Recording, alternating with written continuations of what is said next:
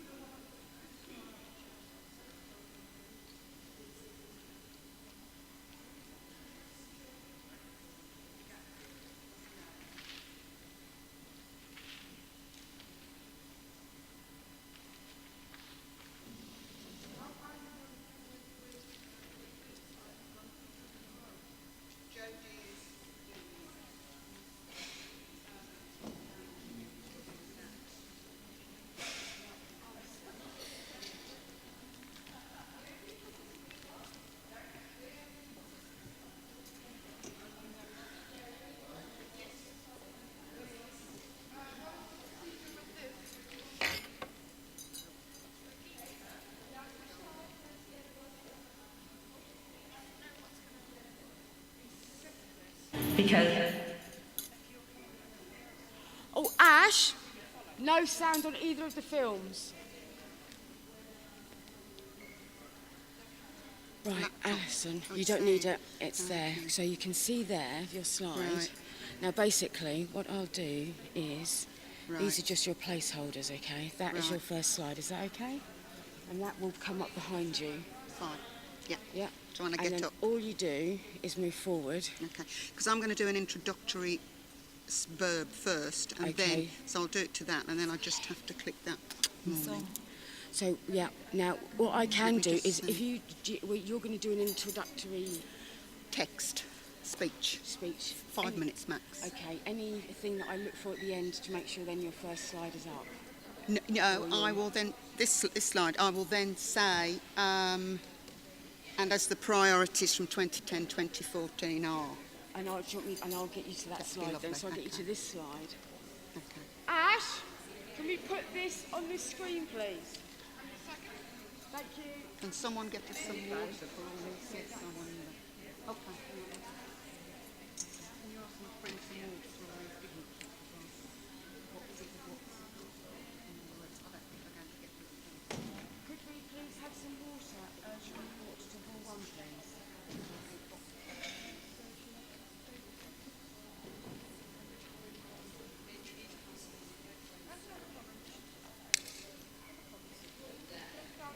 Some water brought to Hall 1, please, as soon as possible.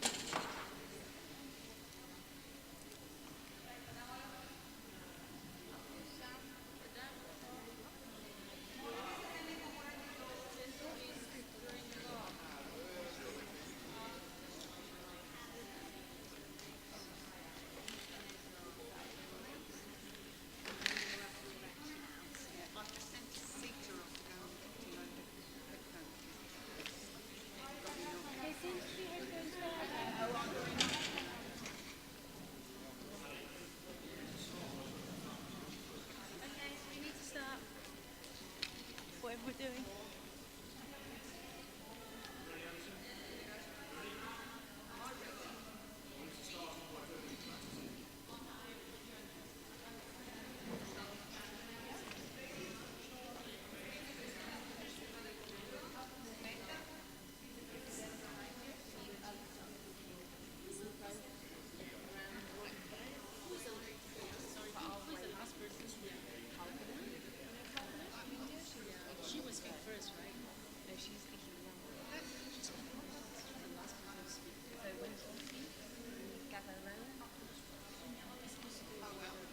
They'll have to decide.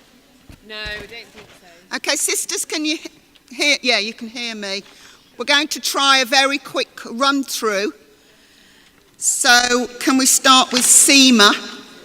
I'll do a very brief introduction. Yeah. Could we start with Seema coming up, and followed by Fatima, followed by Zainabu. Sorry? Oh, okay. No, Fine. Seema's first. Seema's first. Yeah. I don't know who's supporting to get Seema people knows up where on the she stage. is. Baker's getting people up on the stage on that side, and I'm getting people up on the stage on that side. All right? So they'll all be standing in a queue, will they? No, they'll just be stood waiting for the last person to speak, and then we'll kick them up on stage, right?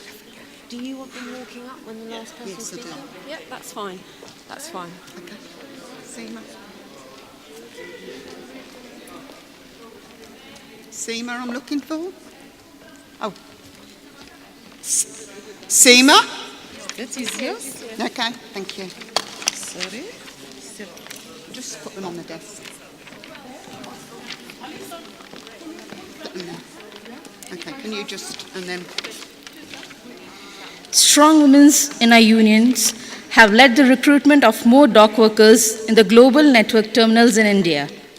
The future of docks internationally includes automation, which is opening up new job opportunities for women workers. More women working in the docks means we need to continue to involve women in union campaigns to fight privatization and redundancy and for improved terms and conditions. okay, I'm Fatima next. 2 sentences, and then can we have the next sister, please, who will be Zainabu?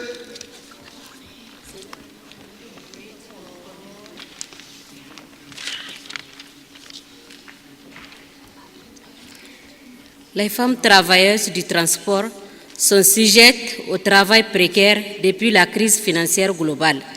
La conférence des femmes de l'ITF au congrès de 2010 a accepté de prioriser les travailleurs précaires de ce travail et ce travail continu.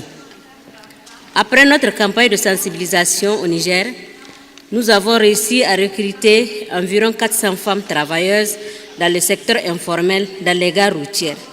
Et nous espérons encore continuer à recruter environ une centaine de femmes qui travaillent dans les associations féminines au Niger.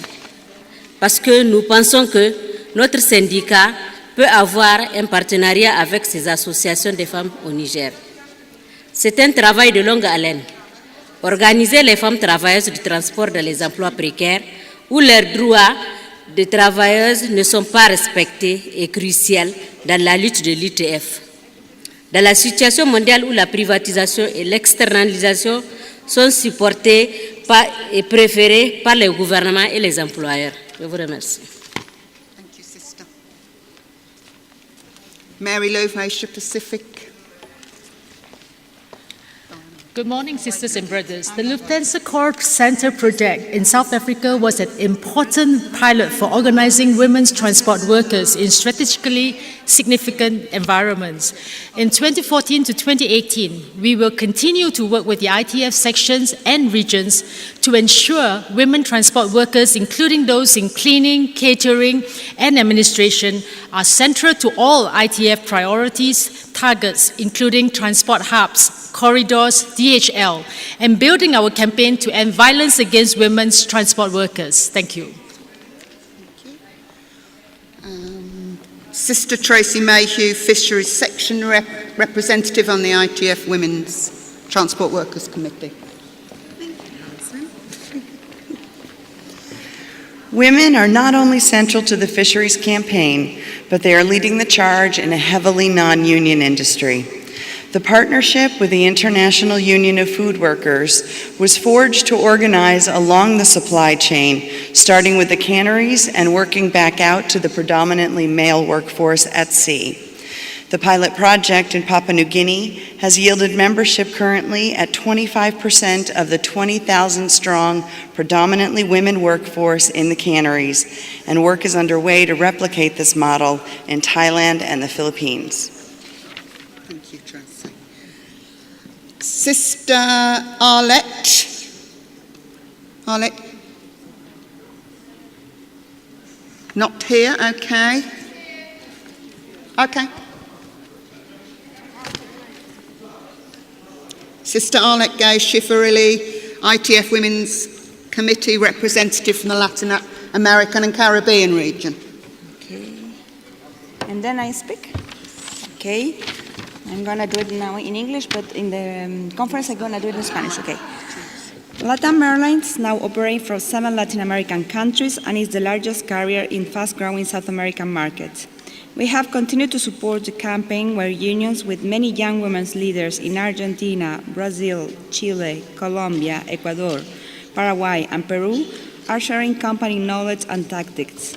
This regional union cooperation has delivered improved terms and conditions for the workforce, which is 60% women, and have provided a great base to build the Flags of Convenience campaign, which is now developing across civil aviation.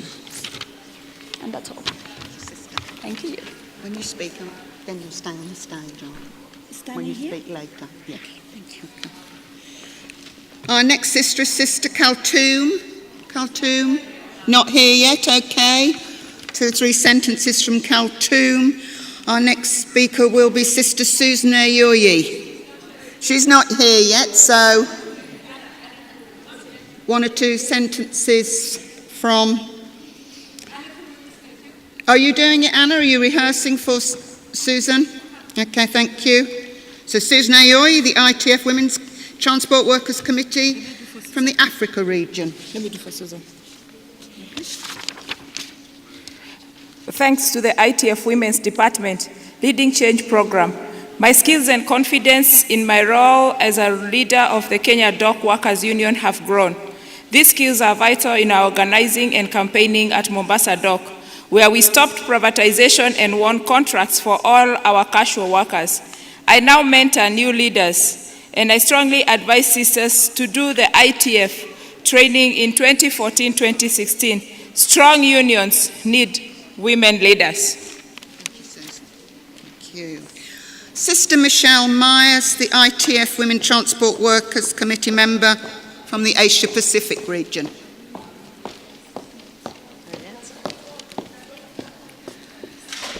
The ITF Maritime Unions, and especially Jackie Smith from the ITF Women's Committee, pushed for the ITF to establish a leadership program. The Leading Change program is effective as it is targeted to women and delivered by women. The course content is tailored to assist women become leaders in their own right and provides women with the essential tools of organising. Combine that with the leadership techniques and analysis of your own personality, and you have a whole package for the leader of tomorrow. Unions in the Asia-Pacific region have benefited from these ITF-trained women leaders to organise successfully in the docks. Thank you, Michelle. Sister Olga Vakulenko, ITF Women's Committee representative from Europe.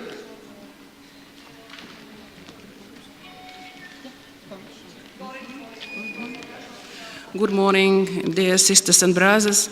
My English is not very good, so now I shall speak in Russian.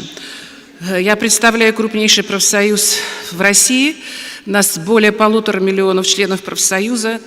Более 40% членов профсоюза – это женщины. В структуре нашего профсоюза 4000 членских организаций, 70% которых возглавляют женщины. Поэтому Сегодня я с большой радостью могу констатировать, что более 300 сестер по всему миру обучены уже вопросам стратегического планирования, организационной работы и лидерству. Как сестры мы понимаем, что без женщин-руководителей на всех уровнях нашим профсоюзам сложно будет глубоко понимать и разбираться в проблемах женщин наших.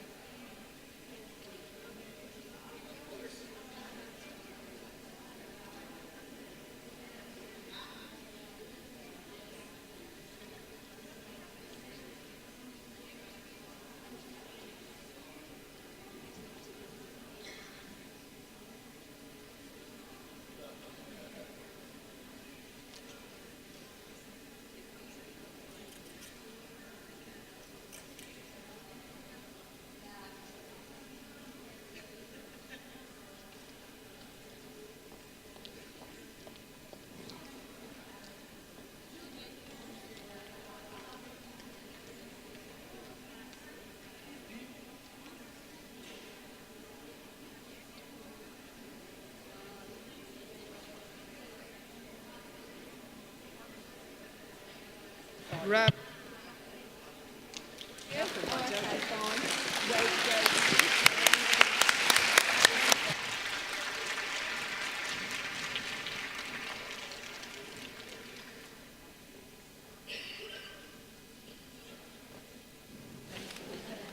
Vice President here.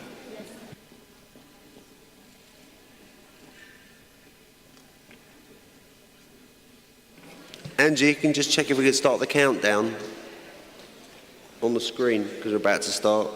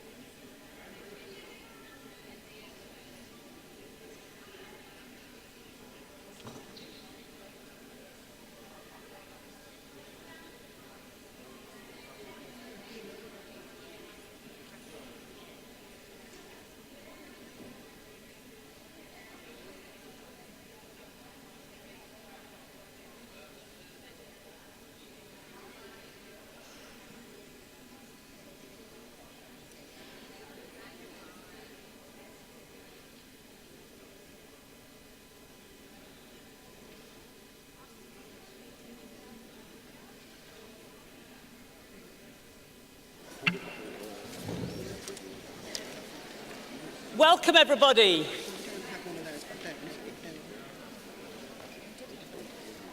Welcome to the ITF Women Transport Workers Conference 2014.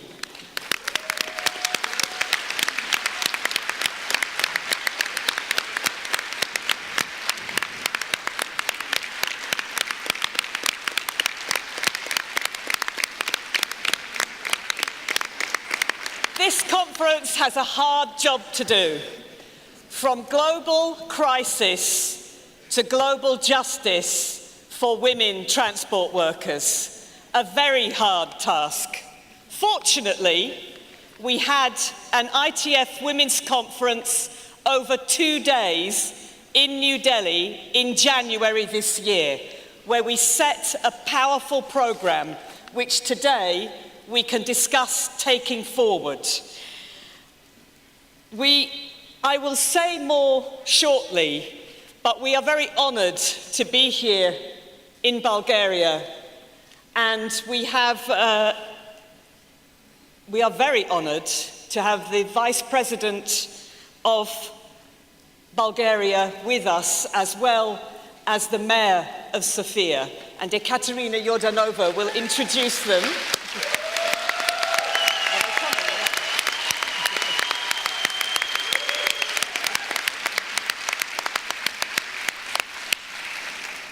And we will shortly have an introduction from them.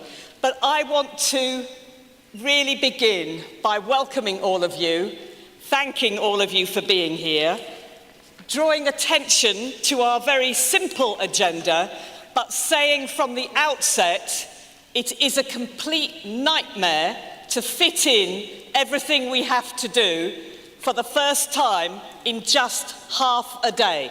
So please accept my apologies before that it will be a bit difficult to fit everything in, but we will do our best to make sure we do justice to what we have before us. I will ask you to prepare now that we will have a new way of doing our report of activities and plan for the future, and that will mean we have a lot of our women transport workers up here reporting back, setting the priorities. And there will then be an opportunity for participation. So I'm telling you now, because that's the one big moment when if you want to speak, you will have a big opportunity to do so. So please prepare now if you wish to speak later on in that agenda.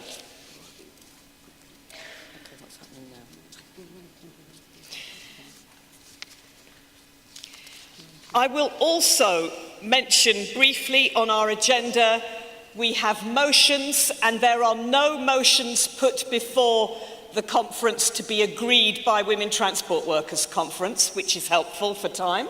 But there will be motions in the plenary which are relevant to women transport workers.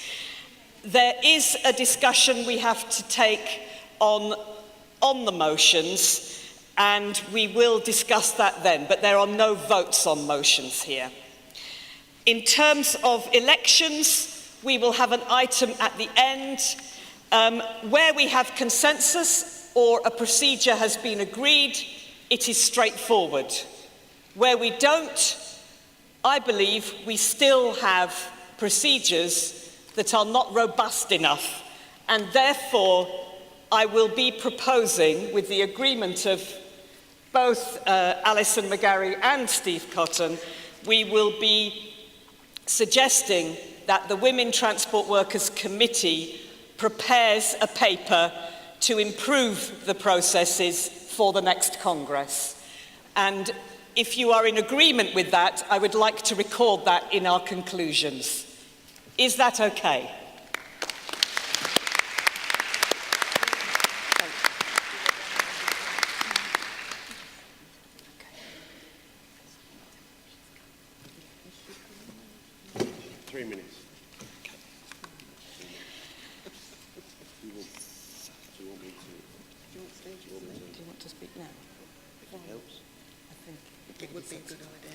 Okay. It now gives me enormous pleasure to call on our Acting General Secretary, Steve Cotton, to address the Women Transport Workers Conference. Steve.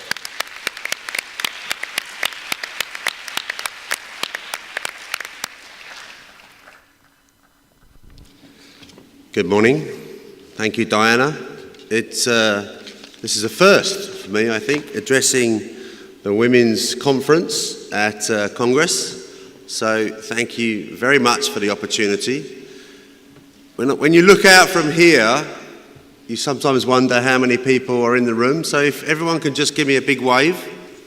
Are we ready for a big day in the ITF? There's a lot of people here, right? So let's just recap exactly where we are. The ITF's Women's Committee Global Crisis to Global Justice, Women Transport Workers Fighting Back work programme will support you, the affiliates, to focus on the following three things. Focus on organising strategic and precarious women transport workers in the global supply chain to build your union power. Strengthening representation, development and monitoring to ensure women leaders take decision-making roles and training to build strong, active unions for the next generations. Support campaigns that force our women trade union workers' issues, in particular, violence and our public services. And I don't think we should underestimate those three core issues. They are bold and challenging commitments. But these decisions were made by over 300 women delegates from around the world in Delhi in January, an inspiring and determined conference of women in the ITF. The commitment and energy of the conference set the tone and gave a strong mandate to all of the women and the men in the ITF to deliver the agenda. And it gives me, Acting General Secretary, the absolute confidence that these are the right goals and the right direction. They are achievable and they will result in real benefits, tangible benefits and wins for women in the transport sector in all sectors and all regions. And it will strengthen you, the affiliates, to improve the gender balance in the transport industry and transport unions. More specifically, I'm doing a little bit more detail, and I want to make sure that these recommendations are recorded, because Diana is a ferocious advocate of your agenda in the ITF, and when we discuss work plans, Congress-themed document, she is very clear that we will be locked in, and my performance and the performance of the ITF team will be measured against whether we deliver these issues. Projects to organise women workers who are increasing in numbers and occupying strategic positions in key hubs, corridors and leading industry players. Number 2, activities to strengthen strategies to organise precarious and informal women workers who are overrepresented in the lowest paid and the least protected jobs. Discrimination. We are going to fight discrimination. Training and development of women leaders to shape and drive all of the ITF projects. Action that ensures our women are working alongside men to lead the industrial campaigns and activities of the ITF. And the final, the fifth priority, strategies to build the ITF-R public transport campaign to address the issues for women transport workers and passengers as key demands. I'm just going to go a little bit outside my mandate here and say a little bit about January in Delhi. I have addressed ITF women meetings on many occasions, but I have to say that the meeting in Delhi was fantastic. And the reason it was fantastic is because everybody had a unified and clear purpose. All the delegates and the women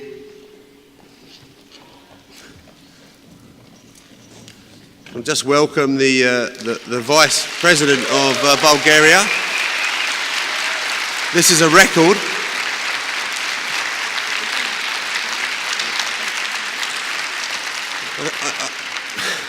I feel very privileged because we've had the Prime Minister, an address from the President, and now a woman, yes, a woman Vice President from Bulgaria. So thank you to our hosts for achieving.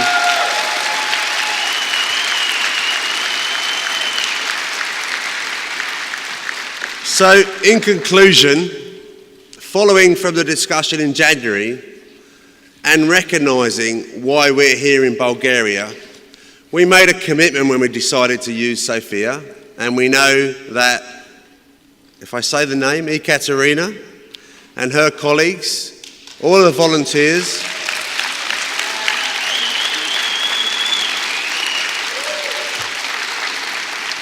have done a tremendous job. And so when the Executive Board decided the Congress would be here, which looks like a very good decision, it wasn't just about having a wonderful city with great people. It was about what we do for the union movement when we're here. And let's be clear, yes, we're having a great time, but the result is we want a bigger, more powerful union movement in Bulgaria. We want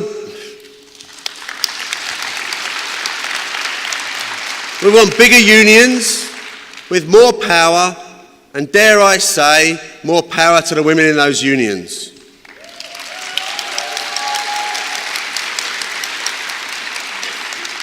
So really in conclusion, I want to pledge, in accordance with our White Ribbon campaign, after the reinforcement of hearing the overwhelming message from all the women delegates at the Delhi conference, that violence against women transport workers is a global atrocity. My unconditional support for campaigning to end violence against women in every aspect of their life.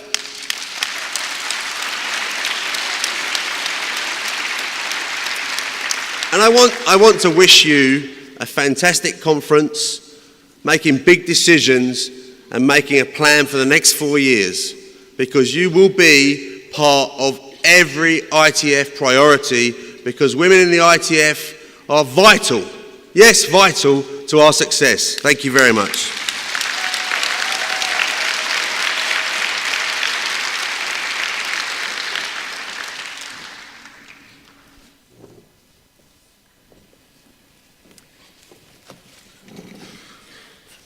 Thank you very much indeed, Steve. I think your support means a huge amount to us and shows that there is leadership from the top to support women transport workers.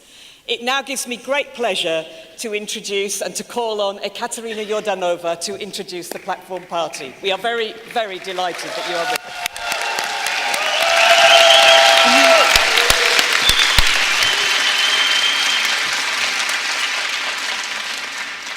Уважаеми участници в женската конференция, скъпи сестри и братя, с огромно удоволствие искам да благодаря за това, че днес на нашето заседание е уважено от две мои изтъкнати сънароднички. Жени, които тук в България и в Европа не се нуждаят от представяне, жени, с които България се гордее и които са живото доказателство, че нашите усилия за равноправие между половете дават резултати. Те са наши социални партньори и самишленици. Тези, на които най-много можем да разчитаме за подкрепа и сътрудничество. Защото нашата кауза е обща. Не е тайна, че най-добрият ни диалог, най-вече с местната власт в София, позволи да постигнем такива успехи, които благодарение на Женския комитет на Международната транспортна федерация имахме възможност да споделим с жените в транспорта в целия свят. Позволете ми да ви представя двете изключителни жени. Вице-президентът на Република България, госпожа Маргарита Попова,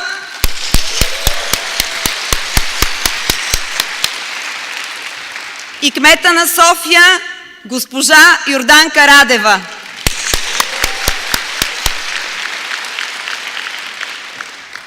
И да дам думата за първото приветствие на госпожа Маргарита Попова, вице-президент на Република България.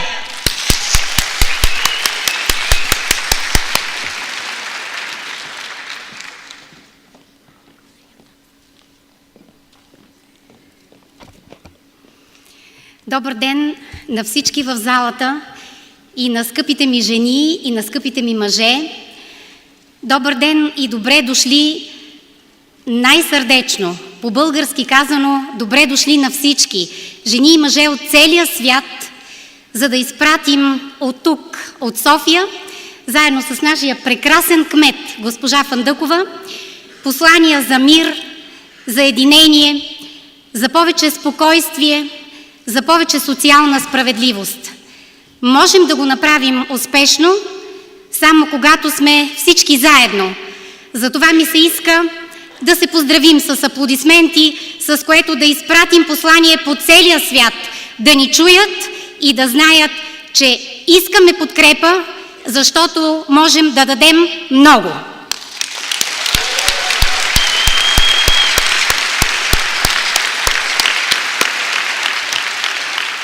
Разрешете ми най-сърдечно да поздравя от тази много висока и много топла трибуна същевременно госпожа Екатерина Йорданова.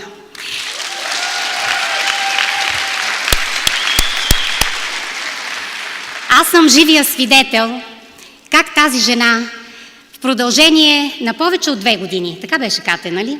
Повече от 2 години с огромно усърдие, сърдечност, с професионализъм и с всичките си възможности като жена, партньор, делови човек, топъл и сърдечен човек, подреждаше и правеше програмата за вчерашния и за днешния ден на нашата конференция. Аз съм живия свидетел на нейното непрекъснато вълнение и нетърпение да ви поздрави и да ви приветства тук от Софийската трибуна на този висок конгрес. Нека да я поздравим още веднъж, защото тя не е единствена, но в този труден свят, в тези тежки времена, когато все повече говорим за напрежение, за спокойствие, за недостатъчна справедливост, тя беше и майка, и съпруга, и работник, и синдикален деец, и човек, който раздаде толкова много обич за всички вас задочно в продължение на повече от 2 години и половина.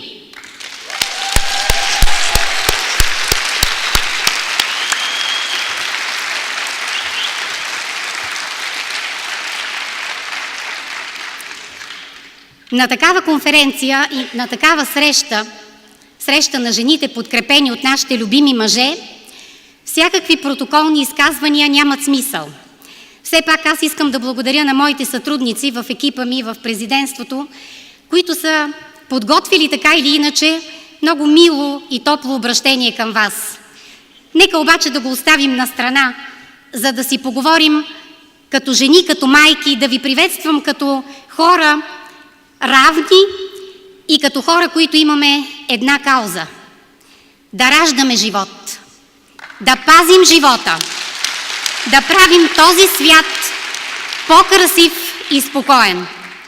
Защото на живота, на децата, на нашите наследници и последователи това е нужно. Да има слънце, да има мир, да има вода, да има въздух, да има слънце и да има жени и майки, които да обичат децата си, да им подават ръка в най-трудните моменти, да ги напътстват и да изискват да бъдат наши последователи. Ето в това е смисъла на днешната наша така наречена женска конференция или женска среща. Кой по-добре от нас? Благодаря. Кой по-добре от нас, жените, може да прозре в днешния ден какво точно се случва и какво точно ни е необходимо? Десетилетия наред ни убеждаваха, че живеем в добър свят.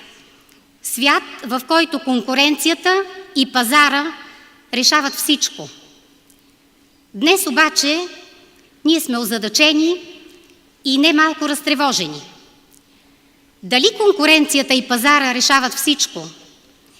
Дали капитализма и говоренето за демократични ценности и за права на човека сами по себе си могат да решат проблемите, които ни затрупаха днес, да не говорим за това, което се случи от 2008 година насам. В целия свят бушува тежка криза и ние казваме икономическа, финансова, дългова криза. Аз бих добавила и тежка криза на морала. Вероятно, повечето от вас ще се съгласят с мен, че наистина всички тези кризи в съвкупност са налице. Въпросът е обаче, кой е в състояние да излезне пред нас, жените, в това общество и да направи точен и честен анализ на това, защо стигнахме до тук, кои са причините, кое докара тази криза и в състояние ли сме да я решим. Много често ние, жените, заедно с нашите мъже, присъстваме на високи икономически форуми. Водят се разговори за това, че сега е нужен растеж икономически, който бързо да бъде видим от човешката общност в световен мащаб. Говорим, че ни трябват нови работни места, говорим с загриженост, че младежката безработица е твърде висока. Така е. Когато в Испания младежката безработица е повече от 56%, повече от 30% в Италия и в Гърция и в рамките на целия Европейски съюз повече от 17%, наистина живота изглежда твърде обезпокоителен. Само че аз си мисля и нещо друго. Политиците на високо ниво доста се самозабравиха. Отдавна. Говорят за власт и за печалби. Интересуват ги преди всичко парите и властта. Решиха, че не е нужно да работят близко с синдикатите.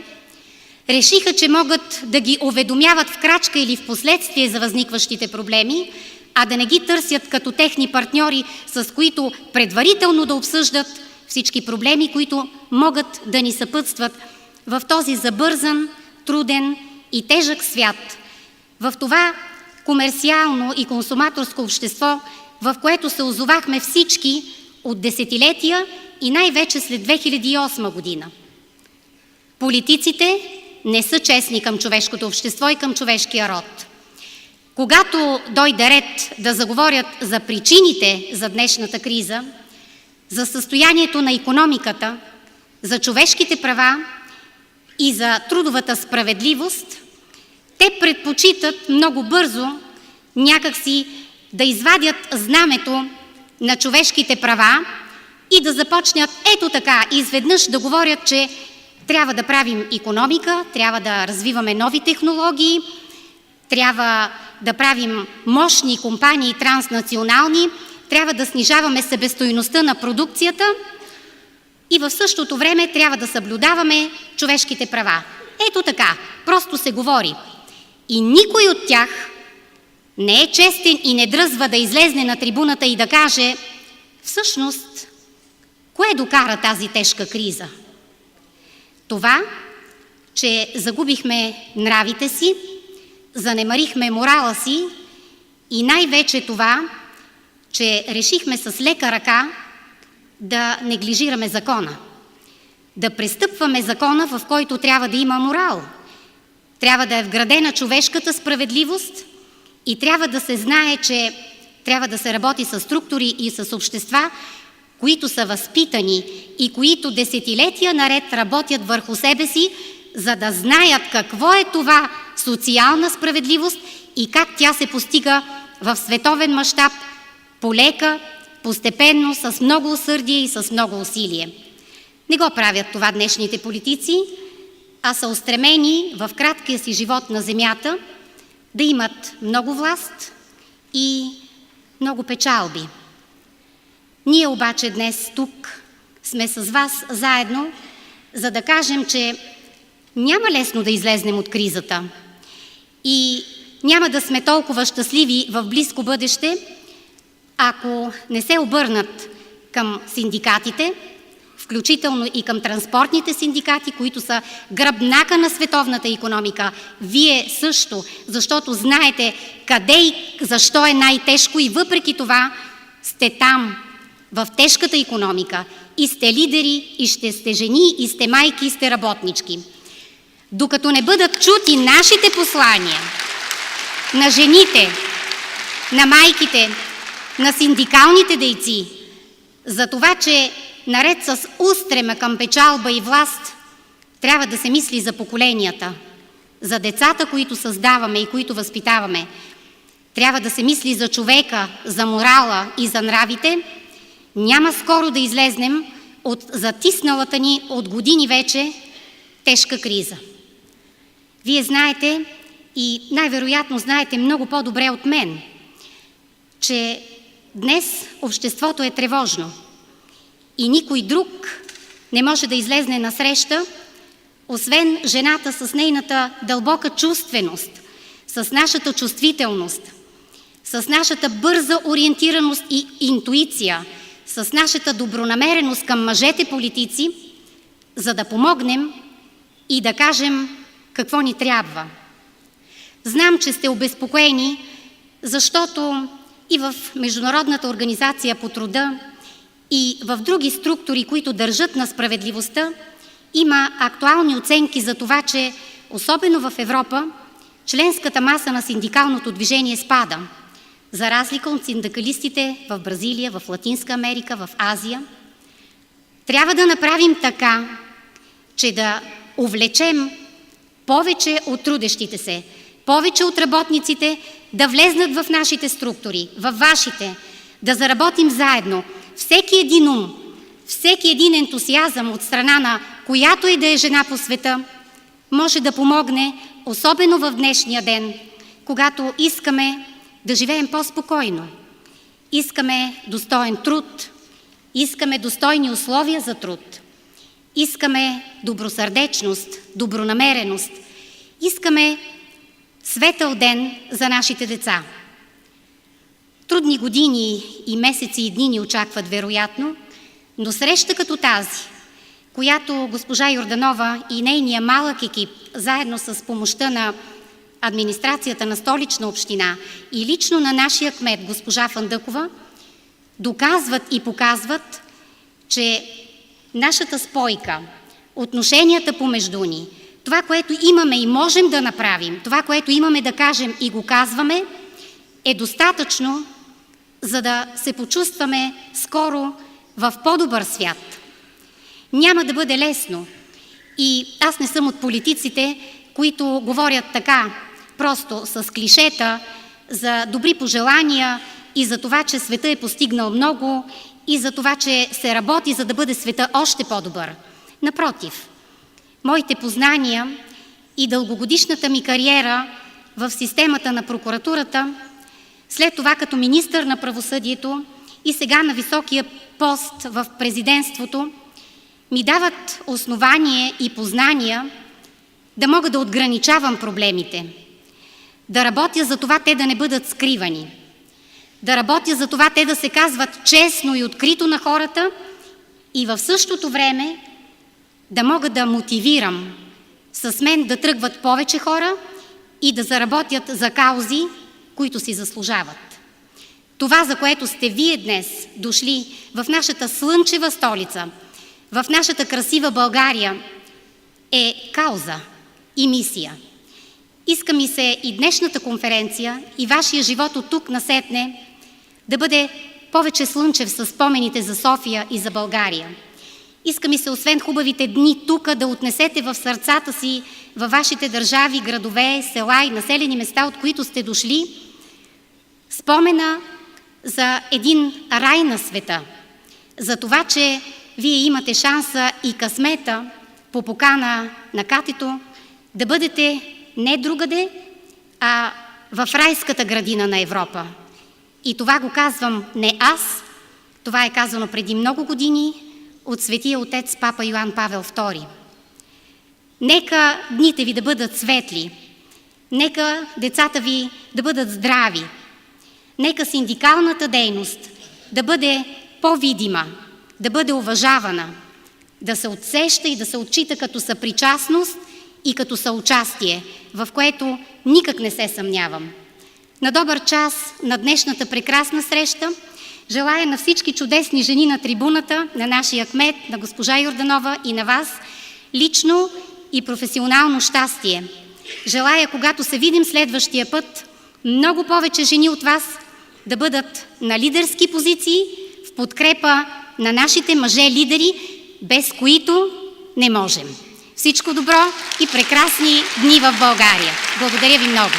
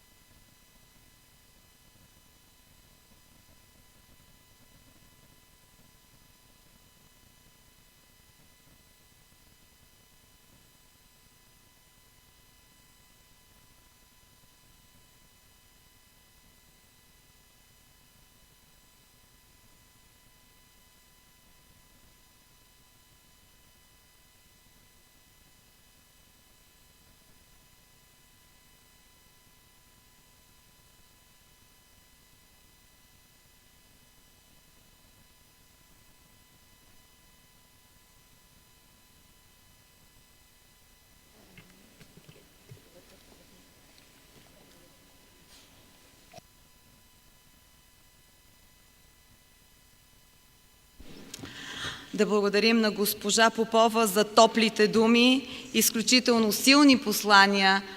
Тези послания са за нас задача, за българските жени, лидери и синдикалисти. Приемете тези послания като задача и нека да не разочароваме вице-президента на България, а скоро в редиците на синдикалните лидери да наредиме колкото се може повече жени лидери.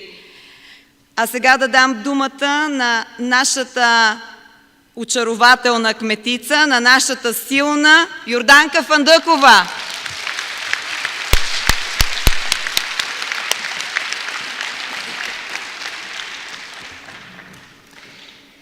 Уважаема госпожо председател, уважаеми делегати, уважаема госпожо вице-президент на Република България, госпожо Йорданова, за мен е истинско удоволствие за втори път да застана пред вас по време на Международния конгрес на транспортните синдикати.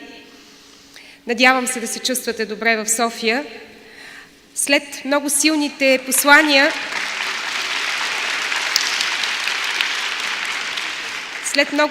послания, които, както винаги, отправи нашия вице-президент, госпожа Попова, аз ще кажа няколко думи за това, как на практика, действително, благодарение на съвместна екипна работа и добро партньорство, може да се работи за това жените да се чувстват по-добре, да имат по-добро място в най-трудния, може би, сектор на икономиката, именно транспорта. Искам да кажа, че за председателя на българските транспортни синдикати, госпожа Йорданова, мястото, ролята и утвърждаването на жените в професията е истинска кауза. Тя се бори за нея непрекъснато и като председател на синдикатите, и като общински съветник в Столичния общински съвет, и е неуморна в това. Факт е, че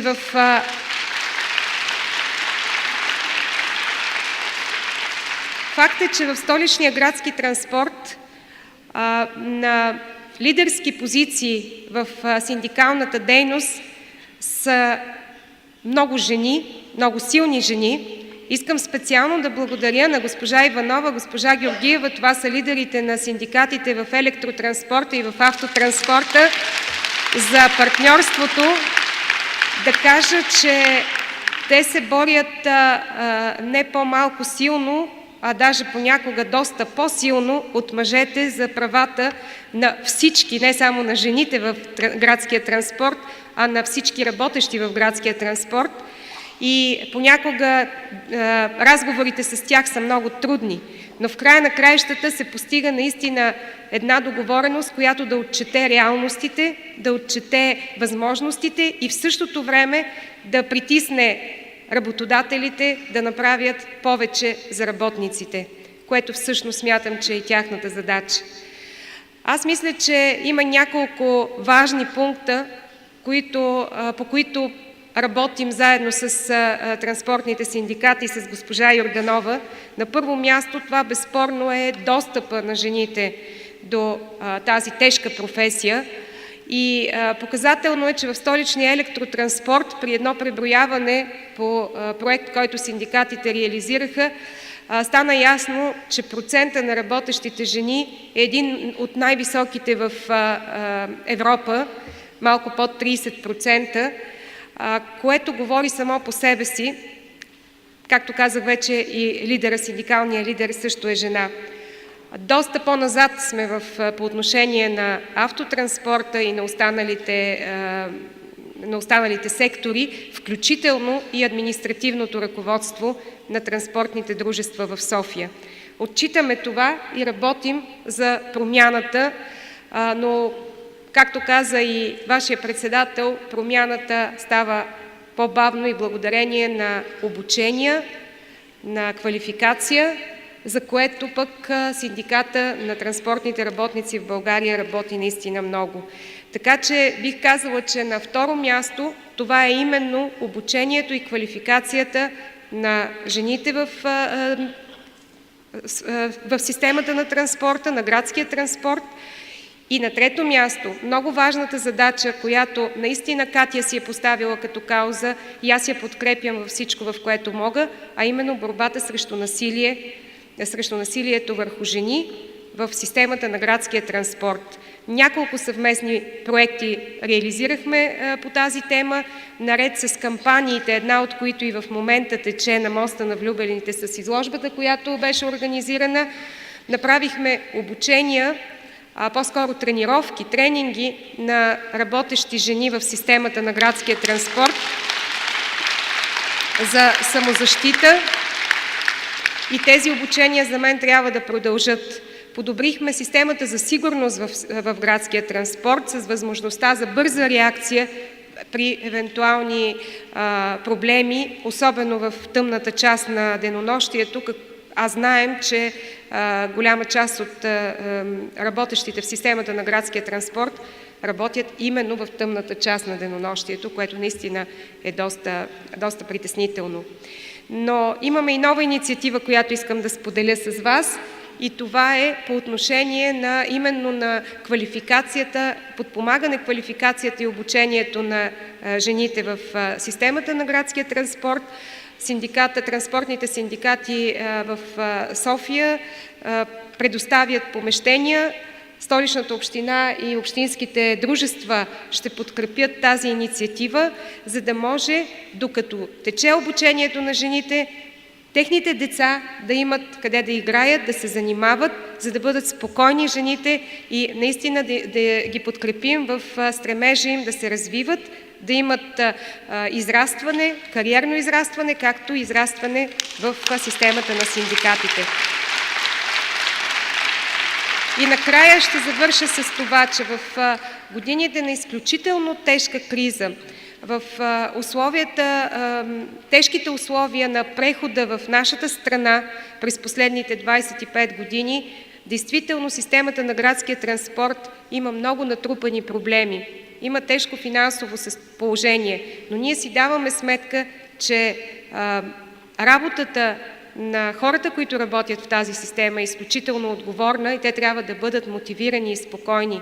Затова миналата година се договорихме и макар и с малко, в най-тежката криза беше увеличено заплащането на работещите в системата на градския транспорт, а тази година съвместно с синдикатите разработихме бонусна система, която позволява също така при добра работа да се получава и по-добро заплащане. И аз още веднъж искам да благодаря и на Катя, и на колегите от транспорта за това, което правим и ще продължим да правим.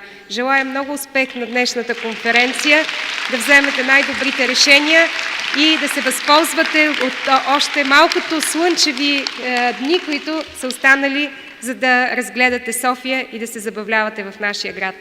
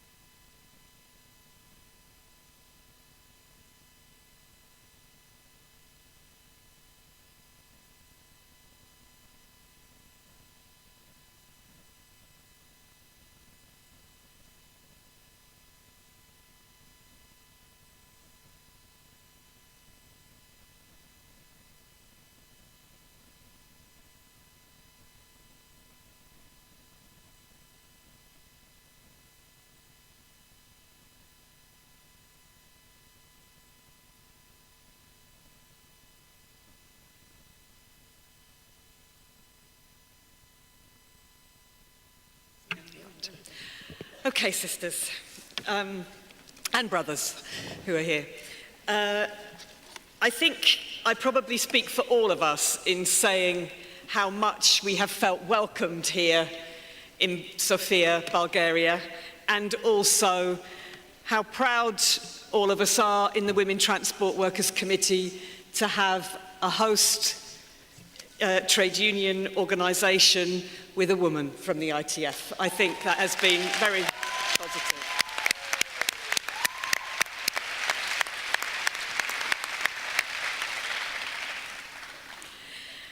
So, I will now move to the formal agenda and make one announcement, which is if any of you need technical support with your tablet, because we are electronic and modern, then please see Kate, who is here at the front, and she will solve all your technical problems, but hopefully you won't have any.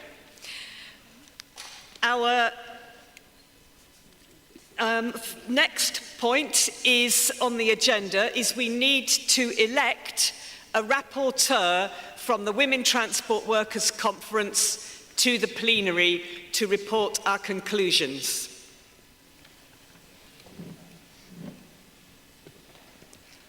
Good morning, sisters and brothers. I rise today to nominate our chair, Sister Diana, to serve on that position. Can I have your vote, please?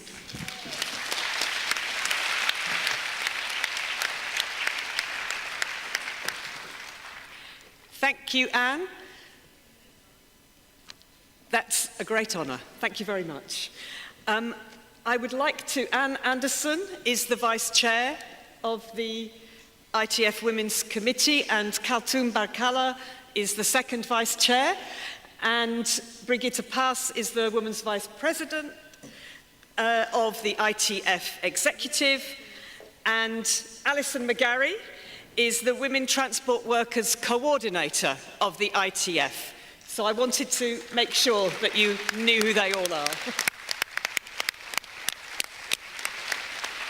You will also see, moving very fast around the place, Jodie Evans, who is Assistant ITF Coordinator responsible for Women Transport Workers. Wave, Jodie.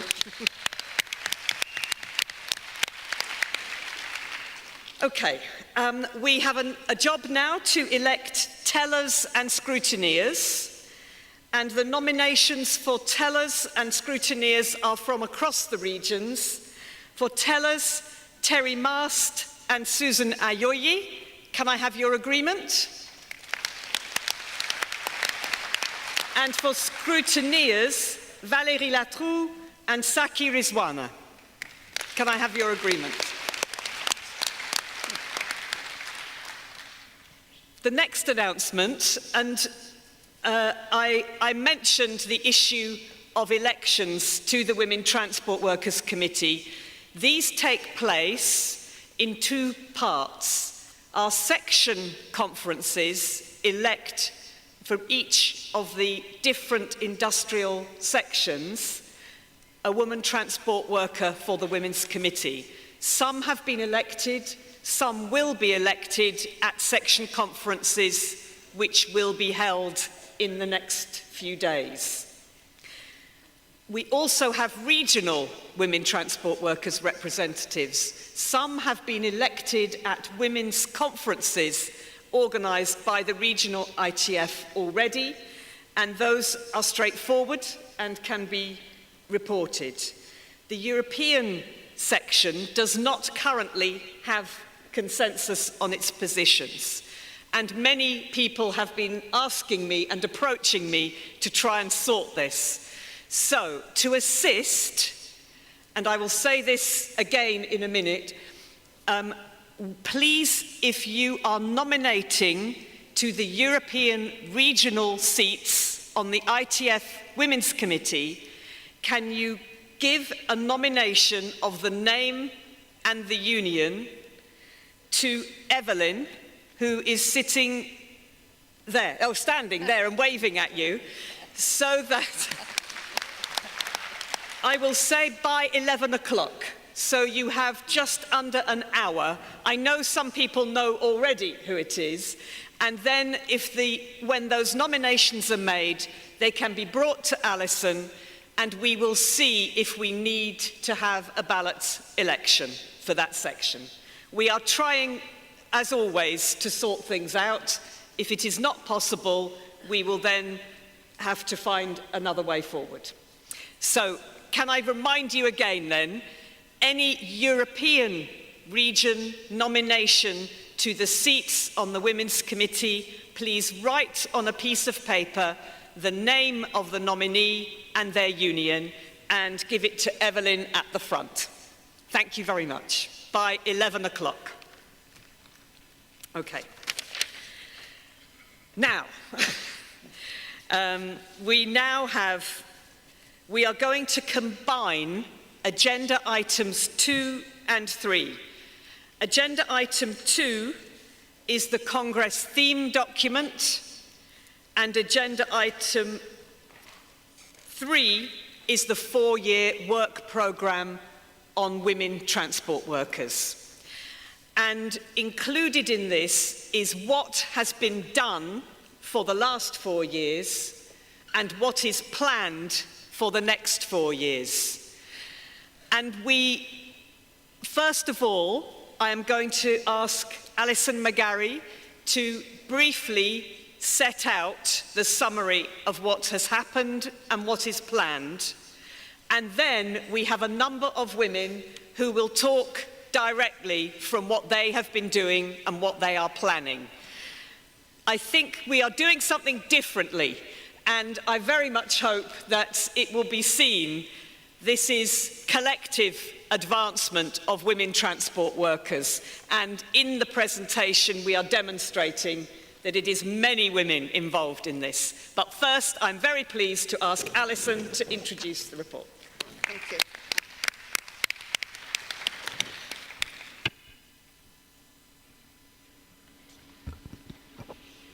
Good morning, sisters and brothers. Morning. Morning. It's my privilege to introduce the report from the ITF Women's Committee and from the ITF Women's Conference, which was held in Delhi in January 2014. I will just introduce the objectives arising and agreed by that conference. You will find the details of the Congress theme document, of the ITF Delhi Women's Conference report on From Global Crisis to Global Justice, Women Transport Workers Fighting Back. You will find the outline work programme as well, all on your tablets. And obviously we do not have time today to go into the detail, but we hope that in the discussion that the sisters will raise both examples of your good work that you have been doing. We know that will be happening, but also any questions or comments or additions that you may want this conference to take into consideration when we are discussing the work programme and the priorities for the next 4 years. Now I want to say something very briefly on the challenges that women transport workers face, and the Vice President and the Mayor of Sofia did, I thought, a very, very good job in outlining some of those challenges.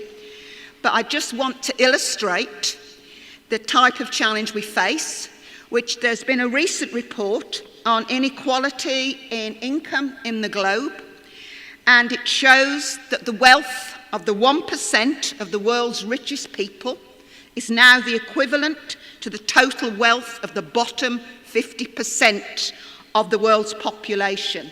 So almost half of the world's wealth is owned by just 1% of the global population. And we know what that means for women is that growing inequality in income means that women suffer even sharper. In addition to that, of course, the policy response of governments and the IMF and the World Bank is to push harder the austerity screw. So we have now 40% of workers in the global economy, precarious workers, informal workers in the informal sector, no security, little respect for labour rights, no social protection in many of our economies, poor health, poor safety conditions. And again, for women who are concentrated in the lowest paid and the precarious parts of the economy, that also means not only that their conditions are appalling, but also they lack access to power structures, they lack access to being involved in political structures to be able to challenge, to overcome those enshrined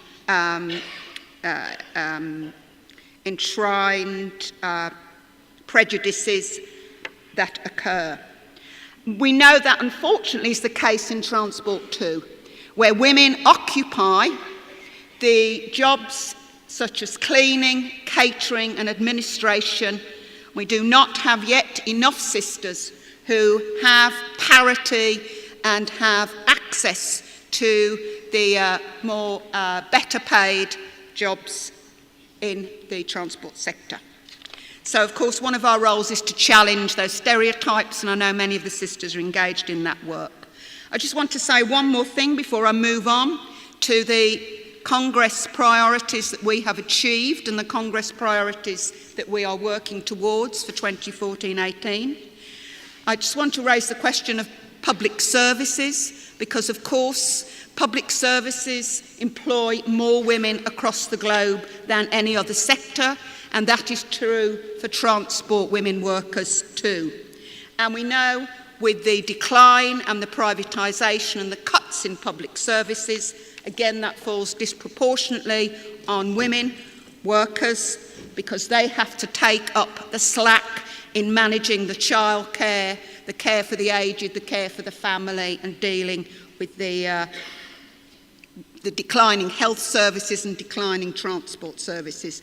And just to finish off, I think it's very telling that the austerity measures that have been introduced by the so-called advanced economies across the globe are the very austerity measures that were tried in the 70s and the 80s in Latin America and other parts of the developing world, which absolutely attempted to It actually had a major significant destruction of those economies, and yet we see, for example, in Latin America, there has been a fight back and a recovery in those economies by an increase in social investment, an increase in public expenditure, and many of those economies, of course, are led by women leaders. I don't think I need to say more on that point. So I've just given you a very simple, if you like, summary of the crisis and of the difficulties that we all know that our sisters face.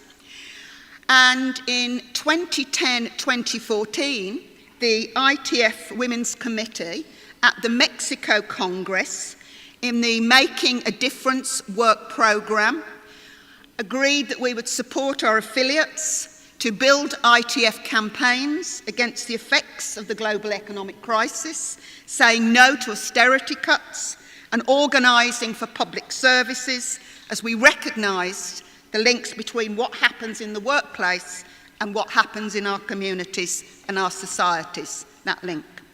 We also agreed in 2010-2014 that we would drive organising campaigns to target informal workers and strategic workers where women are coming into the supply chain, new type jobs in the hubs and the corridors.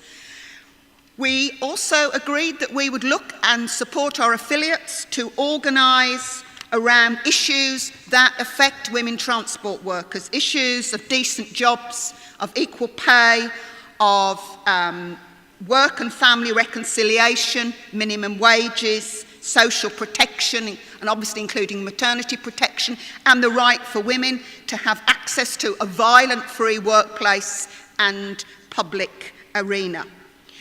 Finally, we said that we would promote and develop and support the development with our affiliates of women trade union leaders at every level. Obviously, the more women general secretaries we have, the more pleased we are, and the more and we do have an increasing number, we would want to congratulate the sisters like Ekaterina. However, we also know that leadership operates at every level of our unions, and we want to be able to promote more. Okay. In a moment, the sisters will be sharing with us from the ITF affiliates illustrations of how that 2010-2014 work programme has been practically implemented on the ground. And the sisters will also share with us how we are beginning to plan to implement the 2014-18 priorities. Got it? Yes. Now on the screen, the draft Congress priorities, and they draft because, of course, we are seeking the support of this conference to agree with the priorities that came from the India Women's Conference in January for us to take them forward to the Congress session on Friday.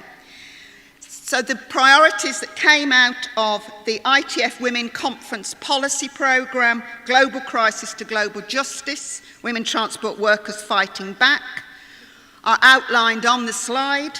Again, a continuation of organising, focusing on both women in the strategic supply chains, but also precarious and informal workers. To strengthen, again, the representation of women in leadership, but we want to take a harder approach, a more quantitative approach, and actually try and do some evaluation of where we have both trained and supported women in leadership to see if that has made actually an impact. And that's necessary, obviously, to build strong unions for future generations. And finally, to support campaigns that focus on women transport workers. The anti-violence campaign, we had a very good fringe the other night about. It will be dealt with again in the Congress. Obviously, that is a priority for us, and also we wish to promote the work on our public services. So I think that's enough from me, sisters, just as a very simple and short introduction. I'm now going to pass over to the sisters who are doing the work out there to tell us. I'm going to pass to Diana to introduce the sisters who are doing the work. Thank you.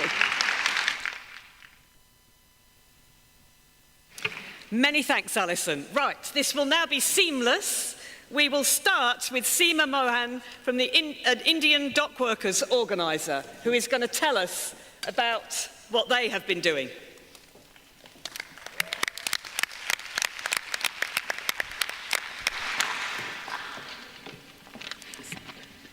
Good morning, sisters and brothers. Strong women in our unions have led the recruitment of more dock workers in the global network terminals in India. The future of docks internationally includes automation, which is opening up new job opportunities for women workers. More women working in the docks means we need to continue to involve women in union campaigns, to fight privatization and redundancy, and for improved terms and conditions. Thank you. Thank you. Next is Fatima Aguado, who is Joint Chair of the ITF Young Workers Committee.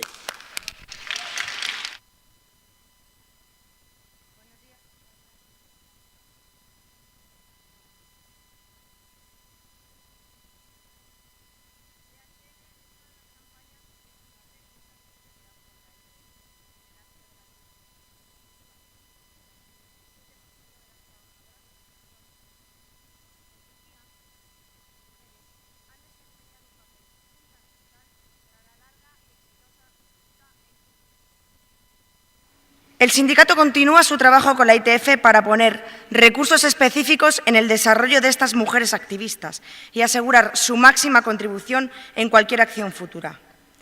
Nosotras, compañeras y compañeros, queremos trabajar con nuestras compañeras en los países claves de DHL para asegurar que la campaña organice a más mujeres trabajadoras.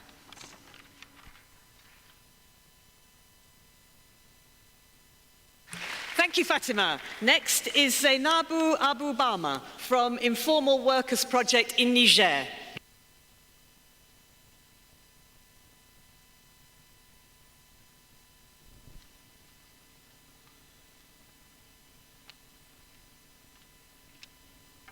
Bonjour, mes frères et sœurs. Les femmes travailleuses du transport sont plus sujettes au travail précaire depuis la crise financière globale. La conférence des femmes de l'ITF au congrès de 2010 a accepté de prioriser les travailleuses précaires et le travail continuera. Après notre campagne de sensibilisation au Niger, nous avons réussi à recruter environ 400 femmes travailleuses informelles dans les gares routières et nous espérons recruter encore une centaine d'autres femmes qui travaillent dans les associations féminines au Niger. Parce que nous pensons que notre syndicat peut avoir un partenariat avec ces associations féminines. C'est un travail de longue haleine, organiser les femmes travailleuses du transport dans les emplois précaires où le droit des travailleuses et travailleurs ne sont pas respectés est crucial dans la lutte de l'ITF. Dans la situation mondiale où la privatisation et l'externalisation sont supportées et préférées par les gouvernements et les employeurs. Je vous remercie. Thank you. Next is Mary Lou, who is an Asia-Pacific representative on the ITF Women's Committee and the Executive Board. Thank you, Chair. Good morning, brothers and sisters. The Lufthansa Core Center project in South Africa was an important pilot for organizing women's transport workers in strategically significant environments. Sisters and brothers, membership is the lifeline of the union. And all we need, the key words that we have this morning is organizing, organizing, organizing. Brothers, who do we need to build a strong unions? Come on. Women, that's right. Strong unions need women. And in 2014 to 2018, we will continue to work with the ITF sections and regions to ensure that women transport workers, including those in cleaning, catering, and administrations are central to all ITF projects target, including transport hubs, corridors, DHL, and most important, building our campaign to end violence against women's transport workers. In solidarity, long live ITF, more power to women.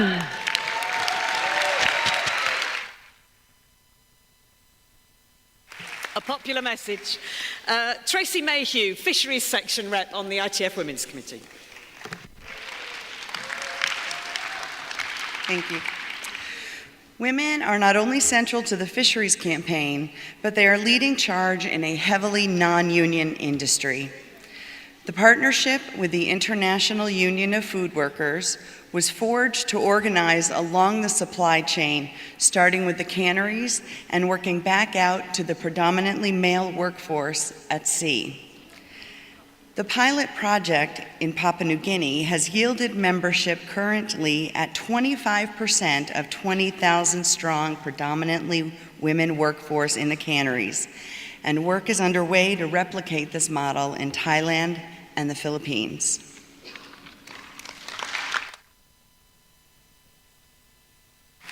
Thanks, Tracy. Now, Arlette Gay Schifferli, who is ITF Women's Committee from Latin American region. Hola, buenos días.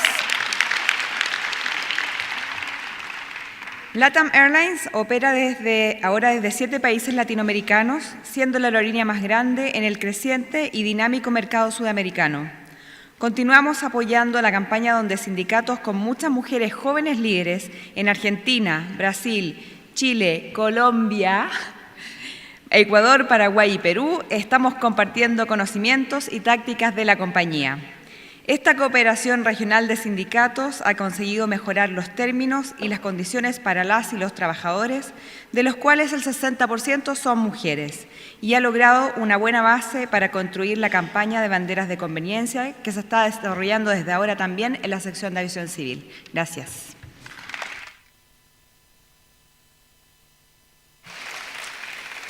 Thank you. Kaltoum Barakalla, who is Vice Chair of the ITF Women's Committee. صباح الخير. تحية نضالية رفيقات العزيزات ورفاقي الأعزاء. لقد نشطنا كنساء داخل الاتحاد العام التونسي للشغل في إطار لجنة المرأة العاملة مع مكونات المجتمع المدني وكل القوى التقدمية وعناصر مستقلة من أجل فرض قانون في الدستور ينص على المساواة وعلى مبدأ التناصف، ولقد تحصلنا على وفرضنا هذا القانون الذي ينص على مبدأ المساواة التامة ومبدأ التناصف بعدما خضنا نضالات تعرضنا فيها إلى كل أشكال العنف وإلى كل أشكال القمع، واليوم تحتفل المرأة التونسية بمبدأ المساواة. أيضاً خضنا العديد النضالات من أجل فرض النساء العاملات التي تشتغل في قطاع المناولة من أجل ترسيمهن والتحصل على كافة حقوقهن المادية والمعنوية.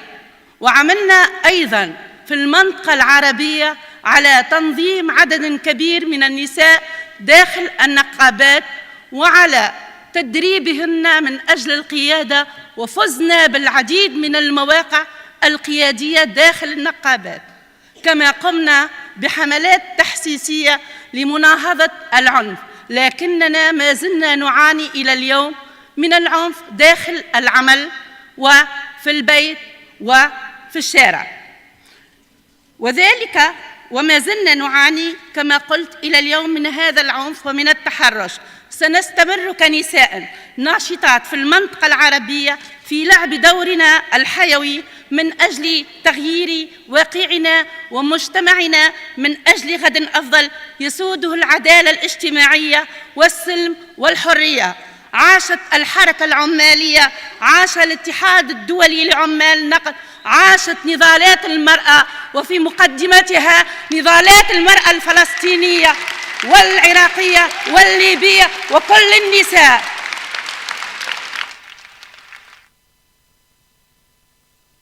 Thank you, Kaltoum. Now, Susan Ayoyi, who is ITF Women's Committee and Executive Board for Africa.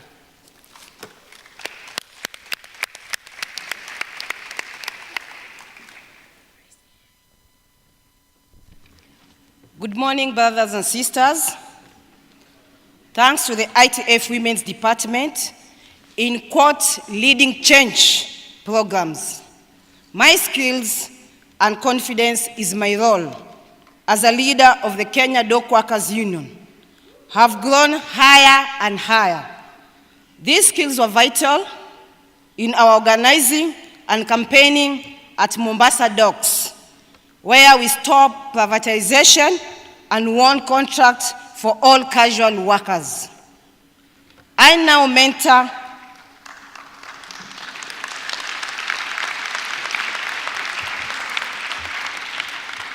now mentor new women leaders and youth. I strongly advise sisters to do the ITF training in 2014 and 2016. Strong union needs women. Solidarity. Thanks, Susan. Michelle Myers, ITF Women's Committee, Asia Pacific region.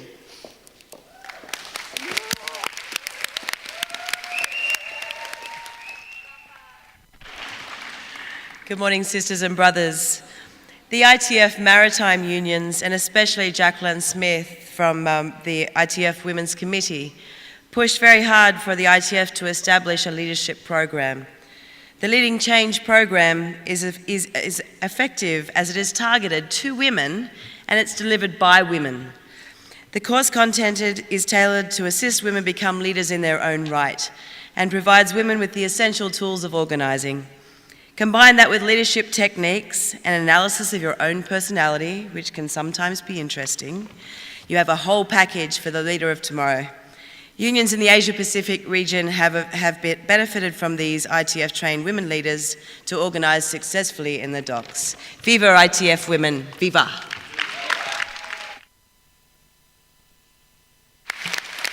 Thanks, Michelle. Olga Vakulenko, ITF Women's Committee, Europe. Good morning, dear sisters and brothers. My English is not very good, so now I shall speak Russian. Международной федерации транспортников сейчас уже обучено более 300 сестер по всему миру вопросам стратегического планирования, организационной работы и многим другим, что позволило приобрести новые знания и навыки, необходимые профсоюзному лидеру.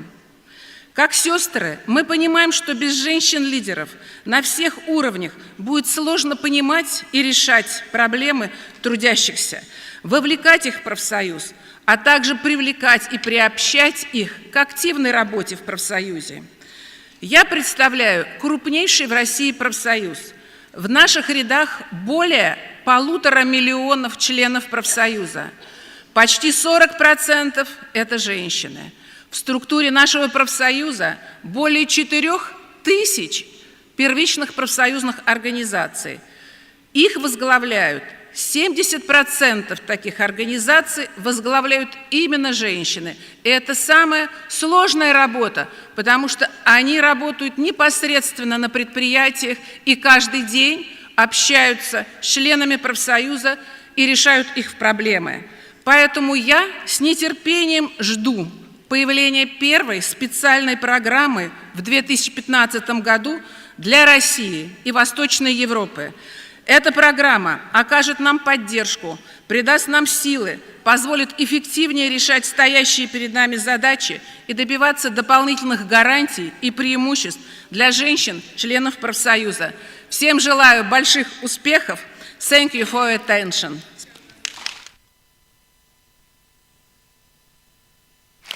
Thank you, Olga.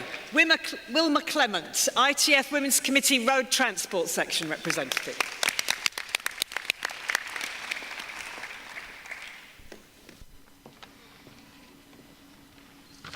And a very warm Caribbean good morning to all. The Leading Change training with Harvard has been both practical and inspirational, and our employers have welcomed it too. I am looking forward to phase 2 of the program in 2014 to 2015 to practically improve our region's strategic campaigning and communication. Our ITF brothers would also benefit from this type of high-level proactive training to build their leadership teams and take greater advantage of the opportunities that global supply chains offer for union organizing. Thank you.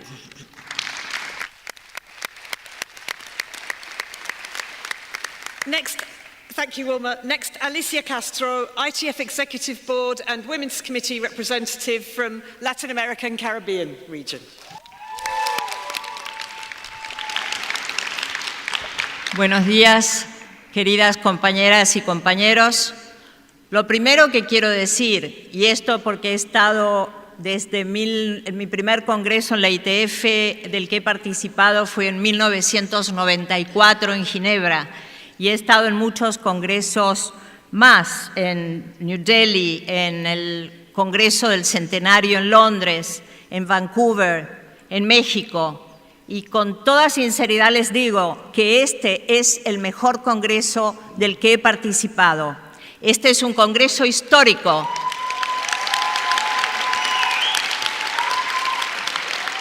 Es un congreso histórico porque es el primero completamente organizado y liderado por una mujer, Ekaterina Yordanova.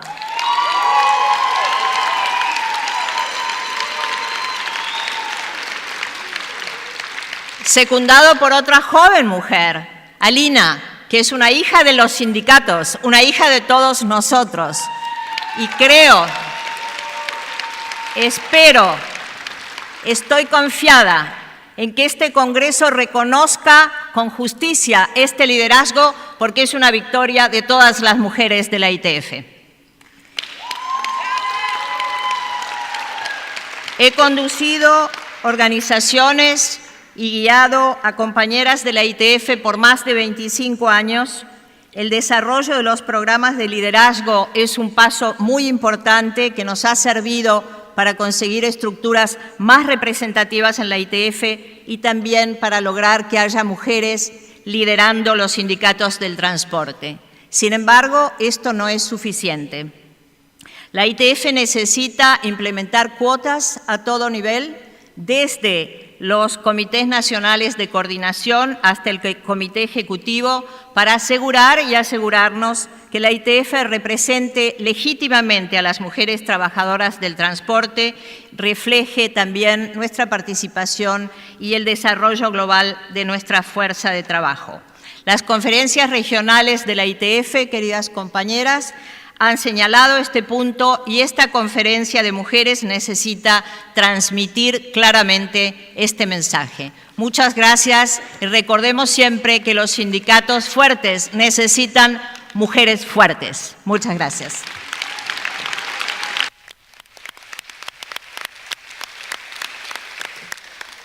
Thank you, Alicia.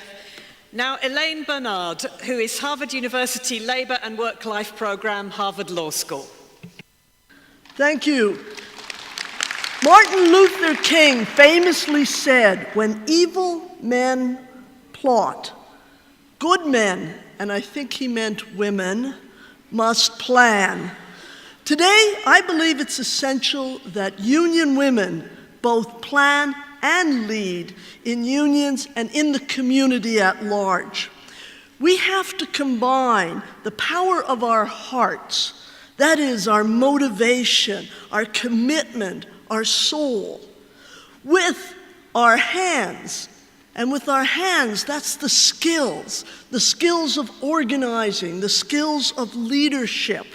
With our heads, our ability to think, to strategize, to set priorities, to help build powerful unions that can reverse the neoliberal onslaught and the growing inequality and injustice. Solidarity, sisters.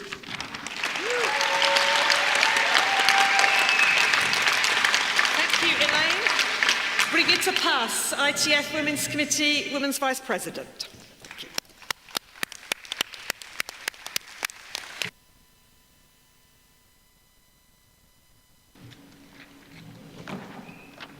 Good morning, everybody. The ITF campaigns are annually organized together with the International Trade Union Confederation, which has a delegation and a progressive NGOs, to win and gain for women transport workers at the United Nations Commission on the Status of Women. And we continue the struggle to win an ILO standard on gender-based violence against work. As part of my role as the ITF Women's Vice President, I work to promote these campaigns at the ITF Executive Board to ensure increasing women's representation in our unions and women's issues in our workplaces, including violence against women, are on every agenda.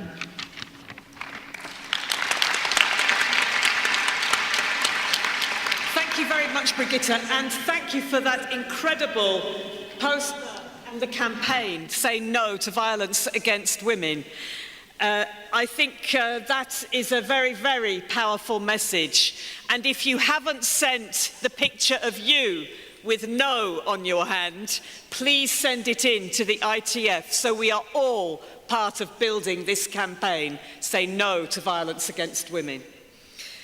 I am now very pleased to invite Sheila Nekwade, Women's Officer of the Maharashtra State Road Transport Union in India.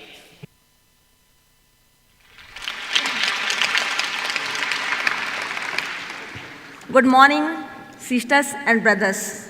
Myself, I'm Sheila, reporting road transport women workers here.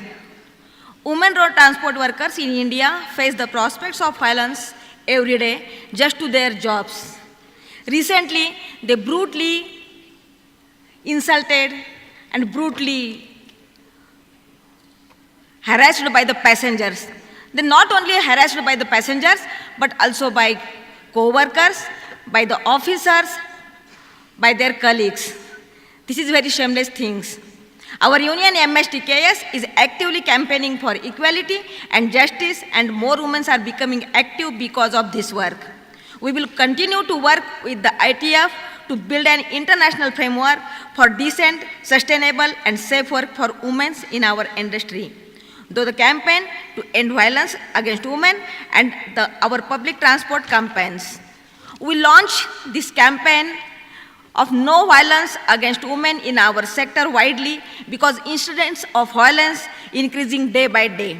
So we need the support of, not only the support of ITF, but we need the support of all my brothers, all my society members, and most important, from all my women workers. Thank you. Thank you, Sheila. Leslie Diaz, ITF Women's Committee, North American Region. Good morning, brothers and sisters.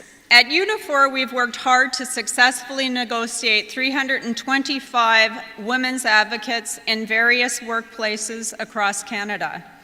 These workplace advocates are provided with paid time off to train using workplace and community resources and have supported thousands of women facing violence at work, at home, or by connecting them with the resources that they need to assist them and their children to deal or remove themselves from their situation.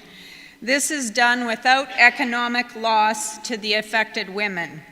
We will work with the ITF on the development of a global women's advocate model, but we recognize that this program cannot begin to address the root causes of gender-based violence in society. Ending violence against women means working with our sisters and our brothers to win economic and social justice, including access to childcare and reproductive rights, and we are committed to that struggle. Thank you.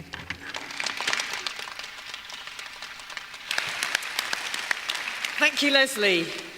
Alma Teresa Gonzalez Aviles, ITF Women's Committee, Latin American Caribbean Region.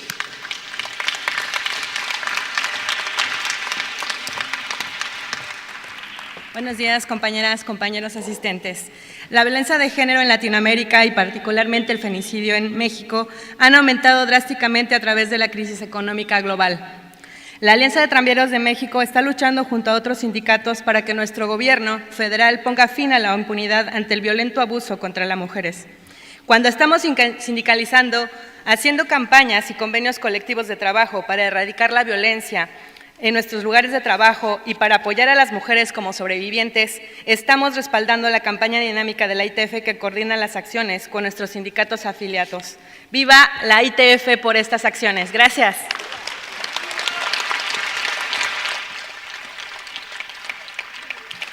Thank you. Just a few more to go. Valérie Latron, ITF Women's Committee, Europe.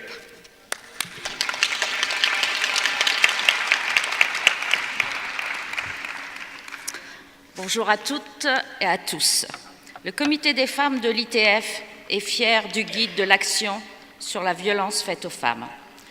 Ce guide est le résultat de la reconnaissance du comité sur les nombreux besoins à acquérir pour mettre fin à la violence contre les femmes travailleuses du transport.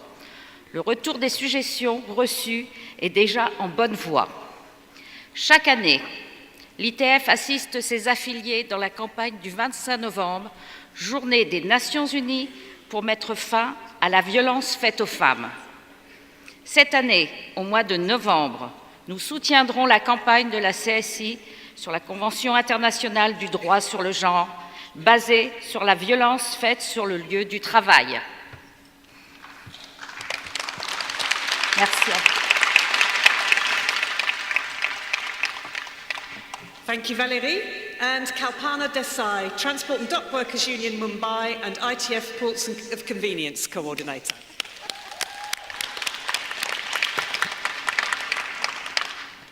Thank you, Chair. Last but not least, in India, our unions use ITF campaigns like International Women's Day to reach out to the more women transport workers since 1994. Transport and Dock Workers Union in Mumbai has worked to motivate more women to become active members by planning action on International Women's Day, including the themes on strong unions need women, all human rights are women rights, health and safety at the workplace, and other issues important to the women workers, such as sexual harassment and domestic violence. Our participation has grown from 40 women to more than 700 women.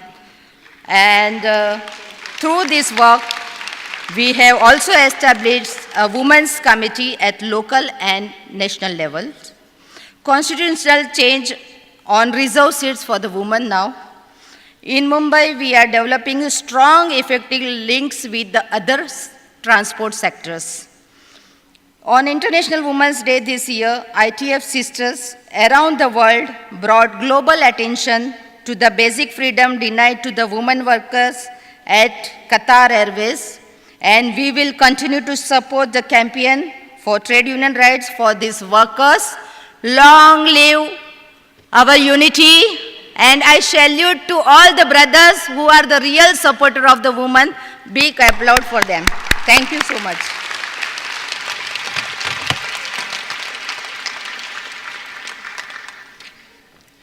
Thank you very much. That was the last of our speakers. I think the strength of diversity of ITF women transport workers is really strongly demonstrated by what we've heard. A big tribute.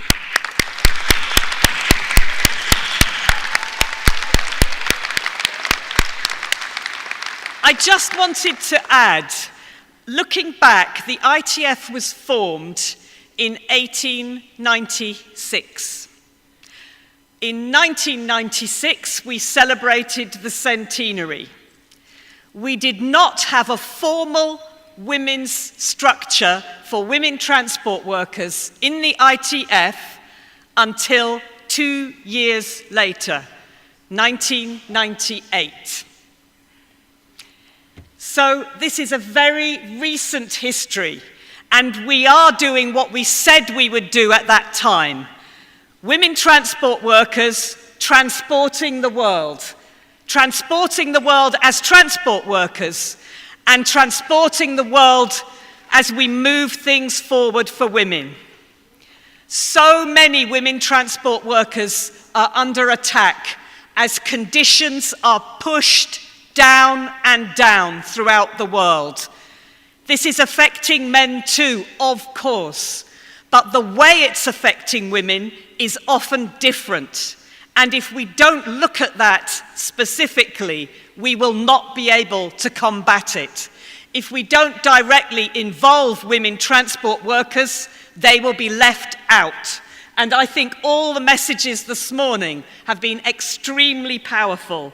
So, we have moved to a new program from global crisis to global justice for women transport workers.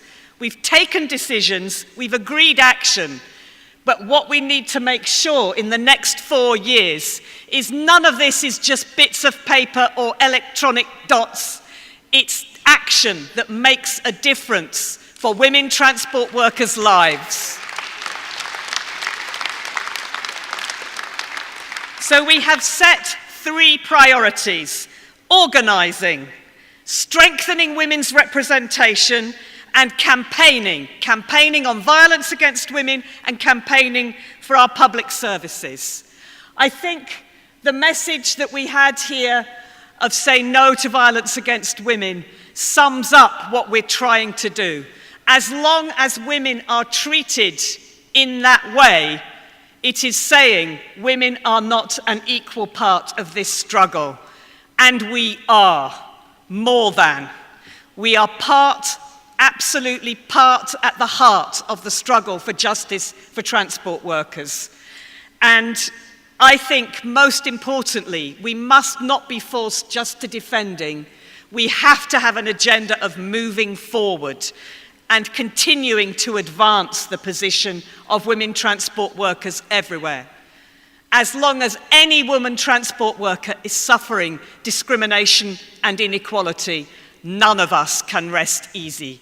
So we have a struggle ahead of us, but I am confident we are not alone.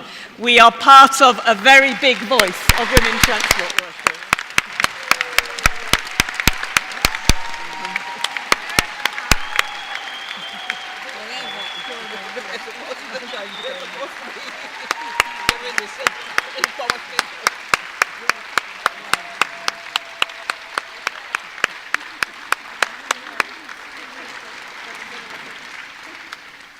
Thank you, everybody. We now have an opportunity for all of you to tell your stories and to make your contributions. So I will go back over there, and if I can then see indications of who would like to speak. Thank you.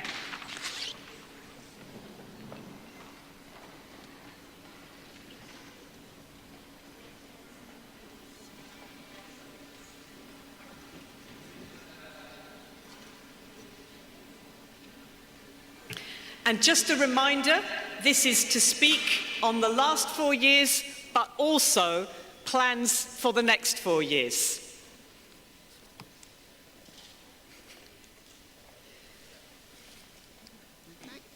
Is this it? This one? And our first speaker is Bojana Manojlovic, Seafarers Union of Croatia.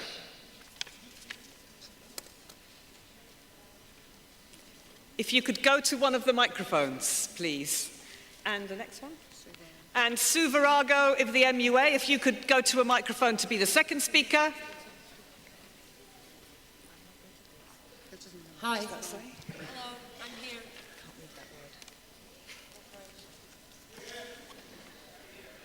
Bojana? Oh, great. Can Here. you start? Please start. Just a moment. I'm representing a women's section in the Seafarers Union of Croatia, and the president of the same, Mr. Tatjana, wrote a letter to the Croatian public on the subject of the ongoing problem of mobbing aboard ships. Unfortunately, she is not here with us now because she is working on our national ferry line in Croatia. So I'm going to read this instead of her.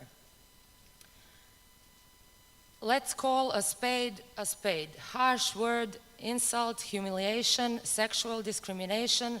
It's a rough world where you find yourself lost. Recently, a young man aboard our ship with a curious look asked me, "How does it feel to work as a woman on board ship?" The question surprised me a little. I spontaneously replied, "Very difficult. This is a man's world, brutally rude behavior, patterns, and such communication." He nodded. "I understand completely," and continued, "What is, according to you, woman supposed to do?" I said, "I want to be at home, I want to be a mother and a respected wife first of all." Time passes, and with it comes along social change for the better. Once upon a time, tribal leaders gathered their tribe and using physical force to explain what is everybody's role in their society. Today we evolved, entered the European Union, but have we really evolved into a civilized human beings? Have we learned to communicate in the age of computerization or still use means of communication from the dark ages? It is worrying that more and more male members of the ship crew experience a variety of offenses, as well as women, and are being mentally harassed by the individuals who exceed the boundaries of polite communication. Women seafarers work hard to earn their salary, and are quiet and humble in their suffering when exposed to constant mobbing. Bullies are increasingly creating broader spectrum of activity, systematically putting pressure on individuals who refuse to obey the superior crazy ideas. Good work results are simply achieved. Efficiency goes up to 100% if there are right words to say for what is needed. I believe that at every ship there is a great team of seafarers who know their job, who are there to earn their pay, to stay and do their own and go home, but many are leaving because of individuals, because of psychological torture, destroyed and humiliated. How can we upgrade our working and living conditions? Knowledge is the answer.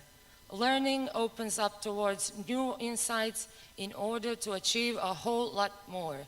Each member of ship deserves a minimum, and that is at least a kind or objective word. I wish a quiet working day and night without mobbing for all women Sister, can you and wind men up, please? seafarers aboard ships. And that's it.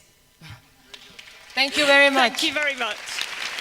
I'm going to have to intervene because there's a lot of you want to speak and we have very little time. Sue Virago next, and then if Melody Amo from the Maritime Union of Ghana can be ready. Thank you, Diana. Thank you, sisters. Welcome, brothers. First, I'd like to congratulate the ITF Women's Committee and Women's Section on their hard work over the last 4 years. And you have our full support and encouragement to continue the good work going forwards. So thank you for that. Watching this morning and having a look at the events of the last few days and planned over the week, I can't help but notice that there seems to be a lapse in safety consciousness in our transport community. I watched a video behind you as you gave your presentations where there were no less than 5, 6, 7, perhaps 8 safety breaches in workplace safety. It's a serious concern for women and men in all industries, and there's no fringe event down for safety, occupational health and safety.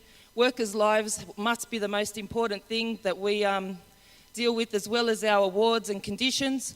And I appeal to the Women's Committee and all the sections to address this, a lapse of, perhaps we're all a little bit, how would you put it, confident that these things are being addressed, but we need to have a better strategy moving forward to ensure safety is paramount in all our union activity, that it's included in all our collective bargaining agreements, and I look forward to seeing many women trained in their workplace safety representatives, etc. Thank you. Thank you, Sue. Can I say we are 5 more minutes and then we will close the nominations for the European seats on the ITF Women's Committee. So can I be sure everybody who wants to nominate has done so? The next person is Melody, and could Julia Becerra, Centro de Capitanas, de Ultrama Argentina be ready to speak next? Thank you. Hello. Hello, wonderful sisters gathered here. My name is Melody Amwa from Maritime and Dock Workers Union, Ghana. I want to thank my General Secretary for the confidence imposed in me, and then my Director General of Ghana Ports and Harbors Authority for the sponsorship he gave me to attend this wonderful program. I have two issues. My first issue is about activism of ITF programs in Ghana. I'm pleading with the ITF Women's Committee to try and then organize programs for Ghanaians, because I feel very sad if I see myself being the only person in this big auditorium. And then the second one is about this Ebola issue. It's becoming a global atrocity because we don't know from which country. It started from a country in the West Africa and it's spreading. We're pleading on all of you to put your hands on deck to help us eliminate this sickness. Thank you. Thank you very much. As Julia is getting ready, could I also ask, I apologize, I can't read everyone's writing, Similal Singh, National Federation of the Indian Railway.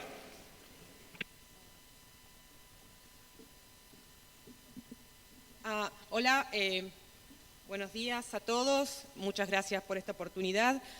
Soy del Centro de Capitanes de Ultramar y Oficiales de la Marina Mercante, pero como Coordinadora Nacional de la Mujer en Argentina, represento a todos los sindicatos y voy a hablar en nombre de todas y contar nuestros planes para este futuro próximo. Los sindicatos afiliados a la ITF en Argentina, luego de varias reuniones y teniendo en cuenta la necesidad de concientizar tanto a hombres como mujeres acerca de las cuestiones relativas a igualdad de género, hemos decidido realizar una campaña de educación, de formación para las mujeres, que tiene definidos objetivos claros para este año. Ya iniciaron, de hecho, las jornadas de debate y concientización y planeamos finalizar el 25 de noviembre y evaluar los resultados. Hemos realizado para esto una encuesta en nuestra primera jornada de concientización, preguntando a las mujeres del transporte en Argentina cuáles eran los temas de más interés y hemos presentado los temas que se han tratado durante la Conferencia de la Mujer en Nueva Delhi y hemos destacado también la campaña que se ha iniciado por las compañeras en Qatar Airways. Hemos, en esta primera reunión que realizamos, asistieron más de 150 compañeras del sindicato de camioneros, del sindicato de UPSA, del sindicato de aeronavegantes y otras organizaciones del Centro de Patrones, por supuesto del Centro de Capitanes de Ultramar y otras organizaciones de Argentina. Esperamos, los temas que vamos a desarrollar son la necesidad de la eliminación de la violencia contra la mujer, lucha contra trata de personas, fomento del liderazgo de las mujeres e inserción en puestos de trabajo no tradicionales, mandatos sociales y situación de la mujer, situación laboral de la mujer en el transporte y discriminación en el ambiente de trabajo, entre otros temas que han propuesto las trabajadoras en esta encuesta que hemos realizado. Bueno, finalmente, y en nombre de todos los sindicatos argentinos afiliados a la ITF, quiero agradecer esta oportunidad y este maravilloso congreso que estamos disfrutando mucho. Muchas gracias.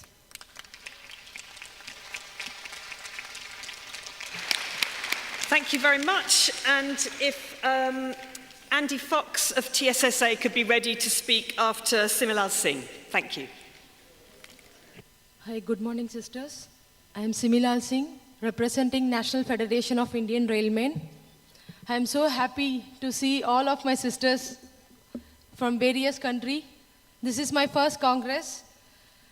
After the New Delhi World Women Conference, we have supported the Qatar Airways sisters and given memorandum in Qatar Embassy for the solidarity. Here, my message is to all you strong women. Educate men that you will break us for a temporarily, but will pick up the pieces and rebuild myself and come back even more stronger than you. Tolerance is in our hand, so please break the silence. Always be ready to kick up the challenge in our real life to make ourselves best position. Nothing can stop you when you believe that you are unstoppable. Thank you so much. Thank you. Just before Andy starts, can I also call Ms. Teiko Uchida, JAL Cabin Crew Union, please.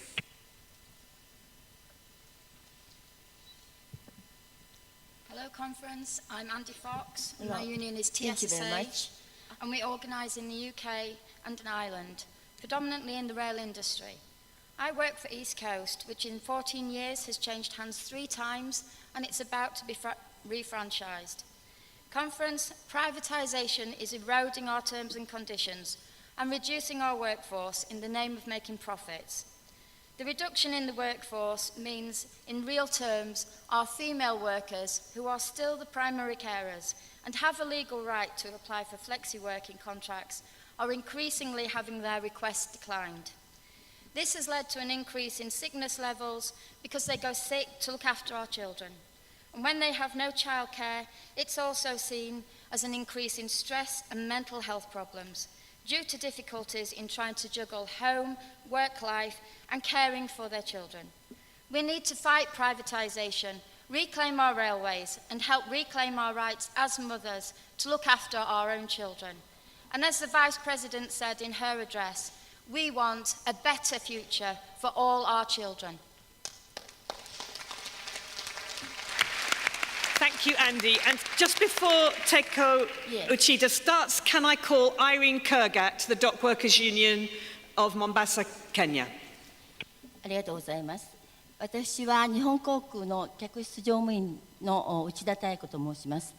私は2年前まで日本航空客室乗務員組合 CCU の委員長をしていました。また2001年から4年間パイロット、客室乗務員、整備などすべての職種を組織している航空労組連絡会の議長もしていました。この組織は正式にこの世界大会で加盟承認されます。10日の全体会議でも発言しましたが、今日の女性部総会でも女性の戦いとして発言します。4年前、2010年1月、日本航空は経営破綻し、大規模な人員削減を実施しました。人員削減は自主早期退職制度により募集しました。しかし、募集対象の年齢は45歳以上の客室乗務員に限定しました。その理由は、若返りを図るためだと説明しました。このことは年齢差別、そして女性差別そのものでした。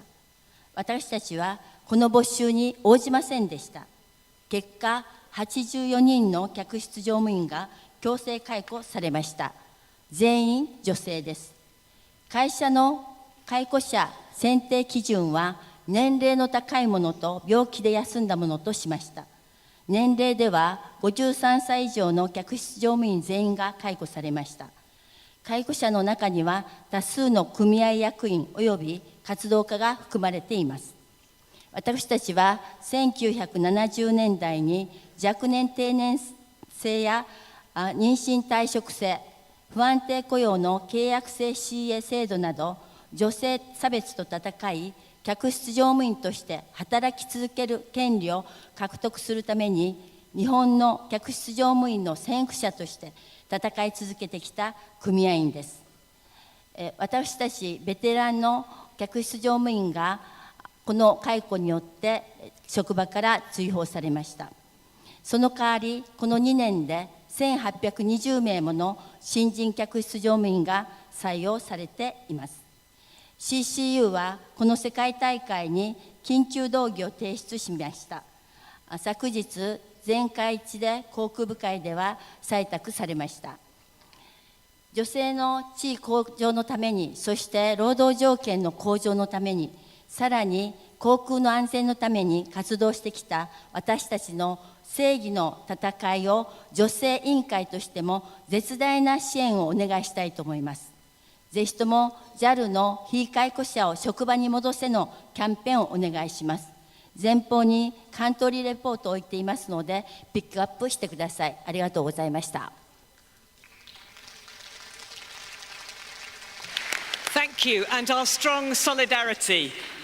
I would just mention something we had experience of in the UK under freedom of information. There was a civil service bulletin that was released which explained that they wanted to have more women involved, but the problem was young women had childcare responsibilities when they were married with children. Older single women were battle axes and very difficult.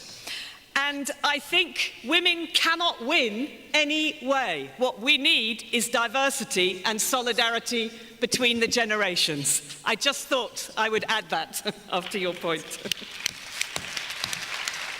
So, it is Irene and then Monique Verbeek from the BTB Women's Rep from the Dockers section. Good morning, brothers and sisters. My name is Irene Kurgat from the Dock Workers Union of Kenya.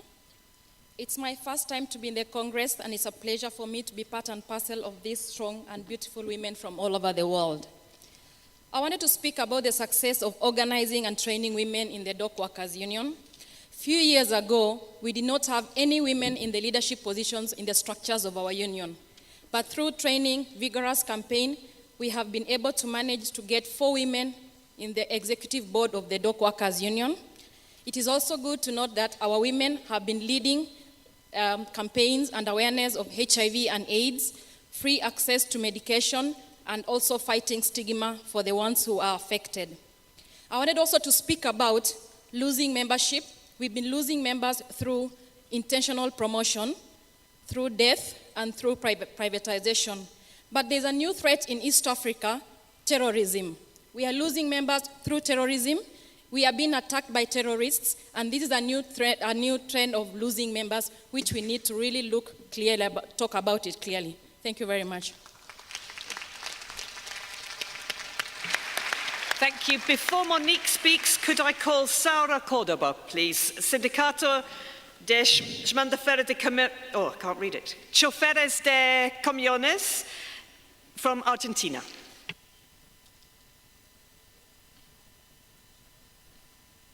Monique is first. Monique Verbeek? Yes, okay, thank you. Good morning to you all, sisters and brothers. First of all, I would like to thank my elected women of the different regions for their work during the past Congress period, and also my good friend Michelle Myers from the MUA as Asia Pacific Women's Rep.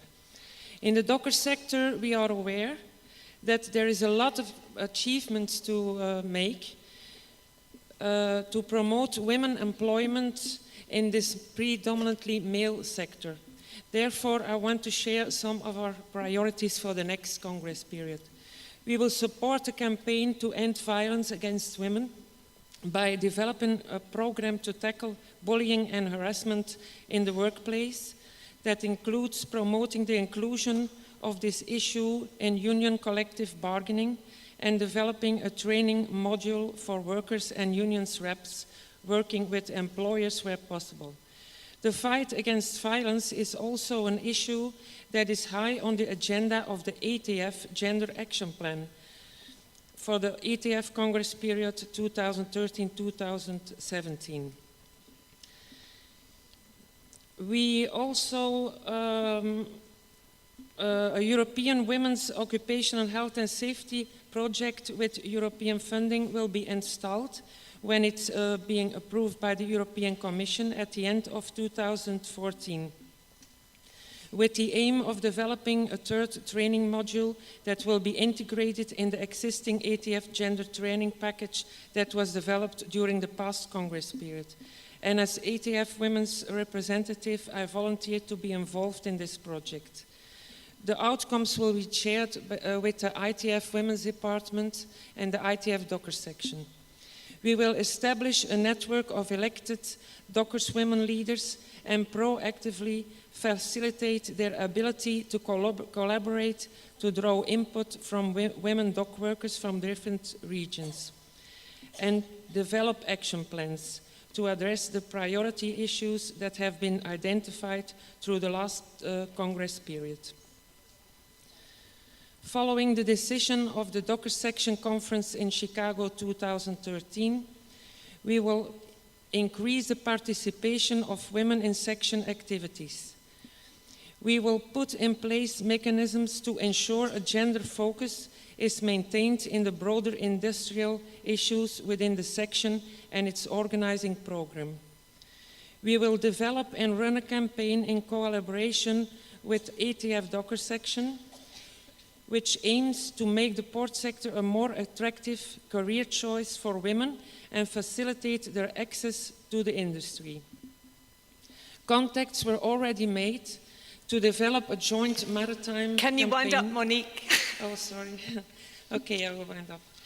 I just wanted to say our ATF and ITF goal is that women will not be discriminated when they want a job in the port sector, that we do not want quota, but they must have the same career opportunities as their male colleagues, and where needed, the necessary protective equipment and efficient sanitary facilities for occupational health and safety reasons. Thank you.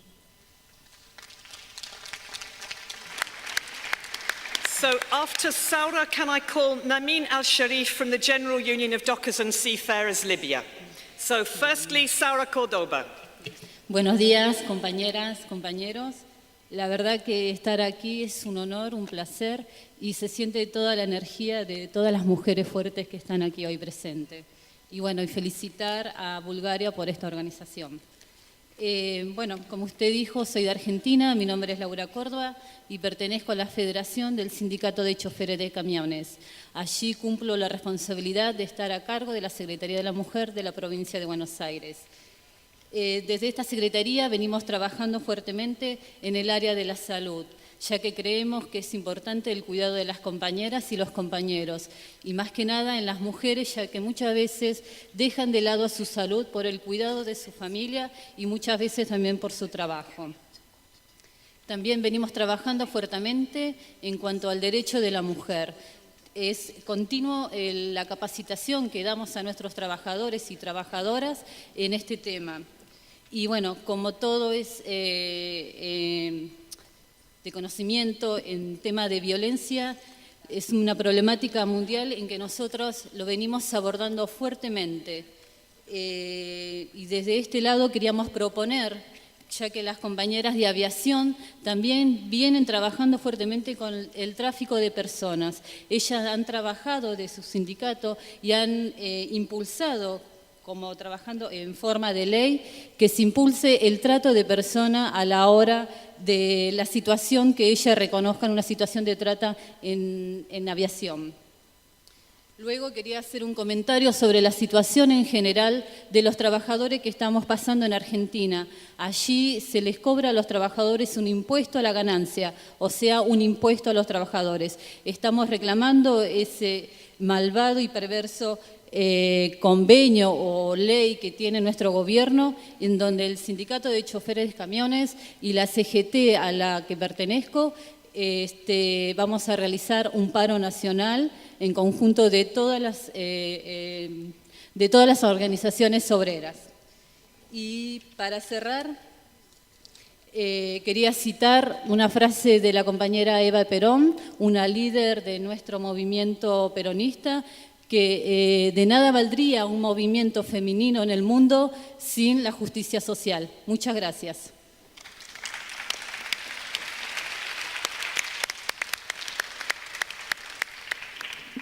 After Namin Al-Sharif, we will have Shutima Bunjai, BMTA SWU, Thailand. عزيزاتي، أنا هنا لأخبركم عن خوفي لما يحدث للعاملات بالخطوط القطرية. فرغم أن قطر مصادقة على اتفاقية 111 الخاصة بالتمييز ضد المرأة، إلا أنها تخترق هذه الاتفاقية. فوضع المرأة في قطر إنه انتهاك صارخ لحقوق الإنسان. فالشروط التعسفية الموضوعة من الخطوط القطرية والتي تنتهك حقوق المرأة بصراخة تجعلنا نحزن كثيرا لوضع المرأة، فهي خاضعة لخطوط عمل غير متساوية مع الرجل. فمثلا ممنوع عليها الزواج بدون إذن مسبق من رب العمل، هذا أولا. كذلك ممنوع عليها الحمل بتاتا، وإذا حملت فإنها تفصل. كذلك لديهم رقابة في أماكن سكنهم، لديهم هناك كاميرات في أماكن السكن يقفل عليهم بالمفتاح. كذلك لا يمنع عليهم الخروج مع أزواجهم وأطفالهم وأقاربهم في الأماكن العامة. كذلك إذا تكلمت إحدى المضيفات مع أحد الركاب بطريقة لا تعجب المراقب أن تقريره يكون فيه فصل لها. حاليا حتى إذا فصلت فإنها لا تستطيع أن تغادر بلادها، فهي خاضعة لنظام الكفالة، خاضعة لشروط تمنعها بالخروج والعودة إلى وطنها بدون إذن من رب العمل. تظل موجودة في قطر وتستعبد، إنه نظام استعباد، يحضرون العاملات إلى قطر للعمل ثم يستعبدهن ولا يعودن إلى بلادهن حتى وإن تم إنهاء عملهم. وهناك الشيء الأفظع، وهو حتى إذا فصلت خلال 2 من عملها فإنها تدفع غرامة مالية كبيرة، وهو موجود في شروط العمل. لذلك تظل ولا تستطيع أن تدفع، فتظل محبوسة في قطر. وأنا أخاف عليهم أكثر لحصول قطر على أن يكون كأس العالم سنة 2022 في قطر، وهو ما سيؤدي إلى زيادة انتهاك للنساء العاملات في الخطوط القطرية واستعباد لجلب كثير من النساء للعمل في الخطوط القطرية، لأنها ستجلب الكثير من الناس لحضور هذه المباريات، وسيستعبدنا وسيزيد عدد المستعبدات. هناك المئات الآلاف بل مئات الآلاف في قطر يعانين من النساء العاملات.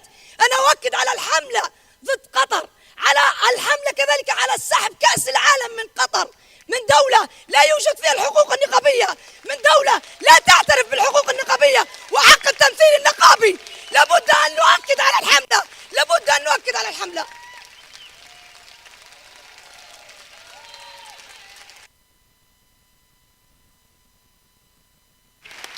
Thank you, sister. Can I take from the applause we support the call and we will include it in our conclusions? Yeah. Yes?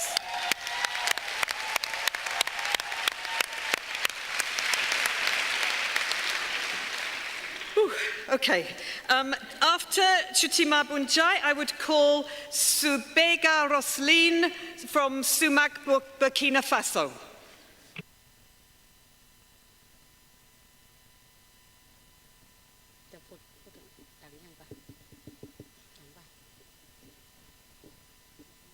Just speak. I think it should be on. Okay. ดิฉันชุติมาบุญจ่ายนะคะจากสหภาพแรงงานองค์การขนส่งมวลชนกรุงเทพค่ะ Good morning. My name is Chutima Bunjai, the General Secretary of Bangkok Bus Union from Thailand.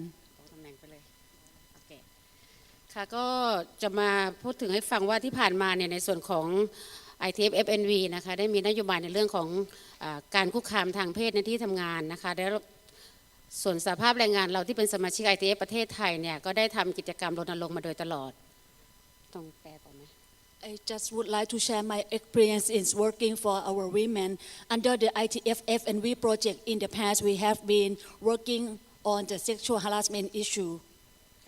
เมื่อปี 2011 นะคะทางสหภาพแรงงานที่เป็นสมาชิก ITF ไทยร่วมกับNGO นะคะได้มีการจัดอบรมทีมวิจัยในเรื่องของการคุกคามทางเพศเนี่ยให้กับ3สหภาพแรงงานที่เป็นสมาชิก ITF ไทยก็คือจะมีของการบินไทยขสมกแล้วก็บขส.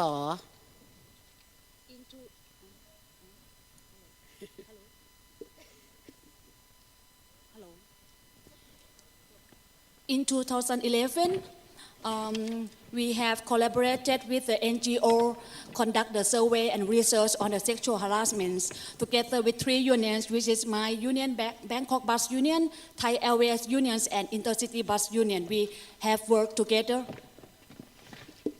ค่ะเมื่อมีการทำวิจัยเสร็จแล้วนะคะก็ เราก็ได้นำเสนอของแผนการวิจัยเนี่ยโดยที่ไปทำวิจัยกับพนักงานนะคะเสนอไปที่ฝ่ายบริหารอย่างของขสมกเนี่ยนะคะเราทำแผนแล้วก็ทำสรุปผลกระทบที่เกิดขึ้นเนี่ยให้กับฝ่ายบริหารได้รับทราบแล้วต่อมาเนี่ยได้มีการตั้งคณะทำงานเรียกว่าตั้งคณะกรรมการร่วมทั้งหมด15 ท่านนะคะที่เป็นบอร์ดของขสมกแล้วก็สหภาพแรงงานที่ทำงานร่วมกัน As a result of this research, we proposed to the management of my company about the impact of the sexual harassment on the workers and the passengers, and that led to the set up the joint committee between the trade union and the management side to taking care of this issue within our company.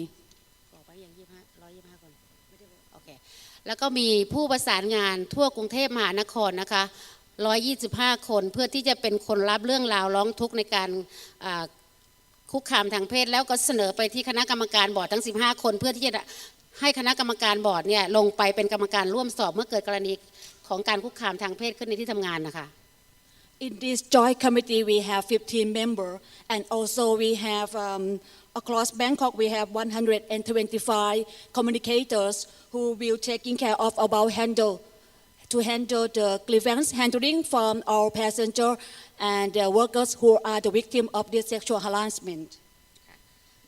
ก็คือเมื่อจบโครงการแรกแล้วนะคะขณะนี้เนี่ยก็มีโครงการต่อไปก็คือในเรื่องของการดูแลผู้มาใช้บริการรถสาธารณะหรือว่าขนส่งทางถนนเนี่ยนะคะคือตอนนี้เนี่ยโครงการนี้ได้มีการอนุมัติงบประมาณออกมาแล้วเพื่อที่เราจะทำงานนี้ต่อเนื่องต่อไปในอนาคตนะคะ After this project, now we have entering to the next phase of the project that will take care also both passenger and the workers who will suffer from the sexual harassment. This project will continue for another 3 years. ก็คิดว่าโครงการนี้ก็คงจะประสบความสำเร็จนะคะและทีนี้แผนในการทำงานต่อไปในอนาคตของเรา4 ปีนะคะตอนนี้เราก็ฝึกอบรมทีมวิจัยขึ้นมาอีกชุดหนึ่งเพื่อที่จะดูแลพนักงานที่ทำงานบริการบนรถนะคะเพราะว่าตอนนี้เนี่ยในส่วนของพวกเราเองเนี่ยจะมีผลกระทบในเรื่องของโรคที่สืบเนื่องจากการทำงานคือเป็นมะเร็งนะคะตอนนี้ทีมวิจัยนี่กำลังอบรมอยู่แล้วก็จะเป็นแผนของการทำงานอีก4 ปีข้างหน้าค่ะ And also in the next 4 years we will have the training for our bus workers to take care of the disease related to work on the bus and including the all types of cancers that relating to the bus workers. ก็ในส่วนของแผนเนี่ยนะคะเราจะมีคู่มือออกมาให้กับพนักงานได้รับทราบนะคะว่าแต่ละเรื่องที่เขาได้รับเรื่องมาเนี่ยเขาจะต้องรับเรื่องยังไงและมีแผนค่ะมีแล้วค่ะ And in this training we already produced the booklet, the toolkit for the workers to make use of in their training and how to deal with this situation of the cancers disease. And this is already implemented in my company. ค่ะก็ขอบคุณค่ะThank you.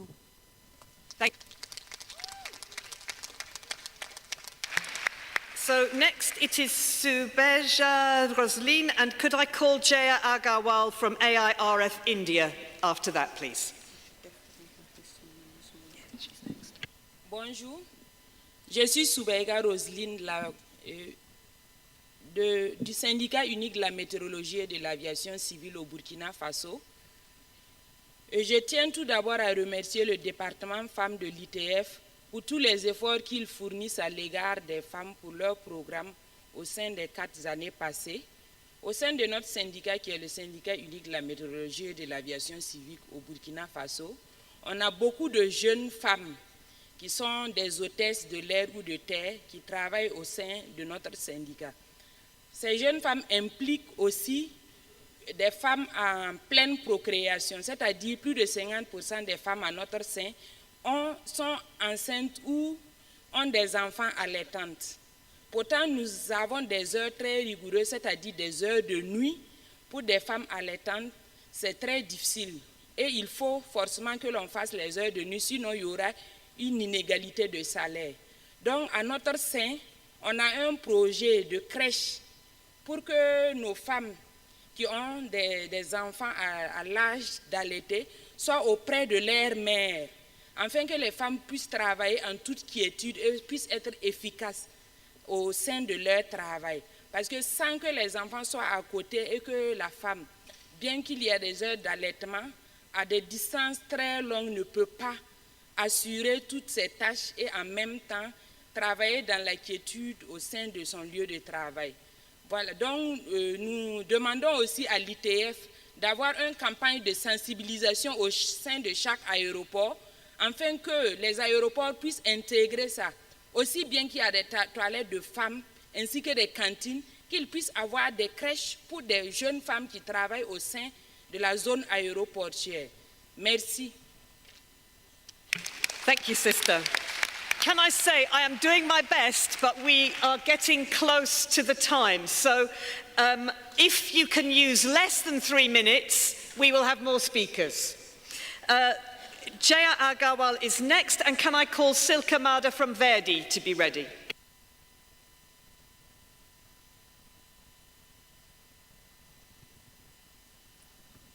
Thanks, Chair. Namaste to all. I'm Jaya Agarwal from AIRF. I'm honored to appear as a part of All India Rail Women's Federation fraternity, which has evolved a glorious emblem for the women's sovereignty and dignity. First of all, on the behalf of Indian women transport worker, I would like to thank ITF for giving opportunity to host World Women Conference in India. Such events are a rich source of motivation and awakening call among the women, and a strong message to the unity were also conveyed widely. And ARF especially thanks to ITF for concluding the event by showing solidarity march in the support of raising voice against violence and harassment for women. Violence is the subject. Violence and sexual harassment are shown its worst and most brutal face in the last 4 years in my country. One significant obstacle is the lack of awareness regarding the issue in the general among employers and the workers. Female workers often fail to recognize sexual harassment as a serious violation of their right. They treat it as comfortable, but at the same time it's uncomfortable, and at the same time it's considered to be inevitable, and find themselves as helpless about it. Other workers and supervisors consider sexual harassment as a personal matter which should be resolved by the victim and parties involved only. It is tough, but ARF is committed to take initiative. A condolence meeting was held on 31st December 2012, and there is decided to take the 2030 was observed as break our silence against women. During that period, we held many roadshow signature campaigns and exhibitions. So few of the pictures were shown in the French events also. And due to these efforts, while the award Indian like us, we raising the voice and strengthening women integrity, the government too woke up and reality. And 26 February 2013, the Sexual Harassment of the Women at Workplace Prevention, Prohibition and Redressal Bill 2012 were passed by Upper House of the Indian Parliament, Rajya Sabha, enacted in April 2013. The framework of our union is the active women representatives of compulsory establishment women committee at each level of the union, national, zonal, and divisional separate women conventions are being held. Women representatives have given decision-making platform and 2 separate seats in the Railway Board PNM. This is the highest negotiation machinery in our organization. Can you wind up, sister? Thank you. Just one. I would like to thank this House. In the last Congress, this House appreciate our demand for child care leave, 2-year child care leave, which have been achieved. But now the 7th Pay Commission is forward, and our demand is the responsibility of women is not only child, is the family. So now we are demanding family care leave for the women so they can conveniently do their work at their workplace and move ahead. Thank you.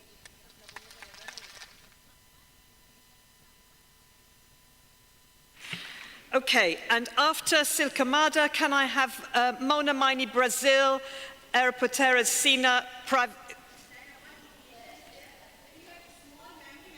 Mementos from All Indian Women Delegates on the occasion of Eve of Independence Day, that is on 15th August. Please do collect. This is for all women delegates. Thank you very much, sister. So next speaker is Silke Mader from Verdi. My name is Silke Mader from Verdi in Germany, and in Germany it's like that. Girls are told that they can be everything they want to be, but no one tells them that they face more and bigger obstacles than the boys do. We have to tell them.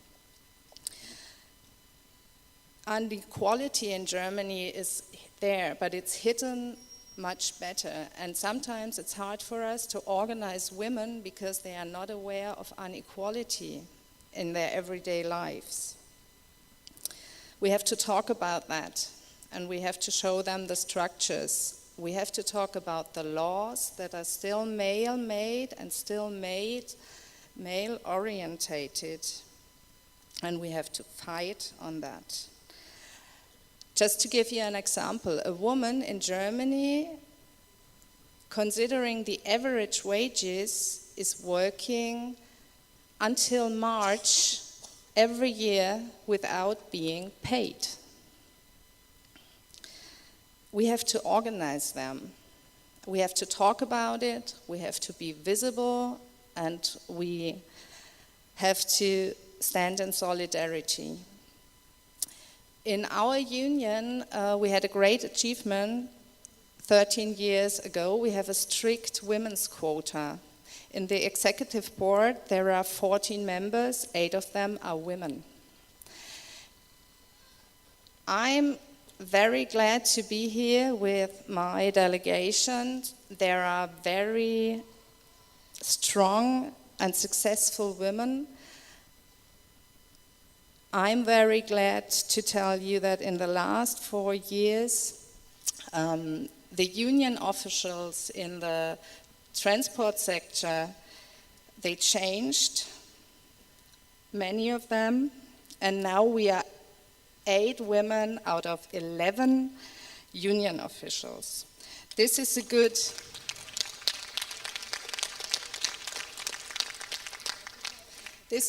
very good starting point to give the union a female face and to empower and encourage the women to stand up for their rights.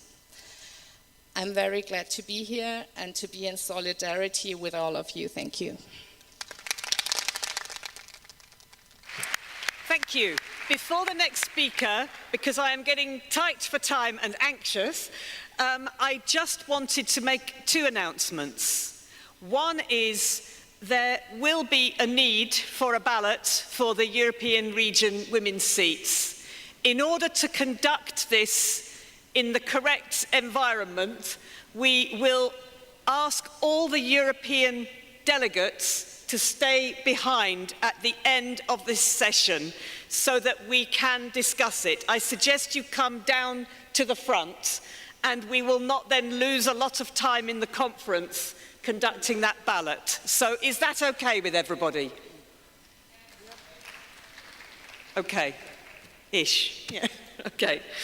And the other announcement is some people have asked to speak on different items of the agenda. So I will not call you in this part of the agenda, but you are on the list for the later debates, okay? It is now Mona, and then I call Neda Abuzant, Palestine.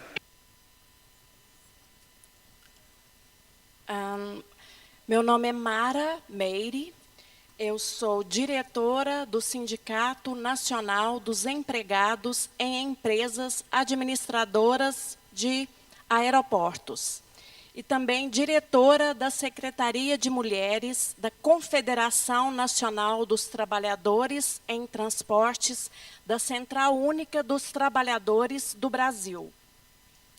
Como brasileira e mulher, eu tenho muito orgulho de termos a primeira presidenta mulher na história do nosso país, a presidenta Dilma Rousseff.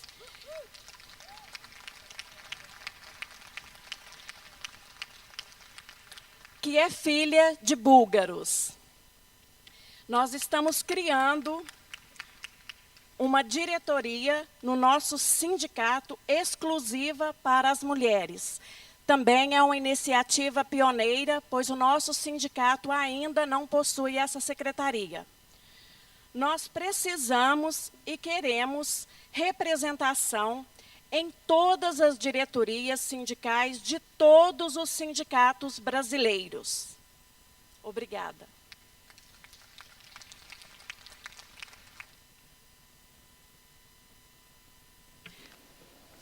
Thank you very much. It's now Neda, and then after Kate Sanyane from Satawu, South Africa. أبو زانت فلسطين. أنا بتعجز كلماتي عن شكري وامتناني لأسرة الITF وخاصة قسم النساء التي أتاحوا لي الفرصة للتكلم بين هذا الجمهور الرائع والقوي. أنا دائما أقول قوتي تأتي من نساء الITF. نحن في الشعب الفلسطيني نعيش تحت احتلال قاسي من تدمير بيوت وقتل أطفال ونساء وحواجز. أنا أطلب من الITF وخصوصا نساء الITF أن يقفوا مع الشعب الفلسطيني، أن يقفوا مع المرأة الفلسطينية، أن يقفوا يعملوا بحملة تضامن كبيرة وتكون شعار حملة الكوفية الفلسطينية. هاي أطلب منكم حملة تضامن برفع الحواجز. من حقنا أن نعيش. نحن شعب ليس إرهابي، نحن شعب نحب الحياة، نحب الإنسانية، نحب السلام. وشكرا.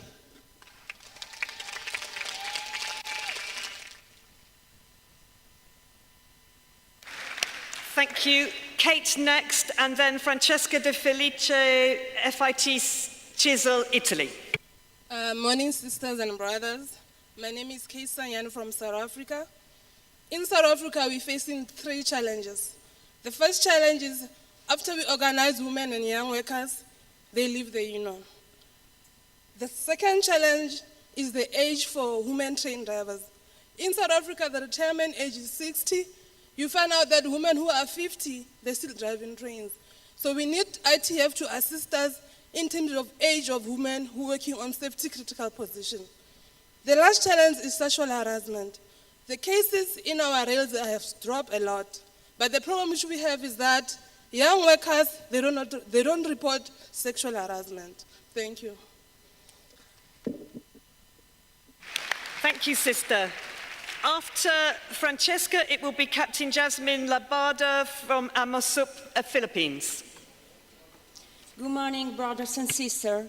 My name is Francesca Di Felice and I represent the women workers on the transport of the FIT CISL, Italian Trade Union Transport. For me, it's a great pleasure to be here today. My organization is working to combat violence against women in transport. In Italy, the social phenomenon increased with the economic crisis, and many women work with the public are potential victims of violence. This is why I launched the first investigation to learn about the phenomenon of violence against women in transport in Italy. With a questionnaire for the women and men transport workers, we'll elaborate on the results of a platform to present and combat violence against women, to share with other unions and employers associations. I ask for your support and of all the women and men ITF for this project, and to say no to violence against women. Thank you very much. After Captain Jasmine, it's Liz Cooks from ASLEF UK. Good day, everyone. I am Jasmine with Amosup from the Philippines. I represent also the youth sector. I would like to call on the focus and support of the ITF Women's Committee to organize groups in the Philippines. Women cadets have been asking help from me to help them to be employed on board ships for training. And at the same time, female crew on board cruise vessels also need proper awareness. As an active seafarer myself, discrimination and harassment are always present on board and ships and even on shore. There is a lot of work to do in terms of training, organizing, awareness, and employment for female transport workers. Unfortunately, I only have one small voice When I spoke to manning agencies, they will reply that ship owners do not like to employ or train female cadets. The suggestion I raised in the Maritime Authority in the Philippines was to have a regulation in employing female cadets or female seafarers. If they cannot be accommodated on board, female graduates should be employed in the office, and or jobs in the port or dock industry should be opened for maritime female graduates. This is my first to attend the ITF Congress, and it is very encouraging to see personally women empowerment in the transport industry. I just do not want to miss this opportunity to be the voice of the few female who strive to work on board vessels. It is our earnest hope that the ITF Women's Committee and the Asia-Pacific region will assist the female seafarers in this matter regarding employment and organization. We have no doubt, with the leadership and unity manifested here today, female seafarers, especially from the Philippines, will be more inspired to carry on and pursue career at sea or onshore. Thank you very much. Liz Cox, thank you. Good morning, conference. I'm Liz Cox. I'm from the UK Train Drivers Union, ASLEF. I've worked on the railway since May 2000 and I've worked in many different grades. With privatisation on the UK's railways, my union is unable to recruit and increase numbers of women unless the train operating companies and freight operating companies employ them. There is nothing in any of the franchise agreements to increase numbers from minority groups. Only under Transport for London, which is in public ownership, is there a requirement in place to recruit women into my grade. I'm reminded of an event which happened just the other week when a school party joined my train, and the young girls that were travelling in that group were surprised to see a woman driving a train.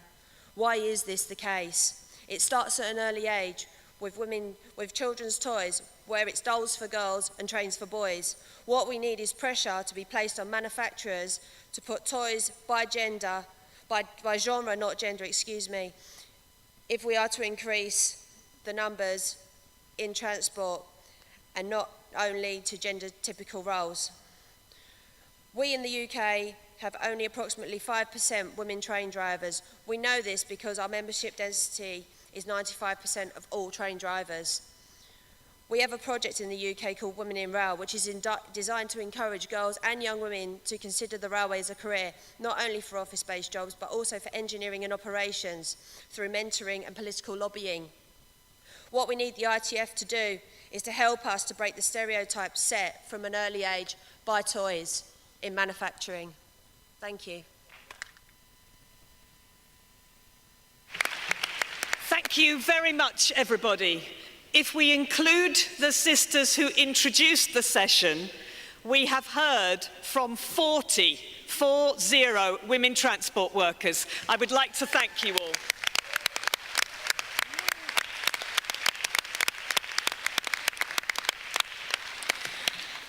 Okay, we now have a lot of formal business to cover in a short space of time, but we are women, we are up to the task. Right, I will hand over to Alison, who will present to you what will be reported to Congress. Thank you.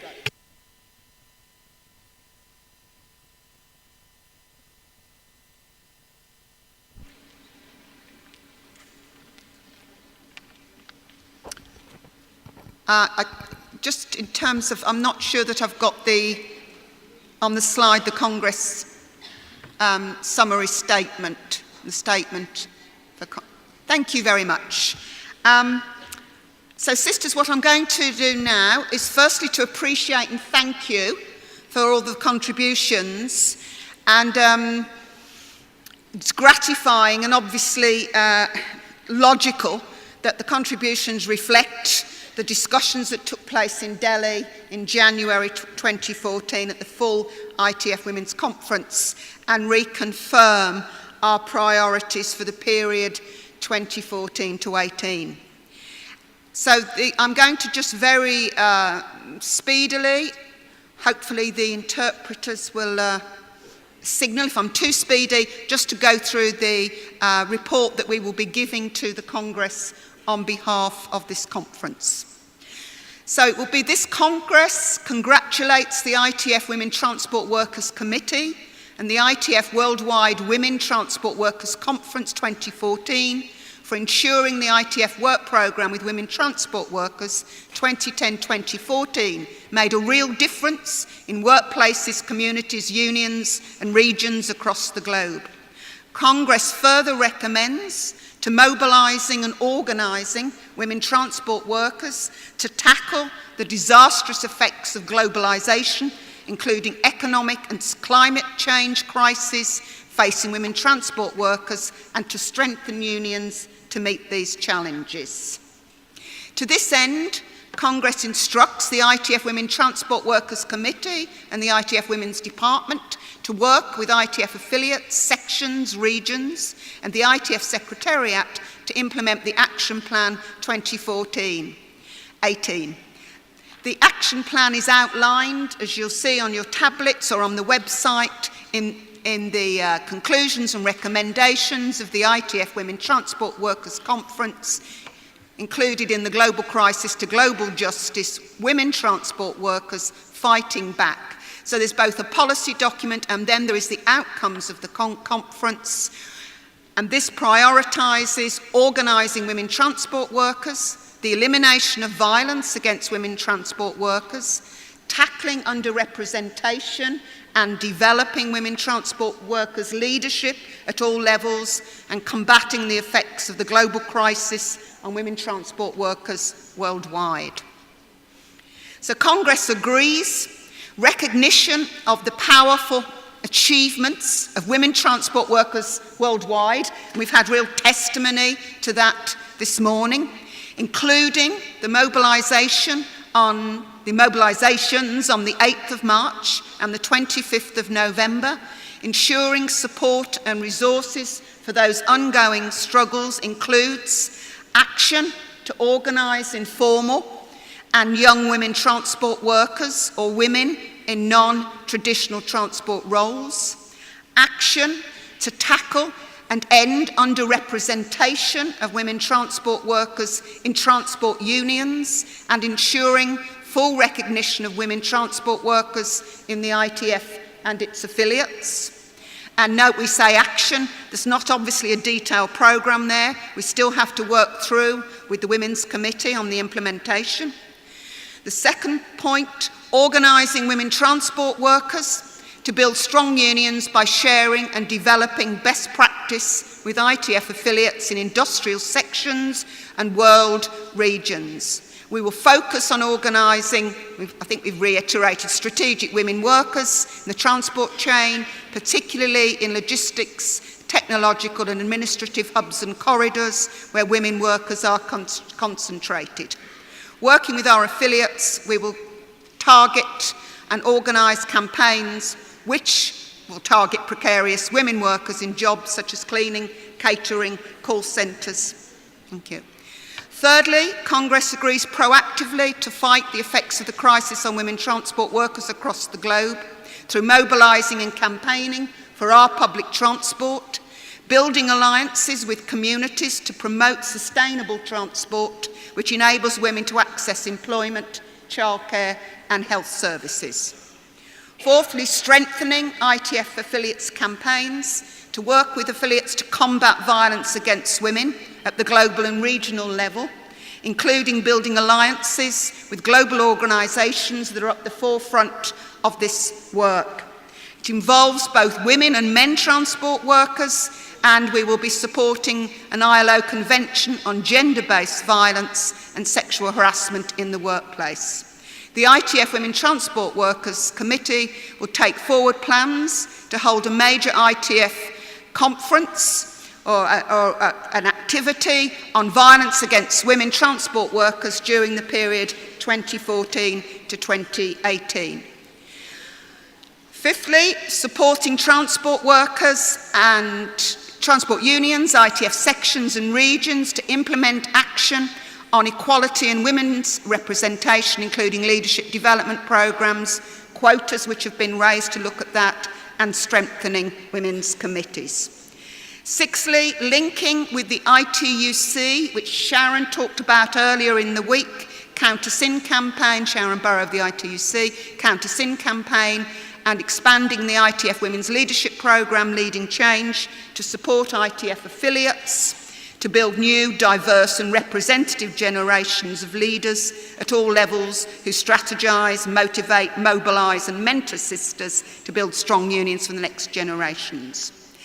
What I just want to add here is that the sisters this morning have raised Qatar, and obviously that is a priority for the ITF and for the Women's Committee, and we will make sure that that is detailed in the work programme. The issue of health and safety, which a number of sisters raised, again we will include that will become a key part of the work programme. Work-life balance will also be looked at. The issue of older and mature women, of representation and access, and issues around employment. And so we will make sure that we take on board those contributions that were made by the sisters this morning. So finally, ITF Women are part of a global movement of women on the march. There can be no compromises on women's rights. We're building stronger unions, and the evidence is here, with women in leadership at all levels. ITF unions must stand firm for women's equality and gender justice and take action to advance the demands and aspirations of women at work in the community and in the union.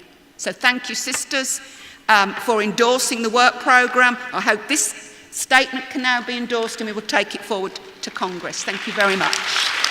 Well, thank you. And just to be clear, these words came after our conference in Delhi and were then added to by the Women's Committee, and as Alison said, will be added to by our discussions this morning. So can I formally say, can we endorse these words to go to the plenary from Women Transport Workers Conference?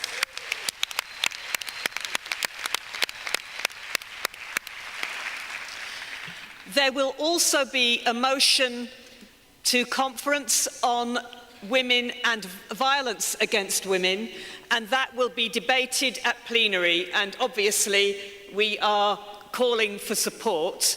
It was also agreed at the Fringe meeting on violence against women that we would call for the pledge that was led in the Fringe meeting for men to pledge themselves to combat violence against women and not to remain silent on the issue.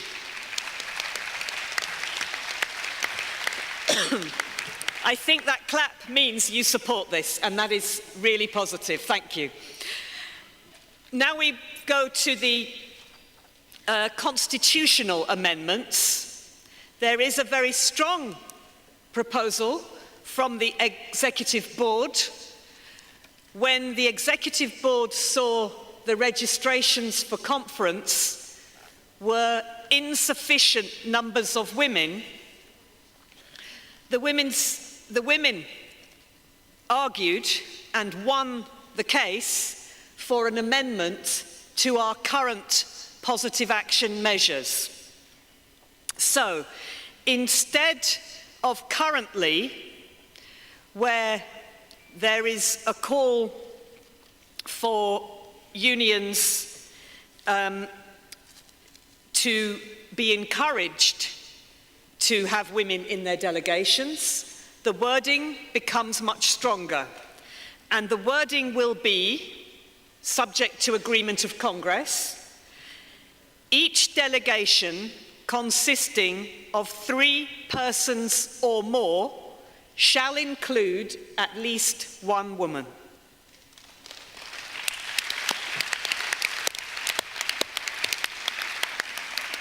I will also announce here for the Spanish speakers, the translation into Spanish is incorrect. The current translation in Spanish reads, each delegation consisting of more than 3 persons. But the correct wording is each delegation consisting of 3 persons or more. And I was asked to announce that here so that everybody is clear what the wording is proposed to be. So, is that okay for everybody? We know what the Congress will be voting on. Yeah. Okay, so that is the end of the item on motions. So we move now to the item on elections. And this is the part where perhaps we should minute the point I raised at the beginning, which is, I think it would be helpful for the Women Transport Workers Committee of the ITF to produce a paper to look at the procedures we are using and to make sure that by the next Congress we are all agreed that they are the appropriate procedures going forward. We have had changes in this conference which have affected how we do things. When the Women's Conference first started, it was outside of Congress and therefore it was advisory. Now it has teeth. It is inside conference. However, our processes have not always adapted to recognize this. And so we need to make sure that we change our procedures so that they do. Having said that, we do have some names to announce. As you are aware from the discussion earlier, we do not have any announcement for Europe because that will have to take place. But for the civil aviation section, we have Wada Salmandakis from Jordan. For the Dockers section, Monique Verbeek of Belgium. For fisheries, Tracy Mayhew, United States. For railway workers, Gebepe Molaudi of Botswana. For road transport workers, Wilma Clement of Barbados. For seafarers, Lena Dyring of Norway. For tourism services, Simi Lacing of India. Inland navigation section is still yet to make its decision. For Africa Arab World, we have Mariam Jume Bello Yassin of Nigeria. We have Kate Sanyane Satawu, South Africa. We have Yvonne Adanleta Lawson, Togo, and Kaltoum Barkala, Tunisia. For Asia Pacific, we have Michelle Myers, Australia, Haiti Ariati, Indonesia, Nang Mei Wan, Taiwan, and Sheila Nekwade, India. For Latin America, Caribbean, we have Laura Cordoba, Argentina, Ann Anderson, Guyana, and Alma Teresa Gonzalez, Mexico. For North America, Leslie Diaz, Canada, Sarah Gonzalez, USA, and Katina Sicoli, Canada. The European representatives, as I've said, will be added. We also have executive board women members for each region. It is the regional groups, electoral groups, who make the final decision, but the Women's Conference has prepared nominations. And for Africa Arab World, it is Irene Korgat of Kenya. For Asia Pacific, Mary Lou of Singapore. Latin America Caribbean, Arlette Gay of Chile. North America, Terry Mast, United States.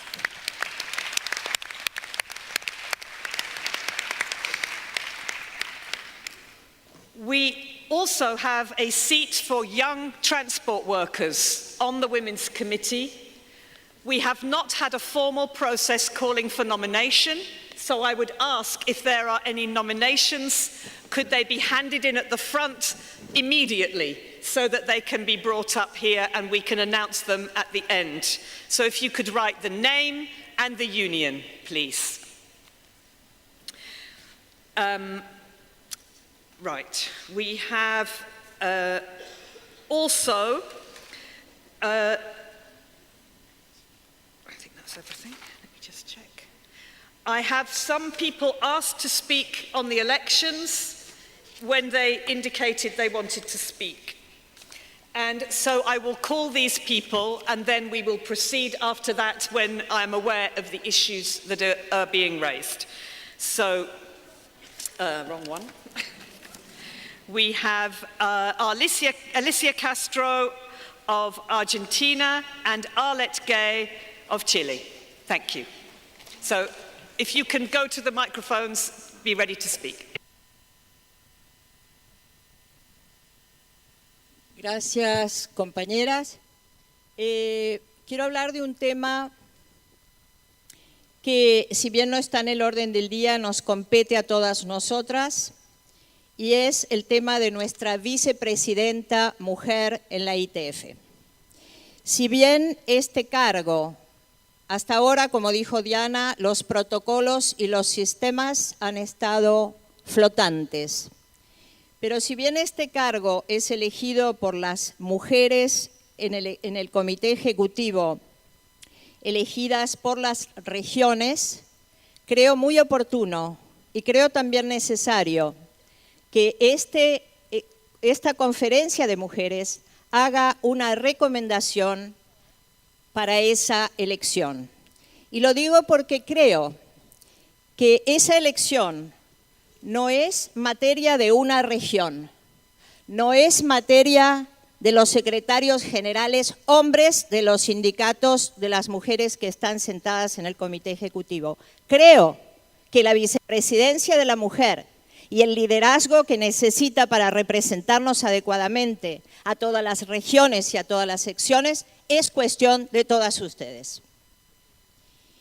En el pasado, los congresos, cuando se ha organizado un congreso, se ha reconocido al organizador en algunas ocasiones como al presidente de la ITF. Eso sucedió en la India con Brother Purohit y eso sucedió en Durban con el compañero Randall Howard, etc. Y creo que las mujeres también tenemos que ser capaces de dar un reconocimiento a la primera mujer en la historia de la ITF que ha organizado un congreso mundial, y estoy hablando de la compañera Ekaterina Jordanova.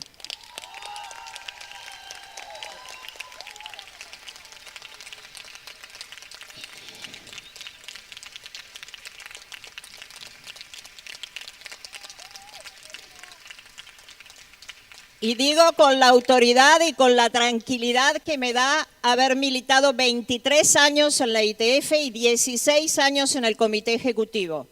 Soy la persona que más años, hombre o mujer, que más años ha pasado en el comité ejecutivo de la ITF.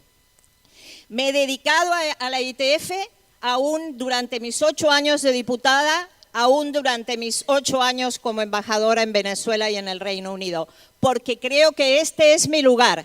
Pero también es el lugar de las nuevas mujeres, también es el lugar de las nuevas jóvenes. Y por eso yo me estoy retirando y ese es mi último congreso, también para dar lugar a una mujer más joven que tendrá las mismas capacidades para representar a mi región. Quiero decir por qué pienso que este congreso ha sido extraordinario. No estoy hablando solamente de la preparación y de la logística, que es perfecta.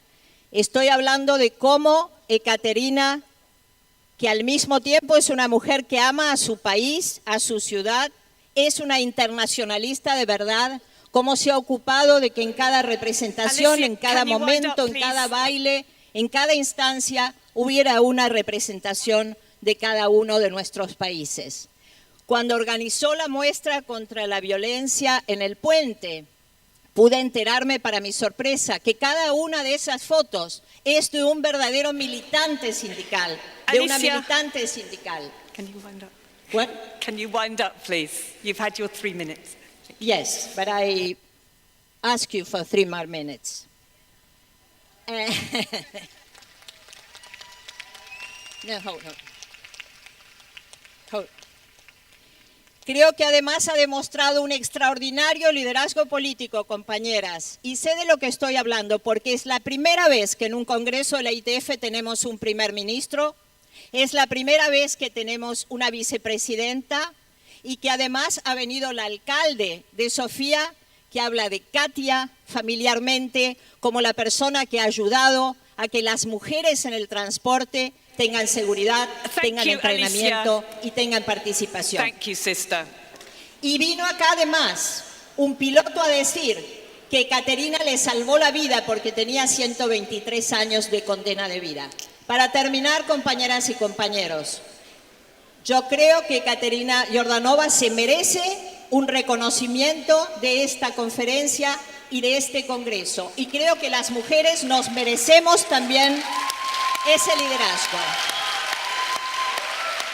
Y quiero decir que si seguimos hablando de liderazgo y empoderamiento, pero cuando tenemos enfrente una líder no la sabemos reconocer, eso puede significar un retroceso para nuestra organización.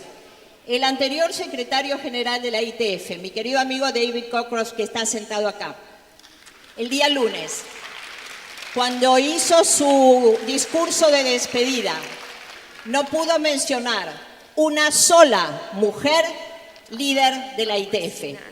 Espero que el secretario general que se ha elegido el viernes, nuestro compañero Stephen Cotton, cuando termine su mandato en 20 años o más, pueda mencionar a muchas de ustedes, pueda mencionar a muchas compañeras mujeres y pueda mencionar a la Alicia. vicepresidenta de la ITF, Ekaterina Jordanova. Y si esta moción... Voy a hacer una moción concreta para que este Congreso de Mujeres haga una recomendación a las electoras de la vicepresidenta. Y si esta moción está secundada, ¿esta moción está secundada? Si esta moción está secundada, les pido un aplauso a todas las compañeras.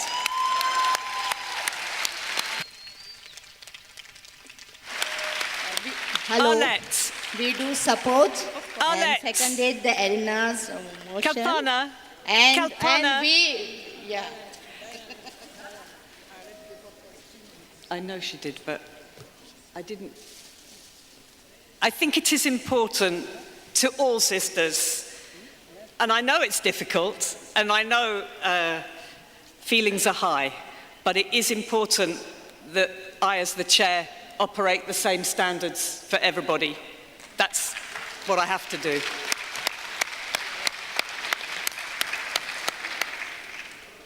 Arlette, did you want to say something?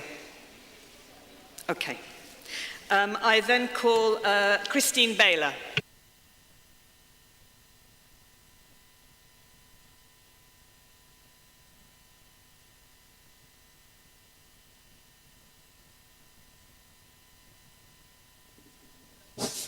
Okay, it's good. Vielen Dank an Alicia für diesen Vorschlag. Ich kann das ganz gut verstehen, auch ich bin unter dem Eindruck eines tollen Kongresses. Und wir, glaube ich, wissen alle, dass Ekaterina hier einen ganz tollen Job gemacht hat. Und deswegen finde ich, das ist ein Ausdruck von, ich sag mal, von wirklich ihrer Leistung, die Alicia hier vorgetragen hat. Deswegen danke nochmal an Ekaterina an dieser Stelle.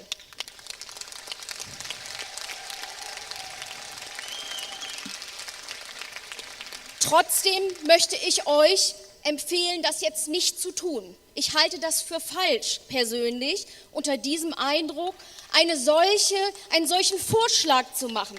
Wir haben Verfahren, an die sollten wir uns halten, weil wir natürlich auch gar nicht die Gelegenheit geben, derjenigen, die heute diesen Posten besetzt, ebenfalls ihre Leistung hier zu würdigen.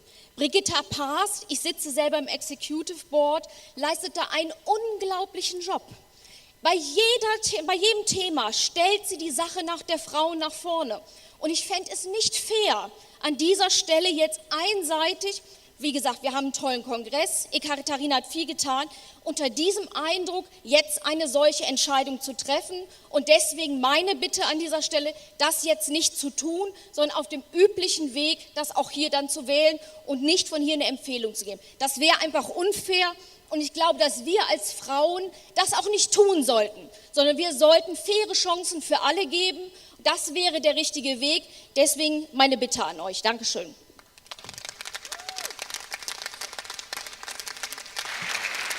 Thank you, Christina. Tracy Mayhew.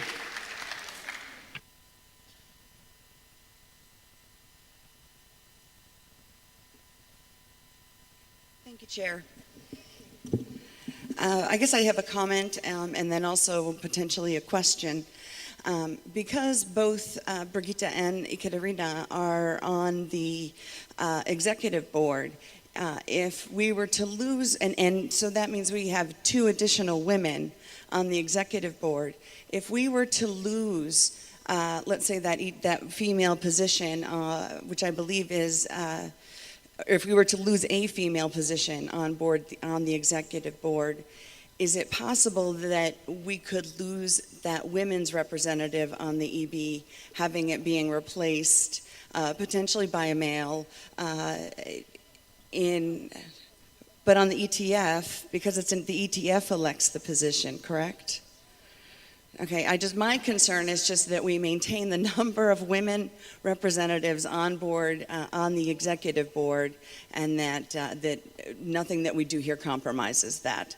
Thank you. Thank you, Tracy. Just to clarify, there are specific regional seats that must be women elected by each region, and there are other women who are nominated directly via their union to be representatives.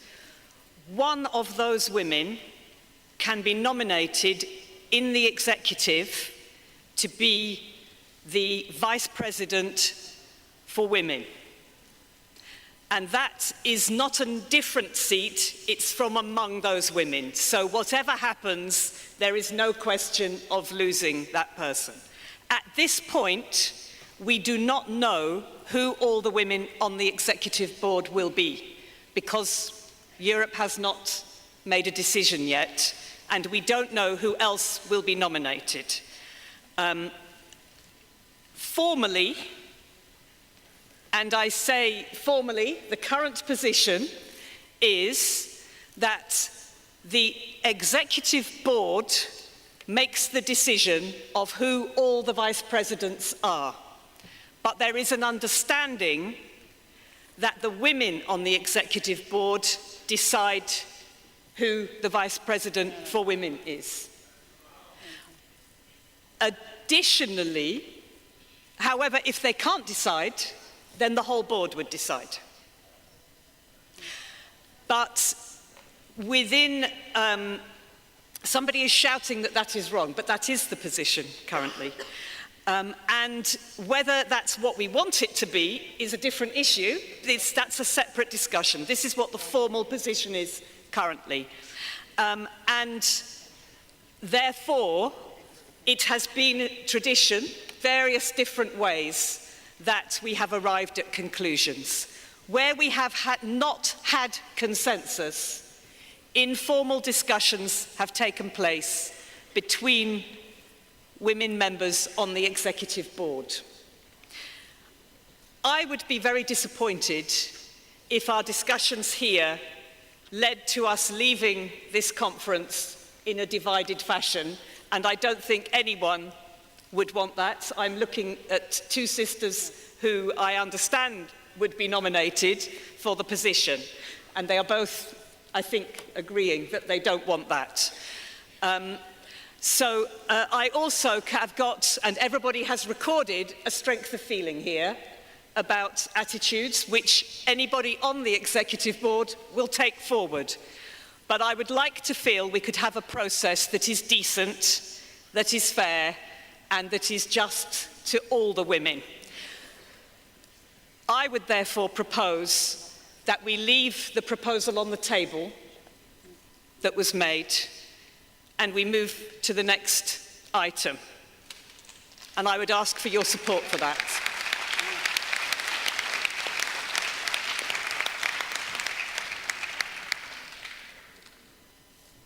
And those were claps.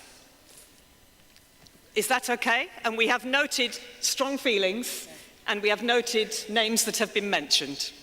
And we have also agreed that we will not be in this position in future years because we will have procedures that we are all content are written down in a way that we have accepted. With that point, can we move to the next item? Okay. So, we currently have, I've lost her. What are you looking for? We received so far one nomination for the young woman transport worker. Is that correct that there is? Someone's just come forward with another one. Okay. Apparently there's another one. So I think I need to make sure I have all of the nominations for the young woman transport worker.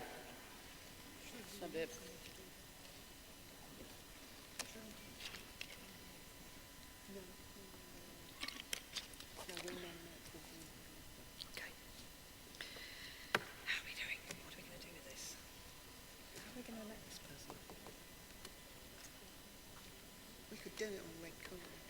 Can we so on show of hands? On red card. I'm not giving my cards out to people.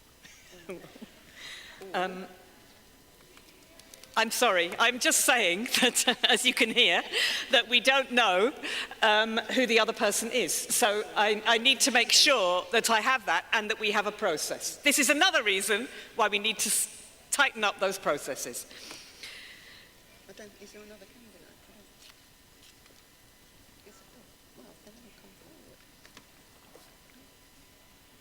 The candidate I have received is Jasmine C. Labada of the Philippines. Is there any other nomination? In that case, you are elected unopposed. Thank you.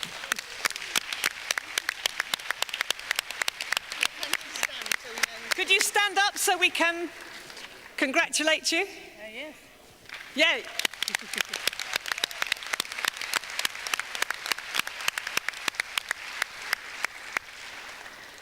Thank you very much indeed.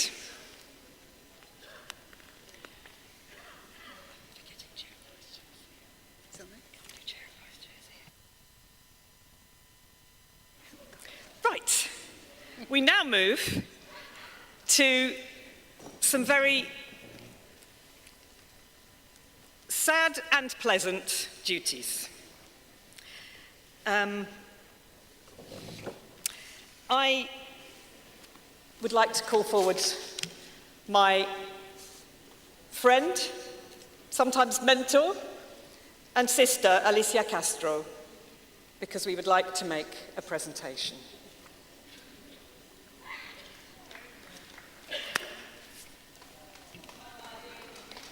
There is she.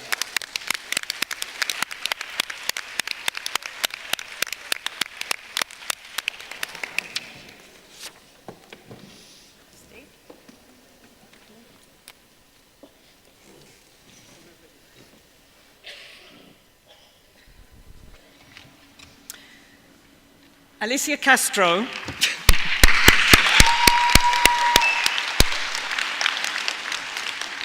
Alicia, as she said, is standing down from the ITF on this occasion. But she has many years' experience as a transport worker, as a transport union activist, as a member of the ITF. She was a shop steward of the cabin crew of the Argentinian Airlines. She fought against discrimination against women cabin crew who weren't allowed to be pursers. And I can say, when I first knew about Alicia, it was because the civil aviation officer of my union, George Wright, brought me a big poster of Alicia leading women in a march, and he said, "You must meet this woman, she is amazing." And I did meet you, and you are. And I think you were elected General Secretary of the Union, and you've been active in the ITF since 1991. You've been the ITF National Coordinator for Argentina, the Regional Civil Aviation Chair, founding member of ITF Women Transport Workers Committee, and Vice President of the ITF from 1998 to 2006, member of the Argentinian Parliament from 1997 to 2005, ambassador to Venezuela under Hugo Chavez, and ambassador to the United Kingdom since 2012, and currently a member of the Executive Board. Alicia, you have always proved another world is possible, and you have argued the politics, the economics, and the social agenda that we need to achieve that. I am really proud to have organised with you over many years, and I know we will continue to do the same. Thank you.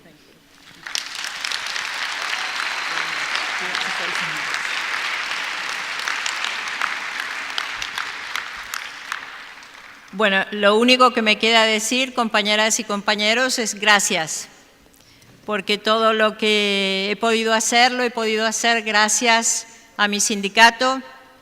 La ITF ha apoyado nuestras campañas contra la privatización, con la movilización, con la concientización y con el tiempo logramos que Aerolíneas Argentinas vuelva a ser una empresa del Estado, que no despidiera a sus trabajadores.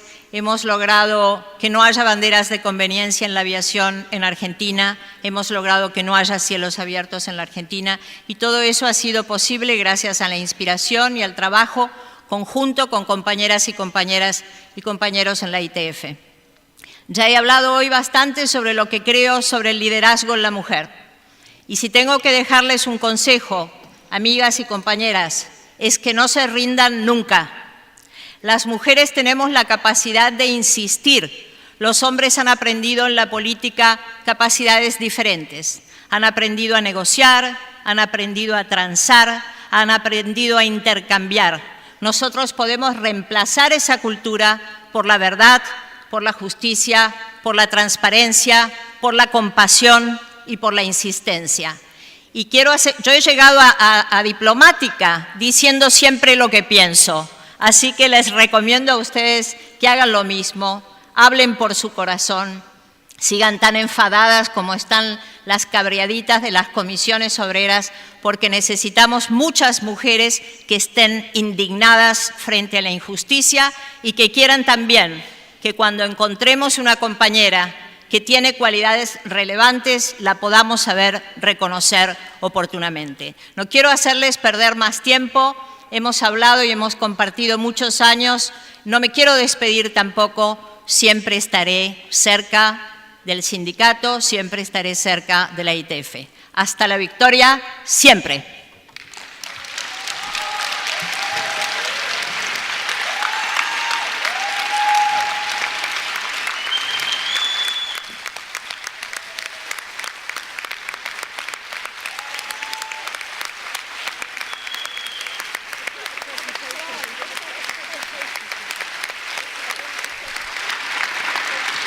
Скъпи колеги и приятели, Алисия не се разделя с нас. Алисия ще идва тук и за да я подготвиме по-добре за следващото й пътуване, Съюза на транспортните синдикати в България и подарява един албум с забележителности от България и един филм за нашата страна, за да може тя да дойде и да види освен София и България, но преди това да планира. Благодариме ти, Алисия, за всичко. Ти си модел не само за мен и за моето дете, но и за много жени синдикални активисти тук в тази зала. Благодаря ти от сърце и, колеги, независимо от това какво решение ще вземеме, няма по-висока оценка за мен от оценката на посланника на Аржентина в Лондон, от оценката на най-голямата синдикалистка и на моята близка и добра приятелка Алисия, от която съм се учила и уча все още. Благодаря ти за оценката, Алисия. Това е достатъчно за мен. I don't know what you said because I didn't have my earphones.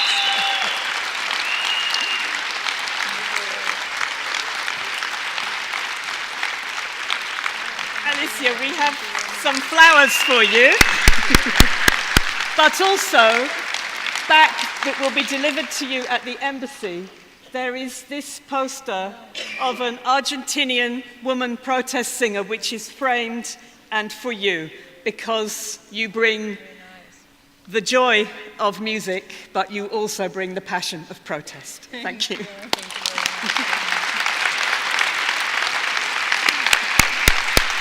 Thank you very much. And then I will ask Ekaterina a private translation because I didn't have my earphones on while she was speaking these wonderful emotive words in Bulgarian, and we already learned how to like the language and of course the city.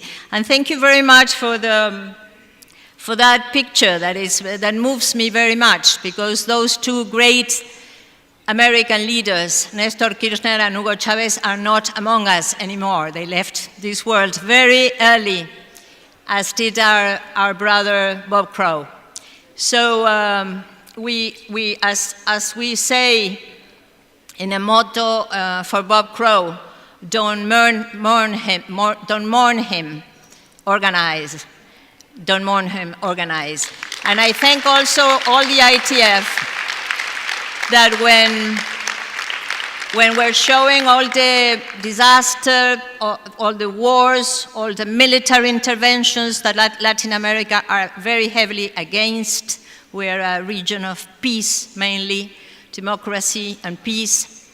When we saw all the protests all over the world, you put in the video our women leaders, Cristina Fernández de Kirchner, Dilma Rousseff, Michelle Bachelet, you put Evo Morales, you put Rafael Correa, you put all our leaders as an example that another politics is possible, another economy is possible, an alternative is there to take, and another world is possible. So once again, and ever and forever, thank you.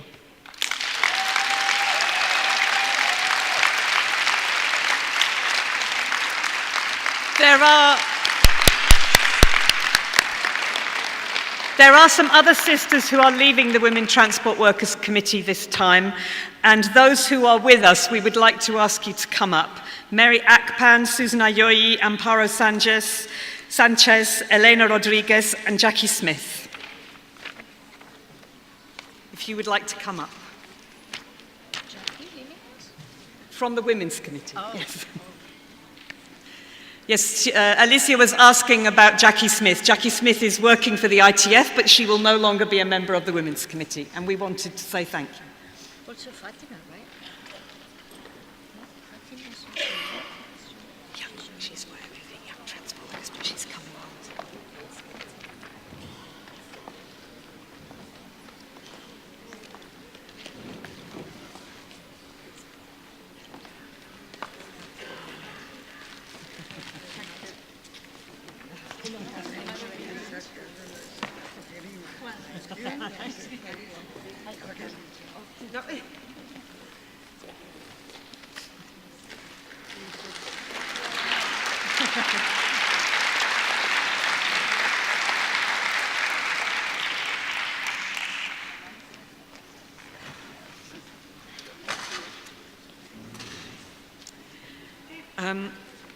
We also, two of the sisters are receiving the presentation of the ITF Gold Badge here in this conference.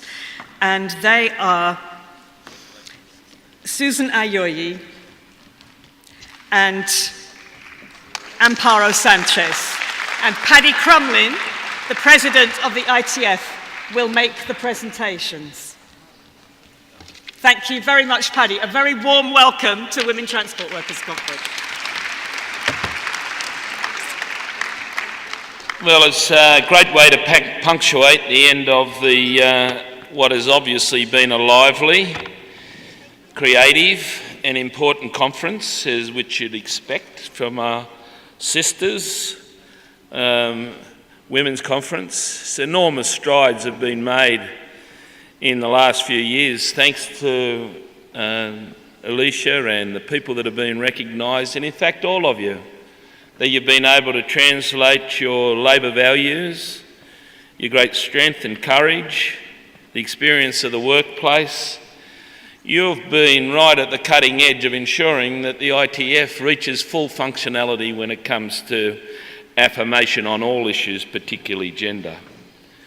The feminisation of the labour workforce in the hubs and corridors and warehouses, in admin, in dock workers, in everything we do is the highest priority. As I said on Sunday, the people that would divide our movement do it on the basis of elitism, to divide us on the basis of race or on age.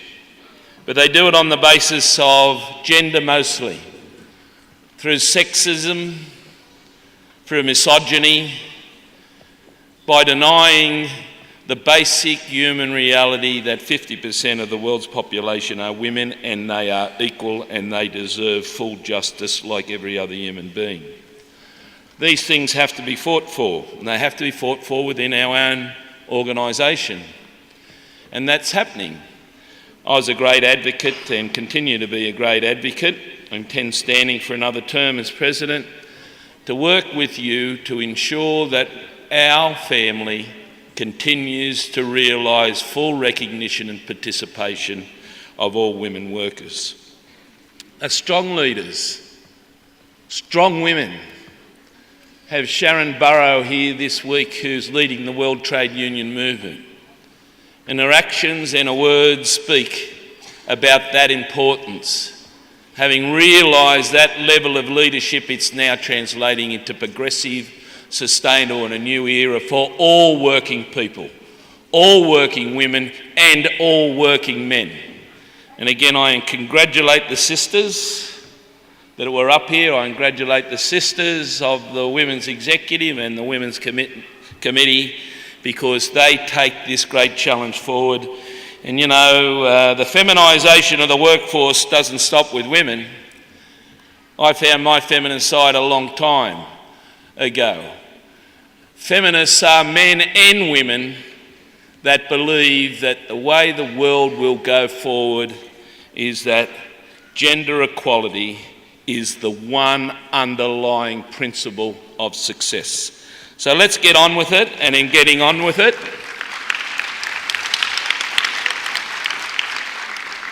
firstly I'd like to, this is a great thing, the gold medal. We don't hand too many out. See, everybody's a great leader in this room. You wouldn't have been here if you weren't a leader of your workplace, if you didn't inspire people. You got through democratic processes. You're in the boss, sit in front of the boss, and you're in front, you get discriminated against. Sometimes you get discriminated in the workplace because of your own workmates. You are great leaders. There are great leaders in the ITF, but to give special recognition of the gold medal is to have extraordinary service on behalf of the working men and women of our Transport Federation. And the first person I'd like to, and I know both of these very well, work very closely.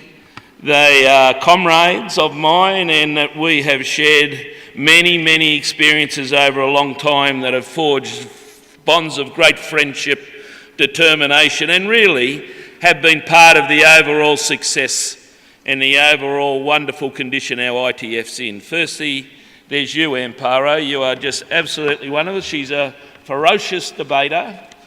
Amparo Garcia Sanchez started a union career in Iberia. When she became a union shop steward, like many of us, at a very young age. She's still a very young person, so I don't know how young she was then.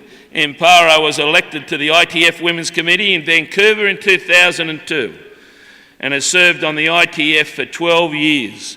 She first became a member of the Executive Board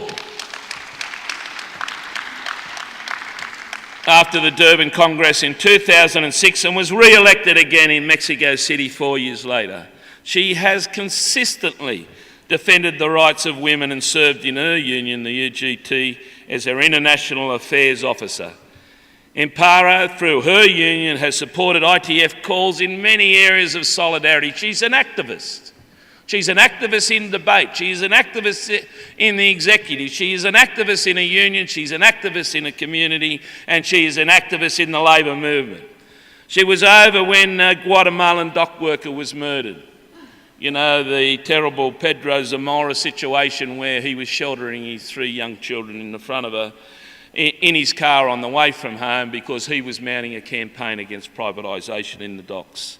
And she was over there taking our values, giving the support in the front line. Amparo is a person from the front line. She was also there with Sayed when in Morocco he was jailed for no other reason than having decent working conditions in the ferries that go across the Mediterranean. Amparo, you are greatly respected, you're greatly loved in our family. We wish you all the best going forward. We know you are never going to lose us. We are never going to leave us. You are a gold medal. You have and will wear that with great pride, as much pride and respect that we have had for you and your work. Congratulations, Amparo Sanchez.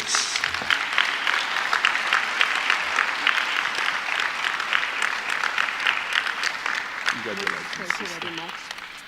Whoops. Oh. Gives me glasses, getting old there. Just glasses. There we go. Sister.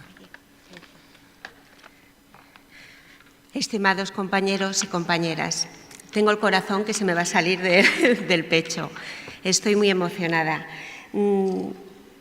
Agradezco a Paddy y a todos los compañeros estas palabras tan cercanas y con tanto sentimiento hacia mi persona.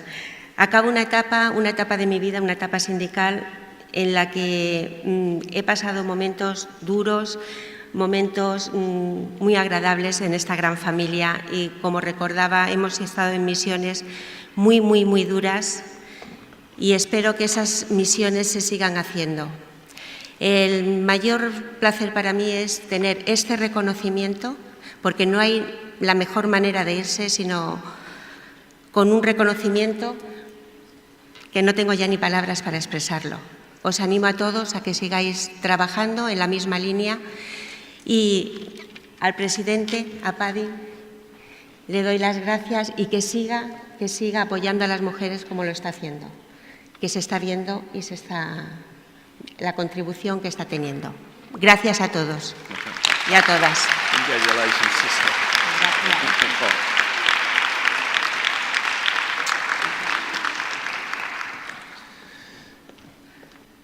It's my great pleasure also, and finally, Alicia is going to get her gold medal. I don't want a point of order here.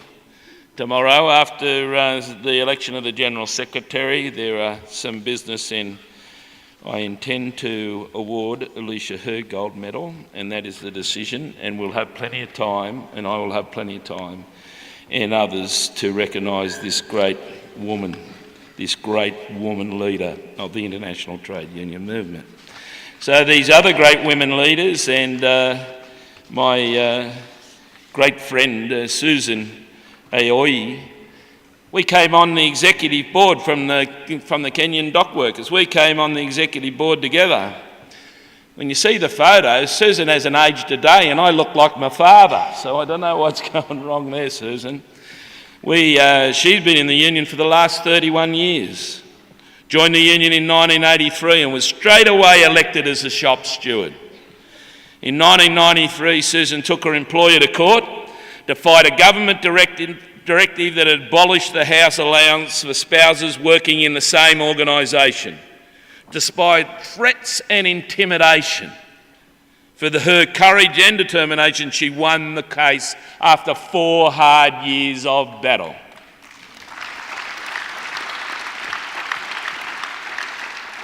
She was elected the Women Coordinator for Kenya. She organised exchange programs on training, organising women empowerment from East Africa. In 2004, Susan managed to secure funds from FIC and FES for the DW, which went into the training of women leadership and young workers, always replenishing and renewing the movement. That has been her long determined contribution. In 2005, through vigorous training on women, Susan managed to have 4 women elected to the DWU board, which initially did not have any women at all. Trailblazers that have gone out there and confronted the innate sexism within our movement and confronted and transformed it, and we have realised the values in these places. Kenya started in Kenya, but Susan, Amparo, these are contributions that are in their own home and community, but share with everybody in this room and all those people that we represent that aren't in it. In 2006, Susan was among the union team that organised a review of the union constitution. She helped the union develop policies on gender, HIV, AIDS, health and safety. She set up communities on these policies that have been instrumental in running the union. In 2009, she helped the union to set up a computer training centre and resources for union members. After 8 years, was the chair of the Gender and HIV AIDS Committee, a tireless woman.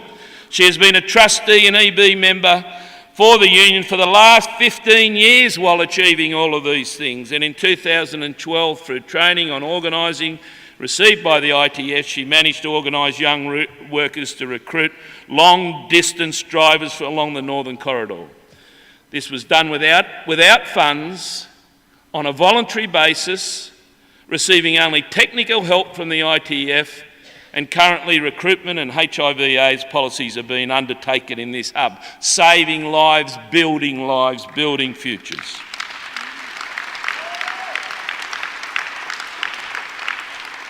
She spearheaded the campaign to fight off government plans to privatise the port of Mombasa. The union won the fight and the plans were shelved. Susan was elected as the second woman to sit on the ITF board for a period of 12 years. Through her hard work, her employer recently promoted her to the management level as the personal assistant to the head of pension. She will continue the work. She will continue to secure the futures. She will continue to be the great trade union leader that she is, the great motivator, the great believer. And I know she goes not only with our best wishes, our love, our respect, but also a knowledge that she belongs to a unique family and she is the first amongst equals, and that we love you and wish you all the best for the future, sister.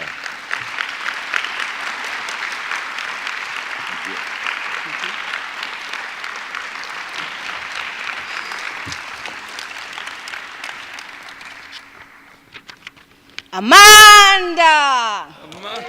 Viva Africa, viva! Viva! Viva ITF, viva! Viva! Comrades, let me begin by acknowledging God, the Almighty, who during the 20 years guided me, humbled me, and gave me wisdom to lead His people.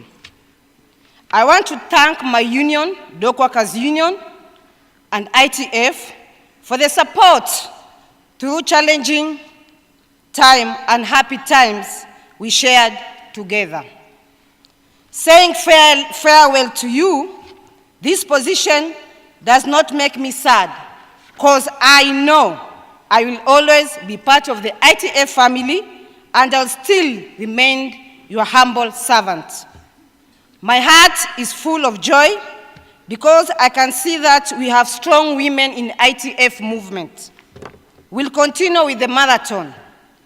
We say it in Africa, if you want to walk fast, then walk alone. If you want to walk far, walk together. Let me say bravo to the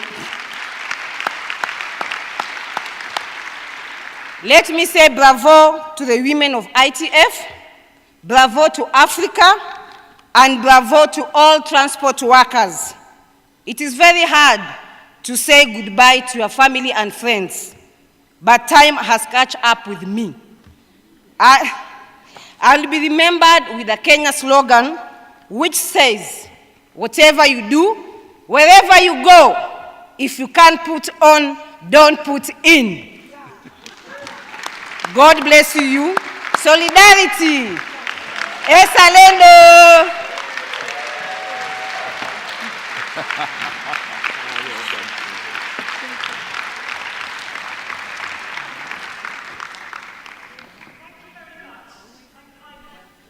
Thank you very much. I thank the interpreters for their forbearance. I do understand we need to finish, but we did want to take this opportunity in the Women Transport Workers Conference to particularly pay tribute to Ekaterina Yordanova, who has done such a fantastic role as the host country.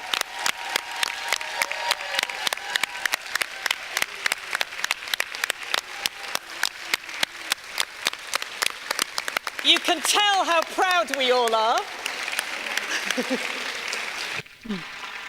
Thank you, Diana. Thank you for the recognition.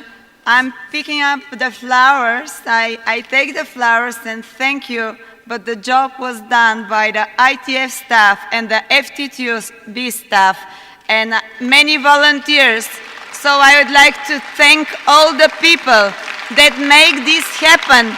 because one person alone is nothing and it could not happen without you, so thank you. ITF, ETF, and the volunteers, thank you all. Thank you. I add my thanks to everybody that has made this possible. There has been a lot of, we describe a swan on the surface and a duck under the water. There has been a lot of smooth walking and a lot of hard work.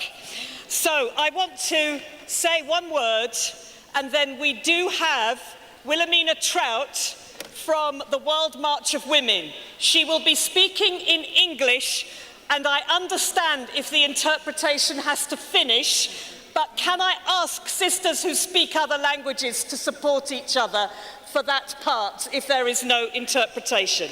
My final comment is nobody ever said the struggle for women transport workers would be easy. No one ever said we would always win. But transport workers' solidarity and sisterhood makes both those things more possible. Women transport workers need unions, but transport unions need women. And that is our message. Thank you. Wilhelmina.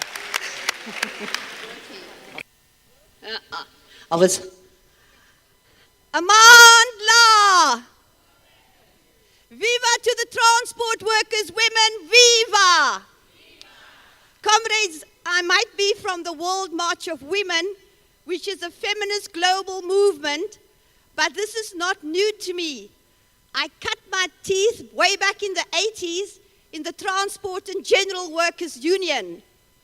And coming from South Africa, we fought against the apartheid capitalist system, but after working in the trade unions, fighting the liberation struggle, what we realized as women was that there was one thing that we left out of our struggle.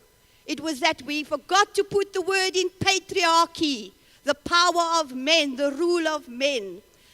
And I joined the Feminist International Movement, and with the little time that's left to me, I've come to bring a message to you that an injury to one is an injury to all. And I'm glad to say that the World March of Women as an action-based movement falls in line with what the ITF women have agreed to today here. That without action, your campaigns cannot go forward. So I'm here to encourage trade union women, transport worker women, to join the World March of Women in 2015 when we have global action. One of our fights will be around violence against women, which you have so strongly spoken up against here. We also have women and work, women's economic autonomy. We're on an international movement, and in our 2015 action, we would want to unite the struggle of all women. And there are struggles in Europe. They intend taking a caravan across Europe. In Africa, they intend doing the same. So we've got some circulars going around, giving you more information about the World March of Women, how you can get in touch with the national coordinating bodies in your countries, how you can organize your struggles to join with the struggles of the feminists in your country, so that we can have global action in 2015, that we can raise our voices, that we can say enough is enough. In Bulgaria, we have a strong World March of Women here who took part in the 2015 actions, and we salute them. I also know in Brazil and Colombia, in Kenya, we are strong organizations, but we've always stood with women workers. We've recognized the importance of transport workers, and today we want to show our solidarity with you. I was hoping that we could end with a song, but I'm not sure if you know it. It's a song that we sing in South Africa, and I was hoping that Kate could help me, but she seemed to have disappeared.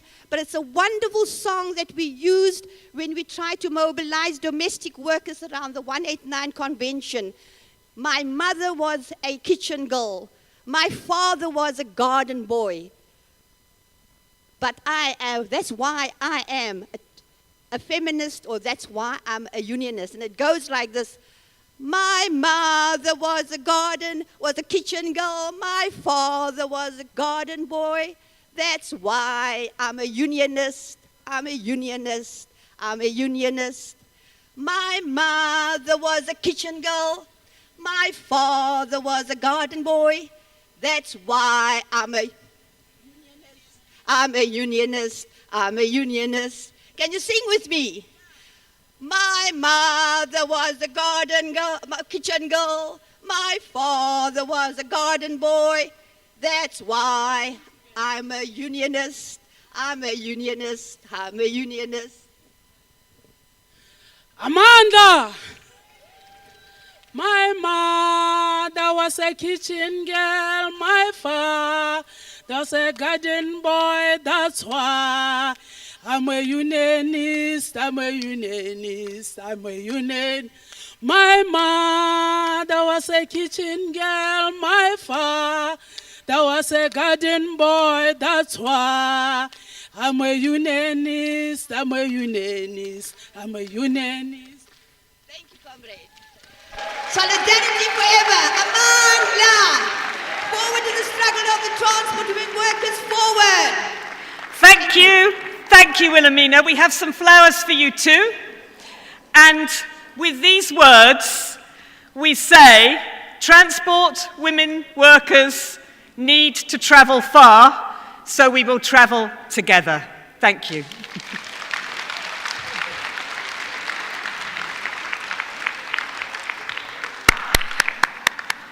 The conference is closed. Can the European women meet down in that corner there, please?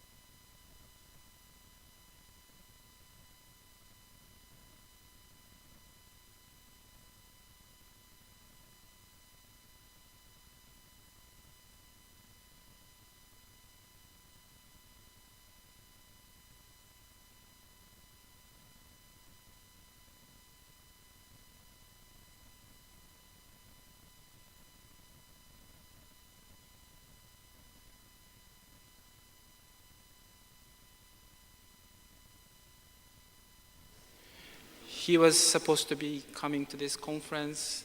This is supposed to be his last meeting, and he was to be presented with the ITF Gold Badge. So this is really bad news. Stefan's Gold Badge will be awarded after the Congress at an appropriate time by Steve Cotton. But in the meantime, we have to conduct our businesses for this afternoon. In the Urban Transport Committee, we currently have 2 vice chairs, Ed Watt from United States of America and June Dube from South Africa. Ed and June, as well as myself, had conversations to how we can run this meeting, and we have agreed that Ed Watt would chair this meeting. Before we start the meeting, can we have your agreement on this, please?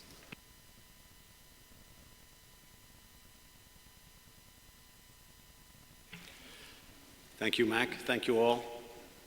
Welcome to the Urban Transport Committee meeting. My name is Ed Watt. I'm with the Amalgamated Transit Union of the U.S. I'm looking forward to welcoming all of you here and having a very energetic and lively discussion on the issues that face us all. With that, we will discuss the agenda. Mac? Okay. Thank you, Ed. I am now referring to the Congress document 43C/UT-COM/briefing in the English text. This explains how this meeting will be proceeded. We have 6 items on the agenda. One is the election of rapporteur. This is the person who will be reporting this meeting, the discussions and the conclusions back to the plenary. And in the case that the chair would continue his position, the chair would be doing this. But since Stefan is stepping down, we would like to ask the newly elected chair to be the rapporteur. In case of any election, we would also elect the scrutineers and the tellers. The Secretariat does have 2 names for these tasks. One is Wayne Batson from New Zealand and Tim Beattie from the United States of America.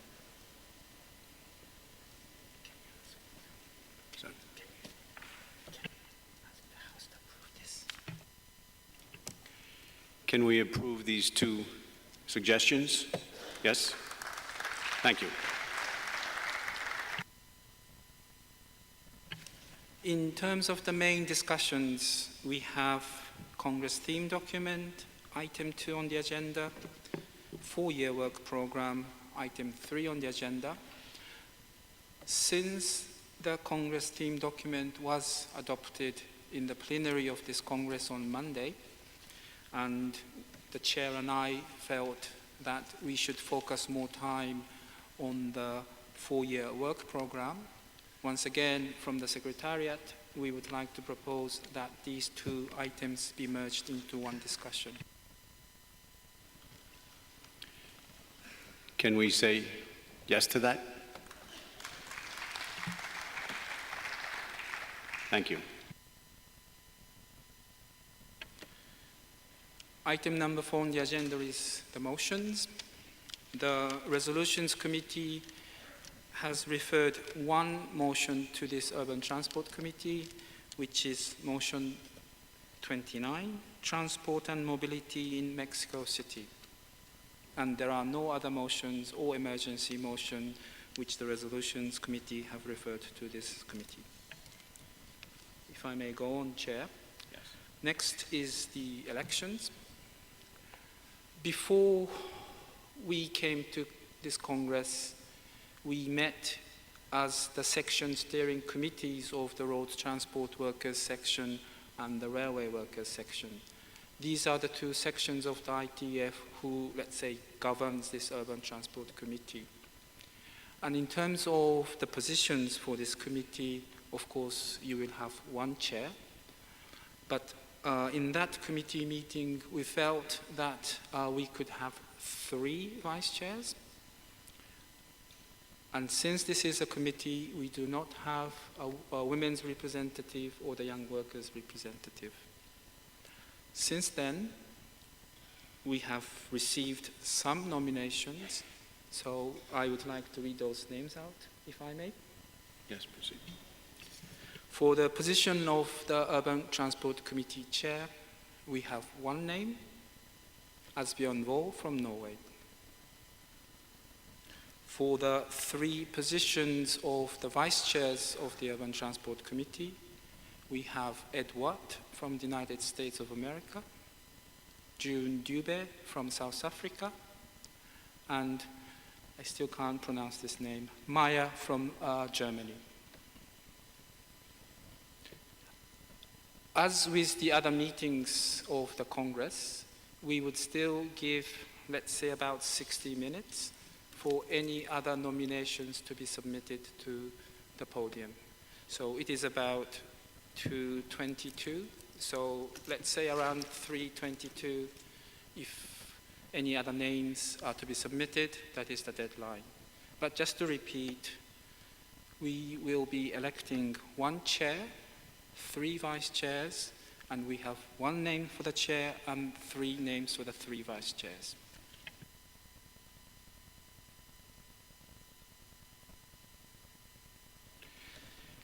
Can we approve? Yes? A report? Thank you.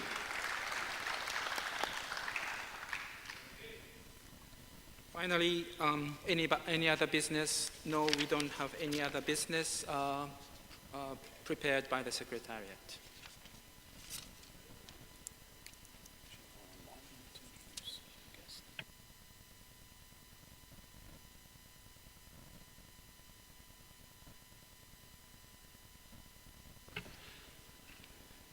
So we have a guest that I would like to introduce as the General Secretary of Public Services International, PSI, Rosa Parvanelli.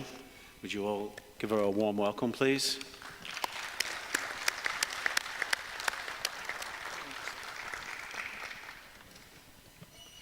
We have been working very closely between the ITF and the PSI, especially because we both represent the workers in the public services.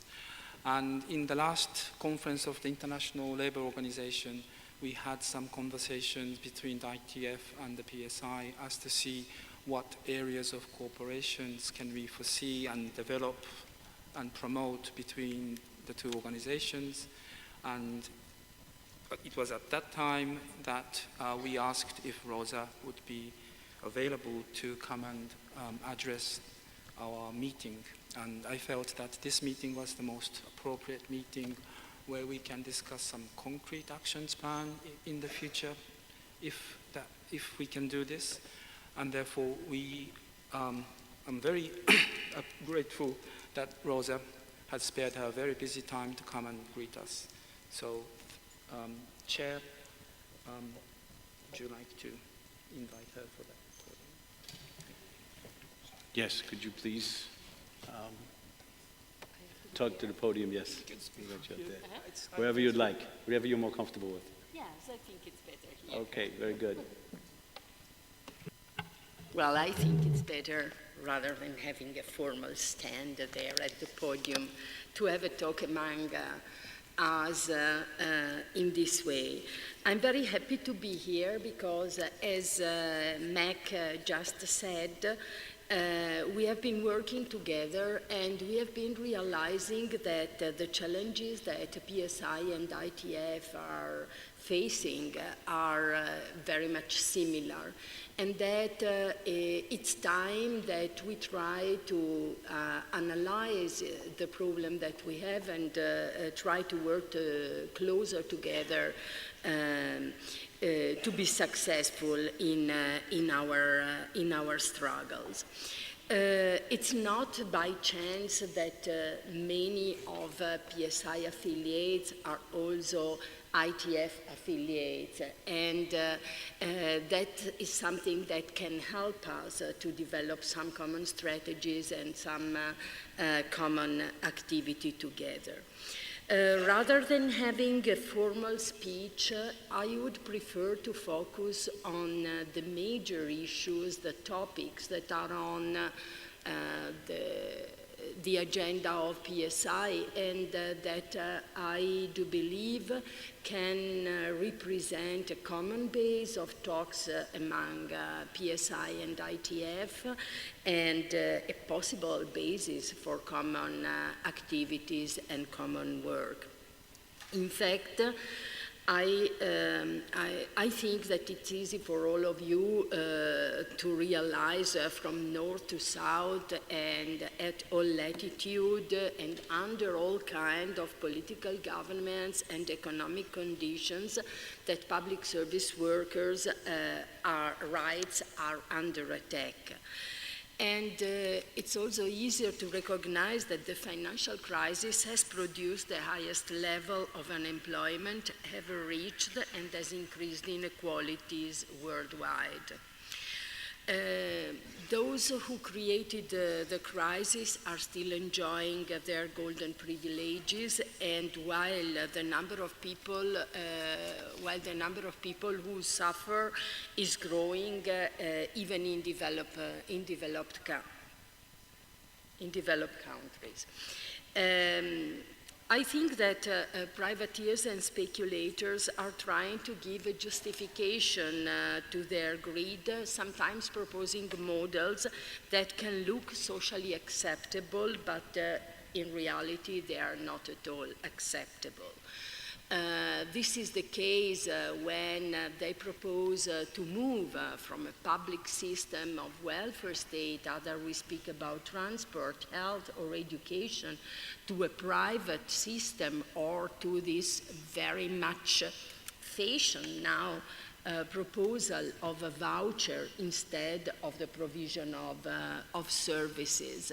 That seems something easy to get for users and citizens, but actually is the first step to privatize services and to abolish the universal access to many of these services. This has always been the practice and the theory as well of the IMF and the World Bank with their structural adjustment plans, that many of the European workers in public, workers and citizens are now experiencing also because of the European Union policy on austerity and public spending. Indeed, I think that austerity policies and global competitions are the factors that has been used by the richest minority who continue to detain the wealth of the world and is getting richer and richer at the expenses of the majority of people around the world. I think it's time to call, to name the things as they are. And I do believe that we are confronted with the real conflict of class, which has arrived at a crucial point. Business, multinational enterprises, bankers, they want to solve this conflict as soon as they can, possibly right now.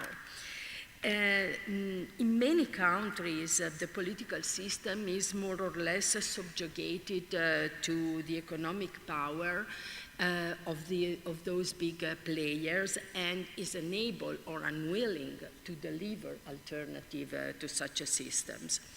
The only real obstacle that remain is workers' power and their union. I think this is why, this is the reason why the attack is so violent, and this is why we see that all forms of labor contract are accepted in many countries without even the decency to recognize that often we are facing new forms of slavery that are growing in many countries around the world. In PSI, we have been working in the last year and a half about looking if it's possible to think about alternatives that can reduce inequality and injustice and that can change the economic model.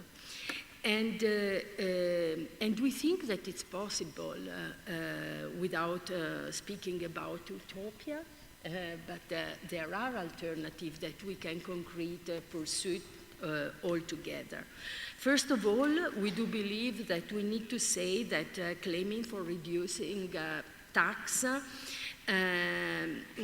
is benefiting only the richest in our societies.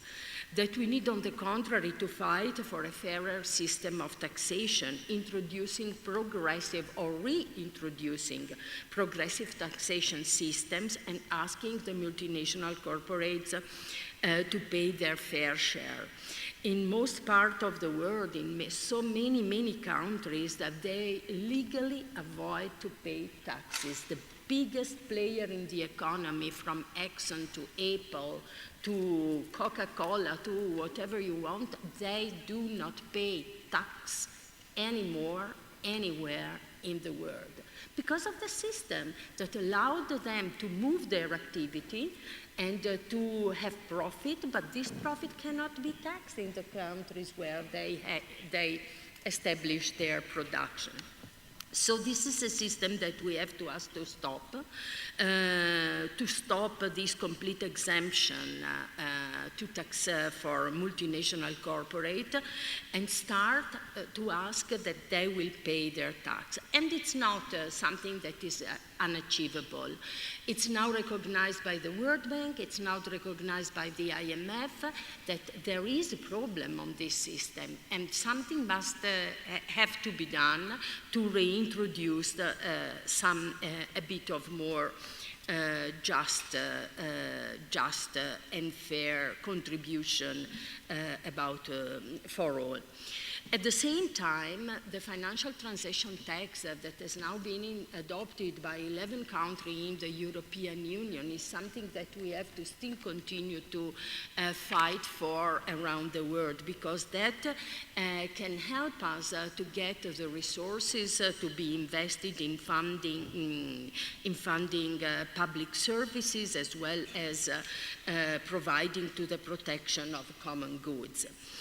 PSI is very much committed to this tax justice campaign that include the campaign for the Robin Hood tax with many civil society organizations around the world.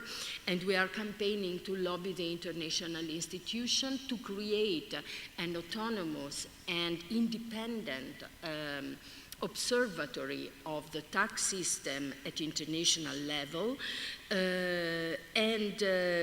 We think that developing tax justice campaign, not only at international level, but also at the national level, can help at least to raise awareness about the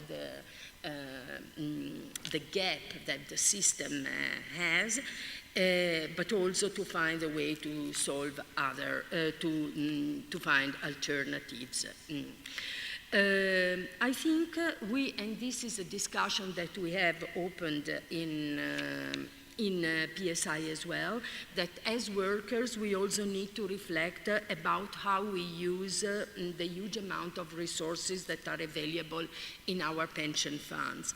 We know that we are among the biggest players around the world in the financial systems, and it may be now time that we start thinking how we can use this huge amount of resources to protect the pensions of the people we represent, but also to create a stimulus to an alternative of the economic system, creating good jobs, creating jobs that are protecting the environment, the common goods, and the accessibility for public services for the users and the citizens that we serve in our services. At the same time, that can help us to spread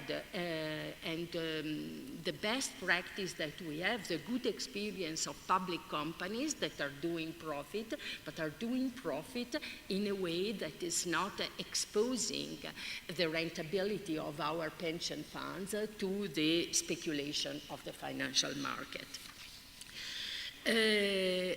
Another field of activities that is also related to the possible alternative to such greedy economic system is the fact that we need to get engaged and to further develop our activity to stop the promotion, not the negotiation. I'm not so naive to believe that we can stop that, but at least to change the sign to this negotiation on the new generation of free trade agreements.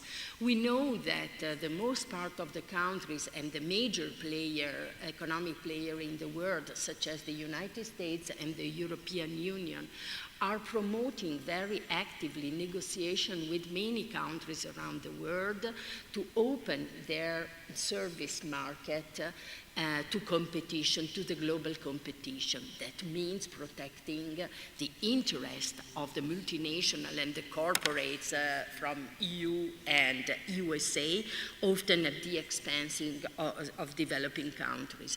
But that can have a very bad impact, not only on developing countries, but also on all the economies and on all the living and working conditions of ordinary people around the world.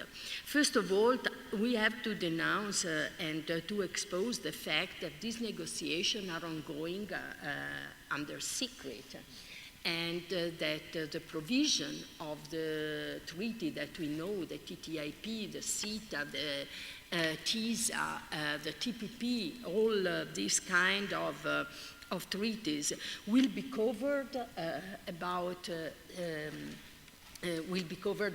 by secrecy for 4 or 5 years after being enforced. And the first question to address to our countries and to our government is, why all this secrecy? And why cannot we unveil and release the text and having an open confrontation and an open discussion, also including workers and unions in the definition of this context. This is something that, for instance, with some governments we have started doing. Chile has decided to have a table with civil society and union confronting on the contents of the TPP and the TISA as well. We are trying to promote and to raise awareness around the world on the risk and the threat of this trade agreement.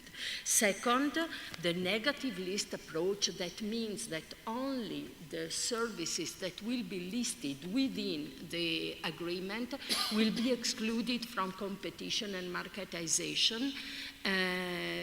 So apart this list included in the agreement, all the other services existing or to be created in the future will be subjected to the market rules and to competition.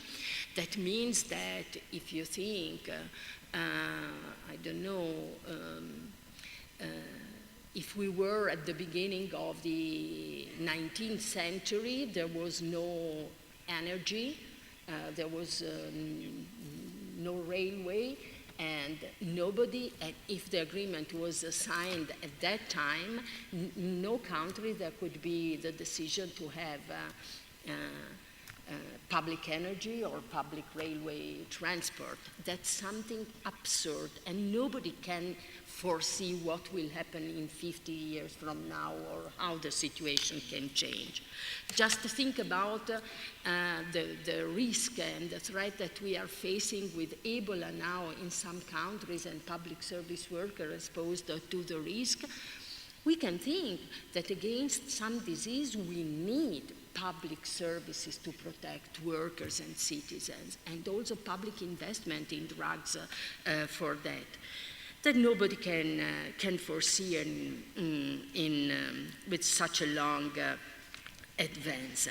We need to mobilize on that, and we also need to say that, yes, including labor clauses in such agreements is not the only solution, because workers cannot be dealt with as a commodity.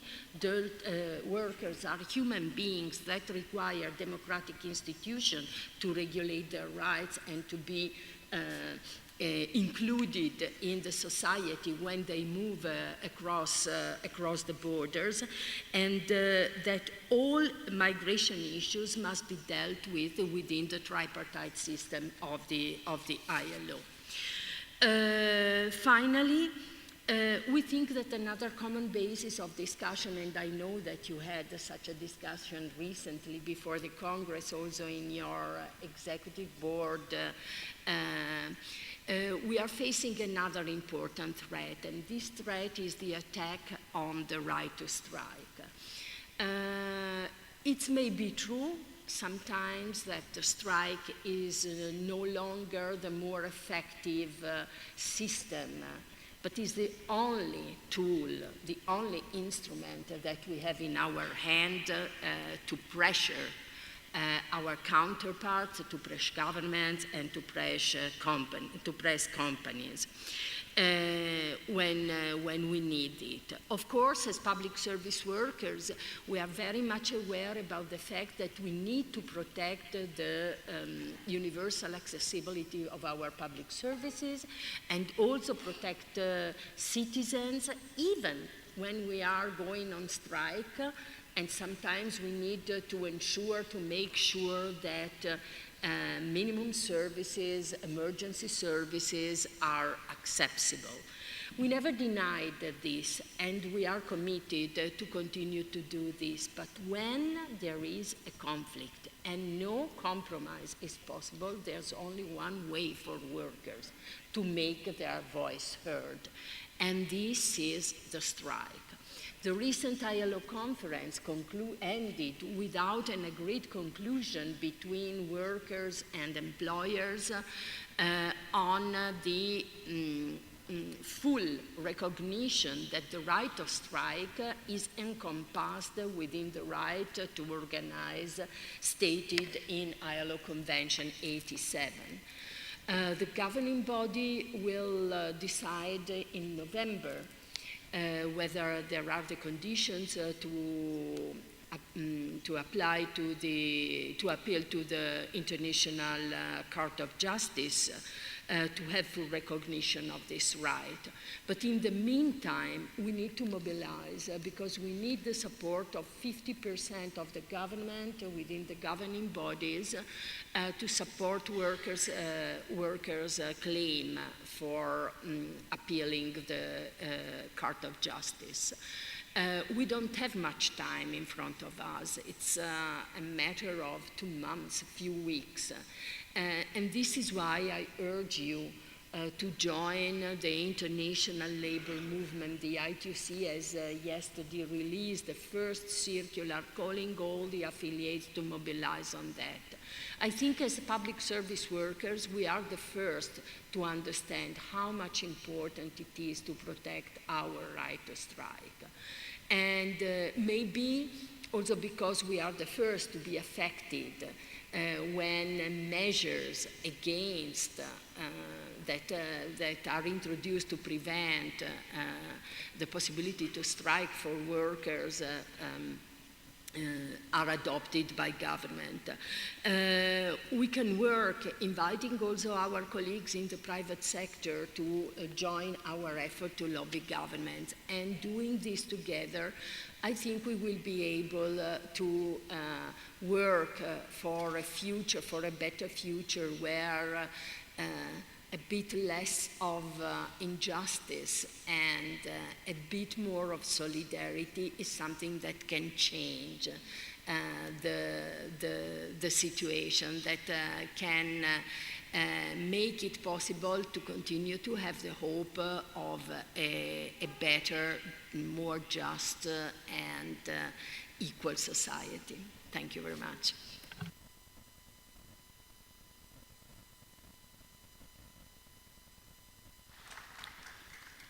Thank you very much, Rosa. Rosa has agreed to stay around for a while, so during the comments section, if you have any questions, sorry? If you have any questions for Rosa, we can entertain them now, but now I would like to, as the privilege of the chair, to make some comments on her remarks.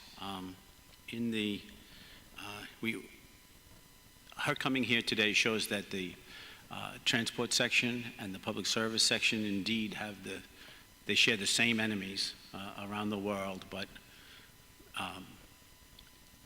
in the United States, one of the predominant representatives of the 1% are the Koch brothers, who have launched an attack not only on public transit, but on public education as well.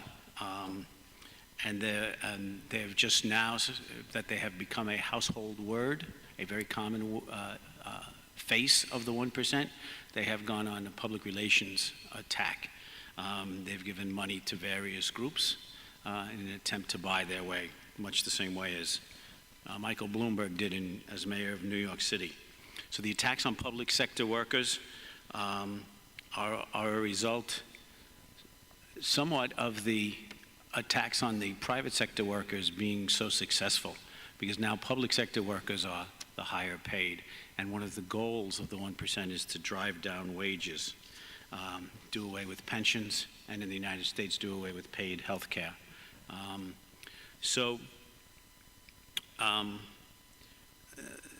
The polls show in the United States that those people without health care and those people without employment do not vote.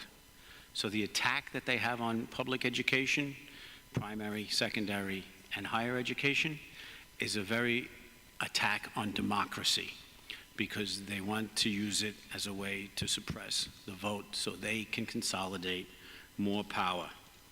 So the privatization is just a scheme and another way to, as they nationalize, renationalize, and they switch back and forth between the private sector, they just whipsaw the wages, working conditions downward. It is very reminiscent of the, what we refer to in the US as the Gilded Age, where one of the original robber barons, Jay Gould, said, "I can always pay half the poor people to kill the other half of the poor people." And so the language is not an extreme. We were talking yesterday in the road transport section about economic vandalism and economic assassination of the people that we represent. And as Rosa pointed out, workers' power and their unions are the only power we have left. But at the ATU, what we have done is we have embarked on an ambitious campaign to organize the riders, organize our passengers, and to make alliances with the community through those passengers. As well, again, in the similarities, the PSI affiliates, the AFT, the American Federation of Teachers, have embarked on a campaign to organize the parents of the children that they teach as well. And I will conclude my remarks there. Thank you.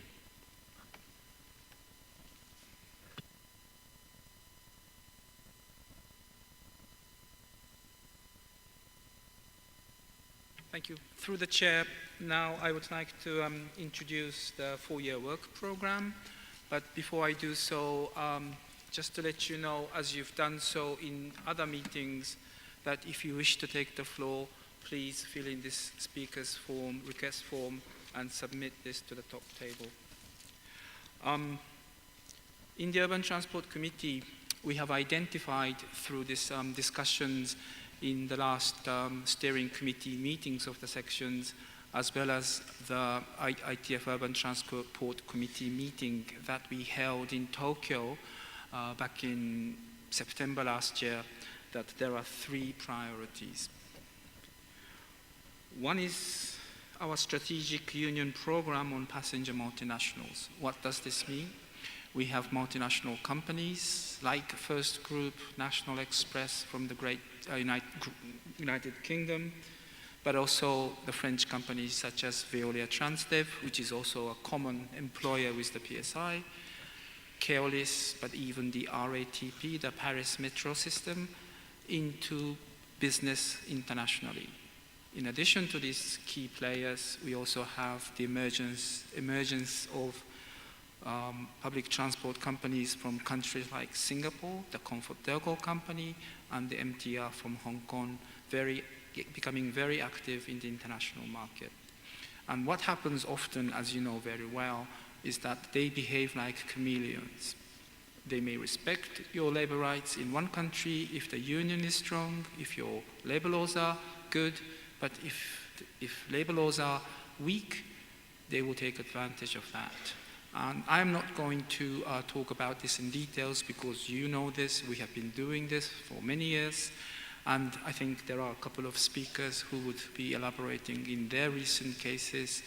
But just to say that in the case of the First Group, we have managed to secure not we have, but our union in the States have managed to secure a national agreement with the company thanks to a lot of support from the union in the home country.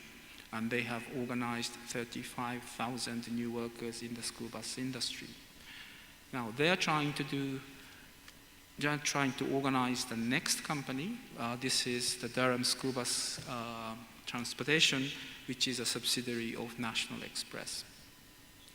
And these campaigns continue as long as these multinationals do not respect the workers' rights, and we need your support in doing so.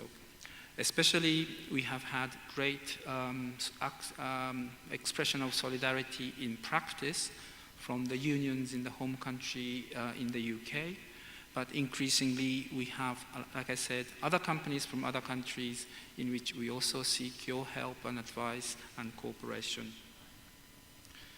One key achievement, which is the second point of the 3 priorities, one key achievement is the signing of the Memorandum of Understanding with the UITP. UITP stands for International Public Transport Association in English, and this is the global association for the operators in public transport. This is actually Stefan Heimlich's work, something that he initiated, which was the outcome of the Mexico Congress 4 years ago. He worked very hard to convince the employers on the international basis that they should find areas of cooperation with the workers and their trade unions and the ITF. Since then, colleagues like Martin Mayer from Unite the Union and Alan Suter from CGT Transport have joined, let's say, the negotiations team, and we have managed to sign a very good MOU, the Memorandum of Understanding with the UITP last December. The document has been circulated to you, has been approved by the ITF Executive Board, and we will establish a working group composed of 5 people each from the ITF and its affiliates and from the UITP to embark on certain issues, certain challenges such as violence at work, as well as to research further on the new mode of transport such as the bus rapid transit, the BRT in many countries. This MOU is actually something we are very proud of because often many global union federations sign a framework agreement or a global framework agreement with one company. UITP, as I just said, is a global association of the employers. To have a document like this will enable us to deliver our messages through the top organization of the public transit operators, companies around the world. And again, we would seek your advice and input as to how this working relationship should develop. The third priority, which I believe is a very important topic for us to embark on from this Congress, is the launch of our public transport campaign. This was discussed intensively during the Urban Transport Committee meeting in Tokyo. We did have some collaboration with the other GUFs, Global Union Federations, PSI, and Education International, DEI, on something we called the Quality Public Services Campaign. And we have achieved some success, like our Bangkok pilot project. I believe that our unions have worked very well together, not just for the transport unions, but also with the other sectors to promote the campaign in the city of Bangkok. But the strong feedbacks we had in the Tokyo meeting is that the majority of the affiliates in the Urban Transport Committee would like to focus more on the promotion of public transport, your industry. That doesn't mean that our relationship will be over. No. There are issues, just like Rosa said, the tax justice campaign, that we would very much to associate with the other global unions, federations, but our priority, we have felt, that is to be the promotion of public transport. It will have three folds. One is, of course, to continue to campaign against the neoliberal policies, which is often comes in the shape of privatization and deregulation, liberalization, outsourcing, whatever you want to call it. And we will continue to support those affiliates who campaign against these attacks. Yesterday, in the railway workers section, we agreed to establish a network for the railway unions to exchange information, to identify contact persons, and to campaign against the attacks that are to be launched against the unions by the governments or the employers in the railway industry. But we don't stop there.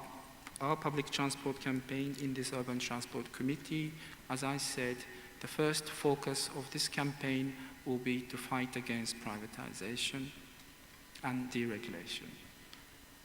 However, as Rosa said herself,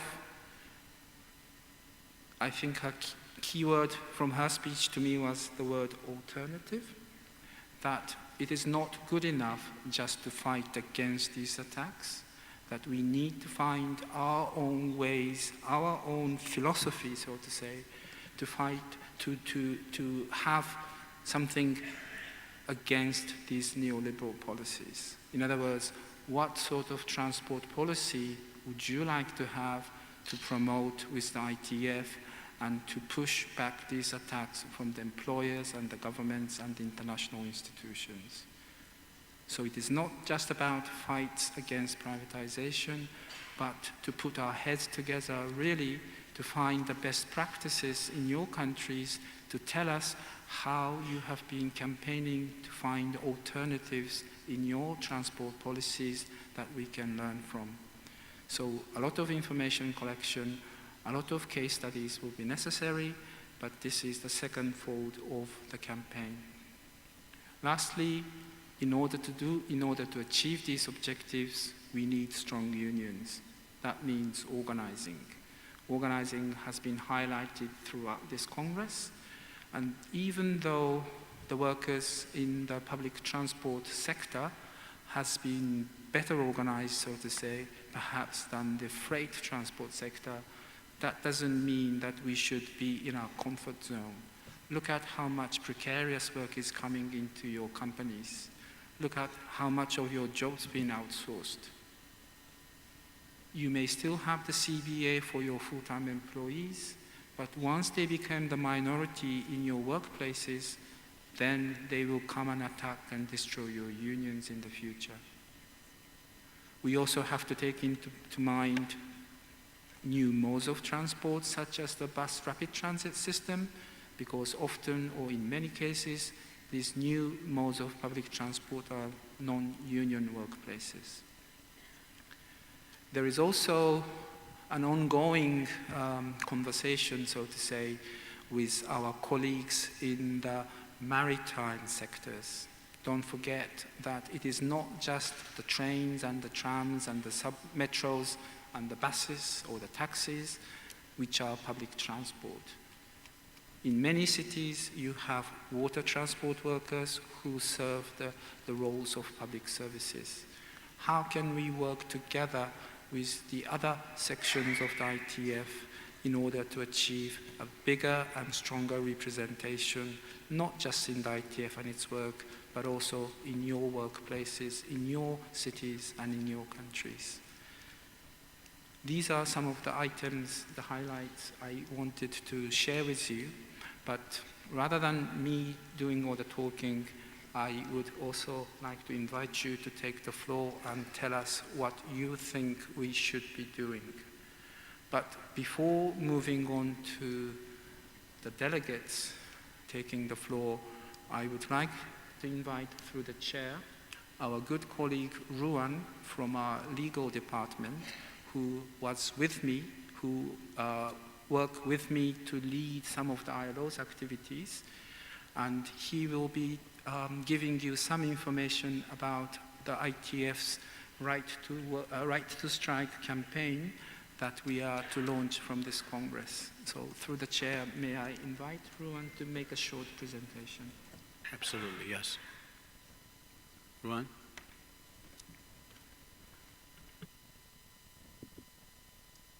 Good afternoon, comrades. As you know, Motion 1, to be proposed in plenary tomorrow morning, concerns human and trade union rights. Among other things, the motion calls on the ITF to ensure that the defense of trade union rights, including the right to strike, is added to its 2014 to 2018 work program. As Rosa mentioned earlier, as public sector unions, you know more than anyone else that the right to strike is increasingly under attack by employers, governments, legislatures, judiciaries, and elements of the media. As public urban transport unions, you also know very well that the unjustified minimum services legislation, essential services rules, and outright bans on industrial action are becoming increasingly prevalent in your sector. It is for this reason that we are asking you to take the Right to Strike pledge starting tomorrow morning at www.rightostrike.org. Yes, we managed to get that URL. By taking the pledge, you agree to be part of an international campaign to defend and promote the right to strike and to take action by, among other things, calling for a referral of the ILO dispute on the right to strike to the International Court of Justice. Which is also something that Rosa had also suggested. So there's no action needed now, and you'll be reminded again tomorrow morning, but please do take the pledge and encourage your members and colleagues to do the same at www.rightostrike.org. Thank you.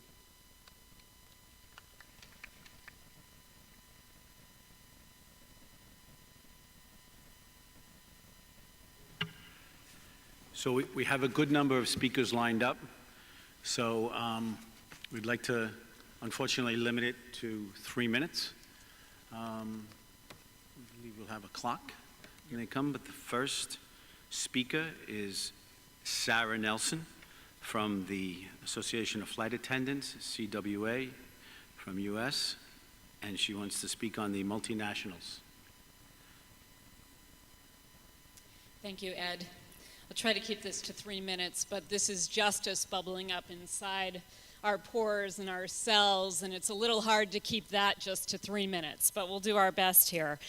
I come from the Association of Flight Attendants. We are also a merger partner with the Communications Workers of America, and I come to you with greetings from our president, Larry Cohen.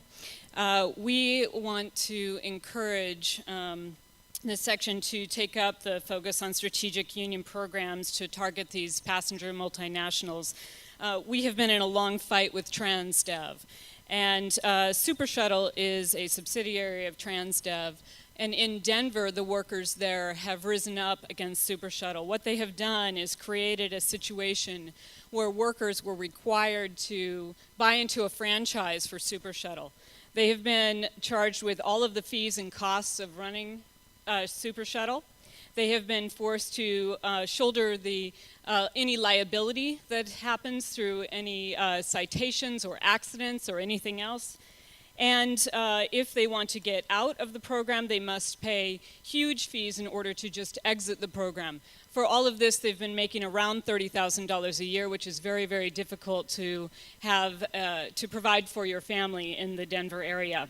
But they have risen up and fought back. They've been fighting for 5 years for representation rights. The company fought them every step of the way, tried to delay a union election, and when they finally got to the union election, over the intimidation tactics of the company with racism, firings, discrimination, discipline against the drivers who own their own vehicles, these workers stood up and won union recognition with 95% of the vote. Still, for 2 years, they have been trying to gain a collective bargaining agreement, and during that time, what Transdev has done is they have turned the franchise into hourly wages, and they forced all the workers to come in and sign a new contract that meant a 30% cut in pay, additional firings, and additional terrible treatment of these workers. But we can't only define the injustices. We talk about the injustices of workers so that we rise up and fight back, and so that we have a real plan to fight back against these employers who seek to get more and more out of the workers, to essentially, in this case, define a new way of slave labor, because they've got ownership of the workers. And so what CWA has done is we have fought back through the legal system. We've filed many charges against the company. These things take time. But what we've also done is we have brought together leaders of faith, immigrant rights activists, academic and political community members, and they all sat on a workers' rights board that we brought together to bring charges against Transdev and to submit their recommendations to the community for how this should be overturned. So we're bringing the community into this fight, just as we're talking about, Ed, in organizing the passengers, organizing the parents who are in our schools, and fighting back and bringing the communities together. So we encourage you to take up a very strategic plan against Transdev. I want to also express our extreme gratitude to Makarrata for your support. It has been phenomenal, the support coming from the ITF, and how the workers have felt that support from around the world when they are facing a crushing of their dreams in America, and that is sad for me to say, standing here as an American.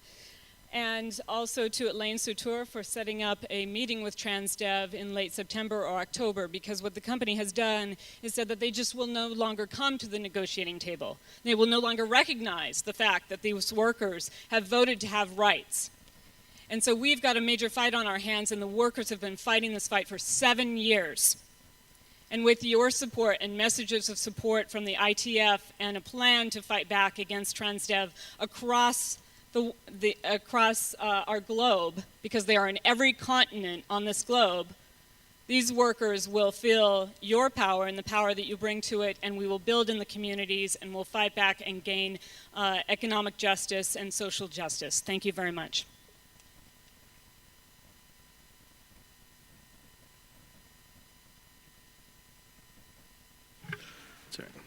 The next speaker is Martin Mayer from Unite, the UK.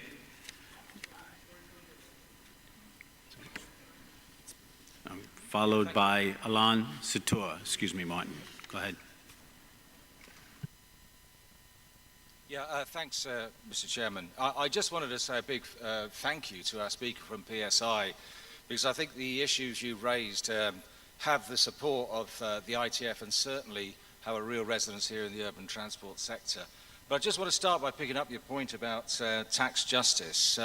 It may not be a huge priority for the ITF as such, but my own union back in the UK certainly sees the issue of tax justice as a central tool to the fight back against austerity policies. And we've been supporting some very, very energetic civil society organisations like UK Uncut and 38 Degrees and other organisations like this, which have brought in young people who've never before been involved in trade unions, never mind political movements.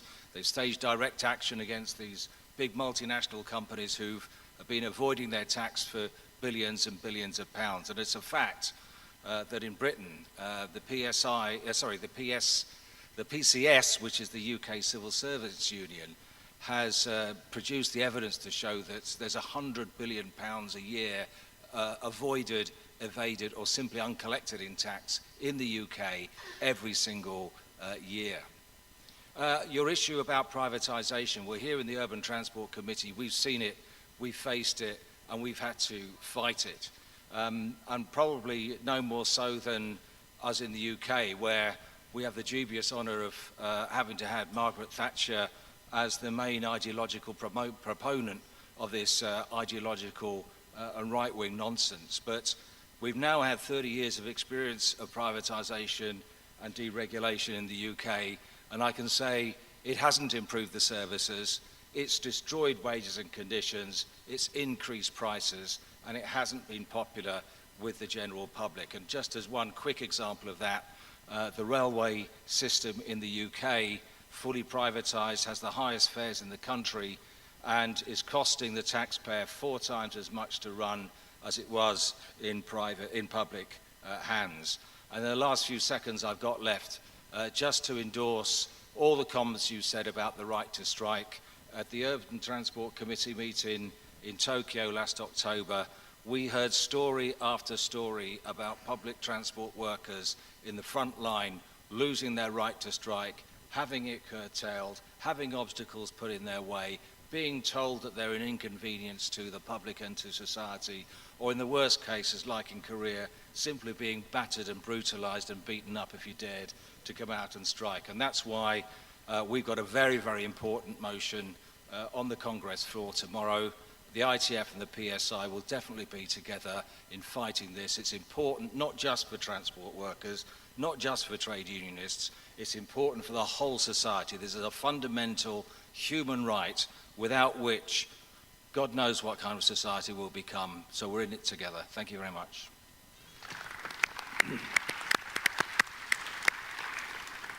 Thank you, Martin.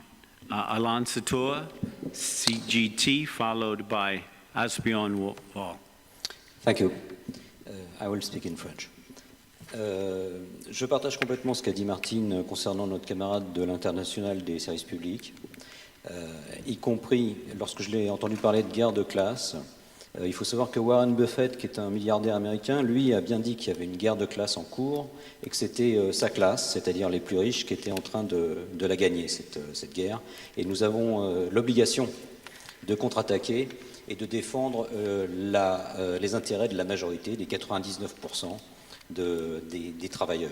D'autant plus que les services publics, c'est trop souvent la seule richesse qu'ont les plus pauvres, et y compris, c'est une vraie richesse pour les classes moyennes, en tout cas ce que les anglo-saxons entendent par les classes moyennes, donc y compris l'ensemble des travailleurs, et nous devons d'une part les préserver, d'autre part faire en sorte qu'ils soient de nouveau nationalisés ou remunicipalisés.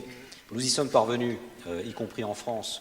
On a un certain nombre d'exemples. On a réussi à mettre en échec Veolia à Marseille. On a réussi à faire en sorte qu'à Toulouse, donc une ville du sud de la France, le réseau de transport urbain soit de nouveau nationalisé. Il y a tout un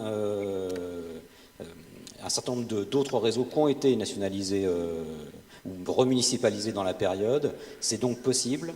Il y a d'autres secteurs, comme le secteur de l'eau en Europe, où de plus en plus les entreprises sont nationalisées, remunicipalisées, et on se rend compte que là aussi, les prix baissent, et au lieu de donner des profits à une minorité, on peut redonner à l'ensemble de la communauté un service de très bonne qualité. De ce point de vue-là, il faut effectivement lutter contre les multinationales, et y compris par rapport à ce qu'a dit notre camarade de CWA concernant Denver. Nous avons apporté et nous continuerons à apporter, à la demande de Makurata, l'aide de notre syndicat, et je m'engage personnellement à ce que nous puissions aider nos camarades américains en lutte contre Veolia, comme nous l'avons fait lorsqu'ils ont eu des problèmes aussi avec, par exemple, Keolis précédemment. Et donc, je l'ai dit tout à l'heure à notre camarade américaine, les camarades américains en lutte pourront rencontrer le PDG de Transdev au début octobre et pouvoir s'exprimer directement devant le premier responsable de Transdev sur la situation qui leur est faite.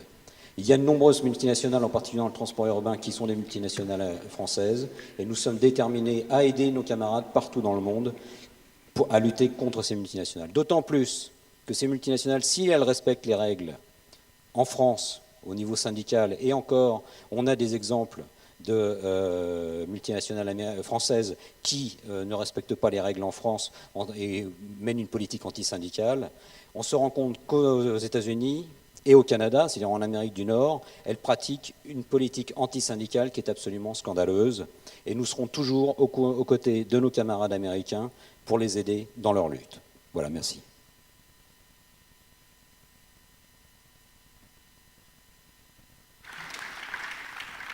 Thank you, Alan.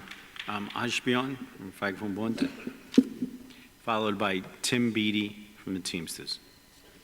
Thank you, Chair.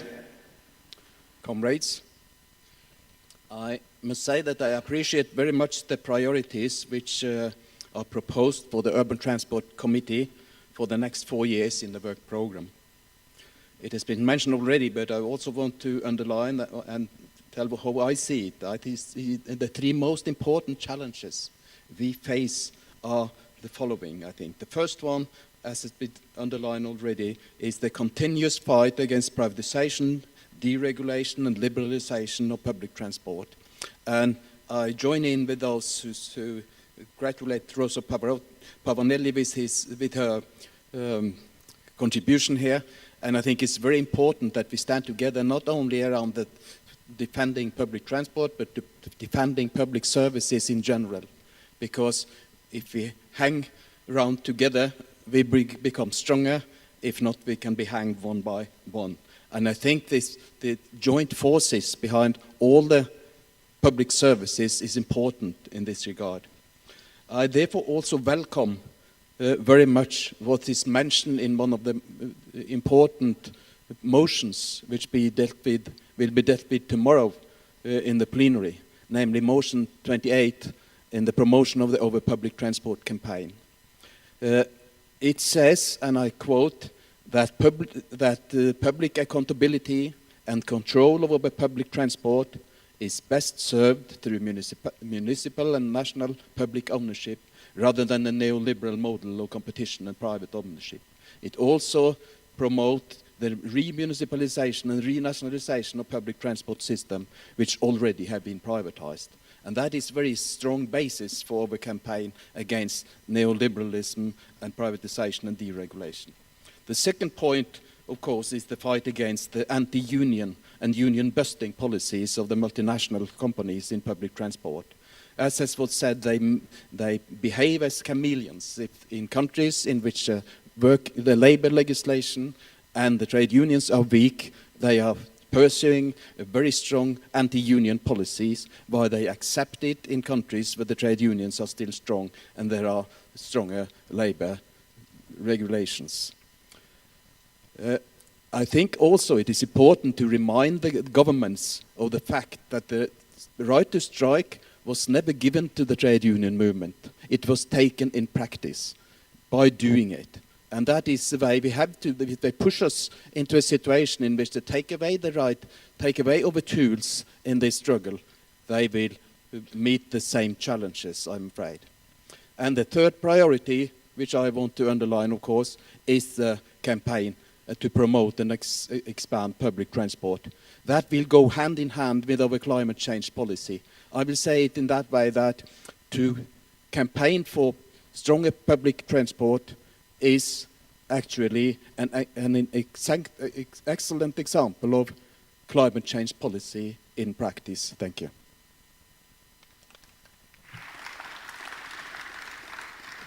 Thank you, Asbjørn. Tim Beattie, followed by Maya Schweigerhausen-Gunt. Thanks, Chair. Being from the United States, we're fully endorsing your continuing on in the directorship of the passenger transport section. Thank you very much for your service these past years, and we look forward to continue to working with you. From the U.S. perspective, we know how strong ATU is an advocate for passenger transport workers in the United States. We also look forward to working with Asbjørn and Maya and June in the future. Really pleased to see General Secretary of PSI Rosa Pavanelli here with us. Hope we can see PSI represented in our meetings in the future. I want to pick up on the points that you made, Sister, about these trade agreements. Their impact will impact on passenger transport services. For example, the agreement currently being negotiated between the United States and Europe, called the TTIP, the U.S. in those negotiations is proposing something called investor-state dispute mechanism, which will essentially prevent governments from taking over when private companies aren't providing proper public services, including urban transport. So this is exactly the kind of thing that threatens rather than promotes better relationships between the United States and Europe. Same challenge in the trade agreement being negotiated between the U.S. and a number 13 Asian countries in the Trans-Pacific Partnership. So thanks for bringing that up. We agree with it. Look forward to working with all of you in the room. If you don't know about these, they will impact negatively on passenger transport, and we need to be challenging what they're negotiating. I'd also like to emphasize what's already been stated about the passenger multinationals. We've been working with a number of unions around National Express, and I want to particularly thank Unite, Bobby Morton, Martin Mayer. I want to thank ASLEF, TSSA, and RMT, the unions from the UK that represent workers for National Express in England. I want to thank EVG, Dirk Schlomer in particular. I want to thank Stefan, who has chaired with us for the last 4 years but couldn't make the meeting today, unfortunately. Stefan, Dirk, Bobby Morton from Unite, Mac, you all came and visited the U.S. The Santa Rosa workers still don't have union recognition after voting strongly for union recognition and having had decisions by the National Labor Relations Board demanding that the company recognize those workers. National Express still will not sit down and negotiate a contract with those workers. And thank you as well to Alain. The SNCF, the French rail system, their investment arm, and the multinationals that they're investing in around the world, including in the U.S., as Alain described, they're not respecting union rights in the U.S., and look forward to working with them. Thank you very much, Chair. Thank you. Thank you, Tim. Before we hear from Maya Schweigerhausen-Gunt, I would ask Mac to make an announcement. Thank you very much. It is now 3:24, so 62 minutes have passed since we invited for further nominations to those 4 positions. I informed the House that there has been no further nominations to those 4 positions. If I may just repeat, Asbjørn Wold for the position of the Chair of the Urban Transport Committee, no other names. 3 Vice Chairs, Edouard, June Dubé, Maya, no other names. And Chair, I would like to close all the nominations. And thank you very much to all the staff who has been preparing this election balloting work, because it would have been a really complicated voting system, because this is a Committee of Road Transport and Railway Workers sections with different ballot papers. But I think, folks, you don't have to do this anymore. Thank you very much.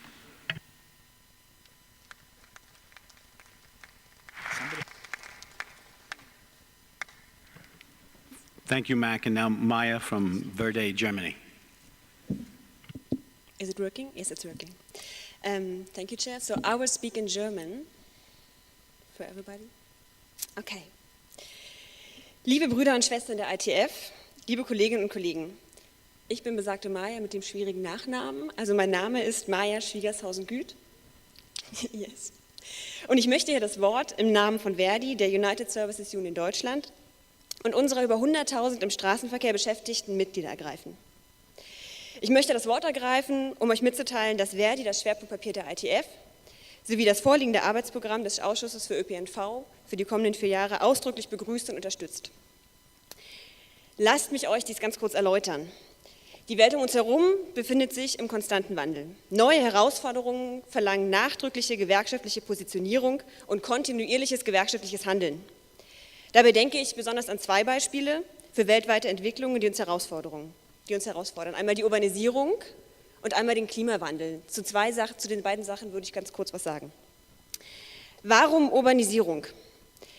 Im Jahr 2008 lebten weltweit erstmals in der Menschheitsgeschichte mehr Menschen in Städten als auf dem Land.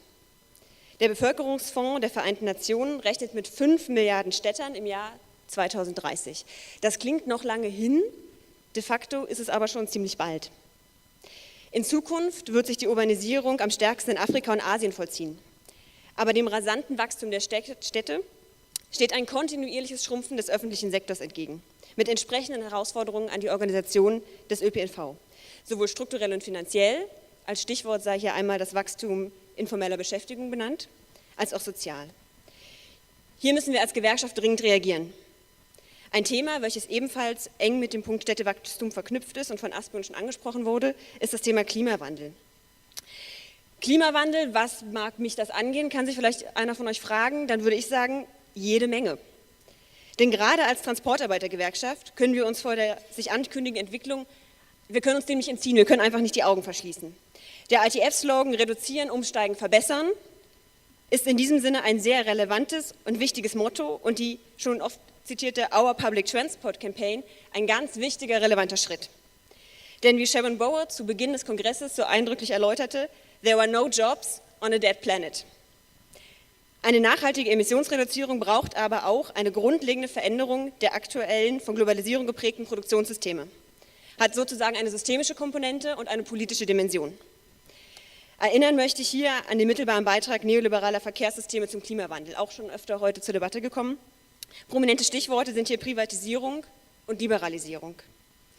Denn, wie ebenfalls schon zitiert, die multinationalen Konzernen, ihren Vorständen und Aktionären ist das Klima in der Regel relativ herzlich egal, solange der Profit und die Dividende am Ende des Tages stimmen. Doch was heißt all das für uns Beschäftigte im Verkehrsbereich, als Gewerkschafterinnen und Gewerkschafter, aber auch als Bürgerinnen und Bürger? Es heißt, wir alle sind aufgerufen. Wir sind aufgerufen, nicht still zuzusehen und auf Folgen zu reagieren, sondern aktiv einzugreifen. Wir sind aufgerufen, aktiv die Situation und den Wandel mitzugestalten, im Interesse unserem ÖPNV beschäftigten Brüder und Schwestern sowie aller im Verkehrsbereich beschäftigten Kolleginnen und Kollegen. Denn wie heißt es so richtig, das letzte Zitat, United we stand and divided we fall. In diesem Sinne freue ich mich auf die kommenden 4 Jahre ITF. Long live the ITF and long live solidarity.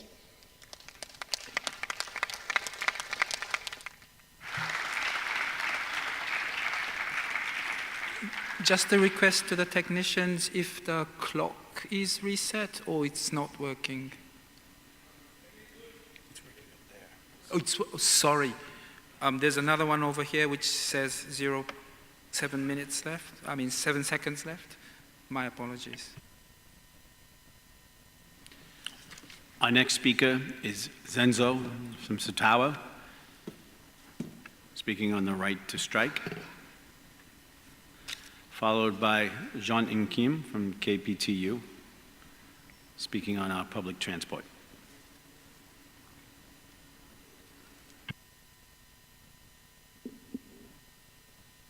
Thanks, Chair. Viva ITF, viva. Thank you very much. When I walked in, the speaker was talking on the right to strike. You would understand where I come from Satao. Striking is a fundamental right, as it has already been said.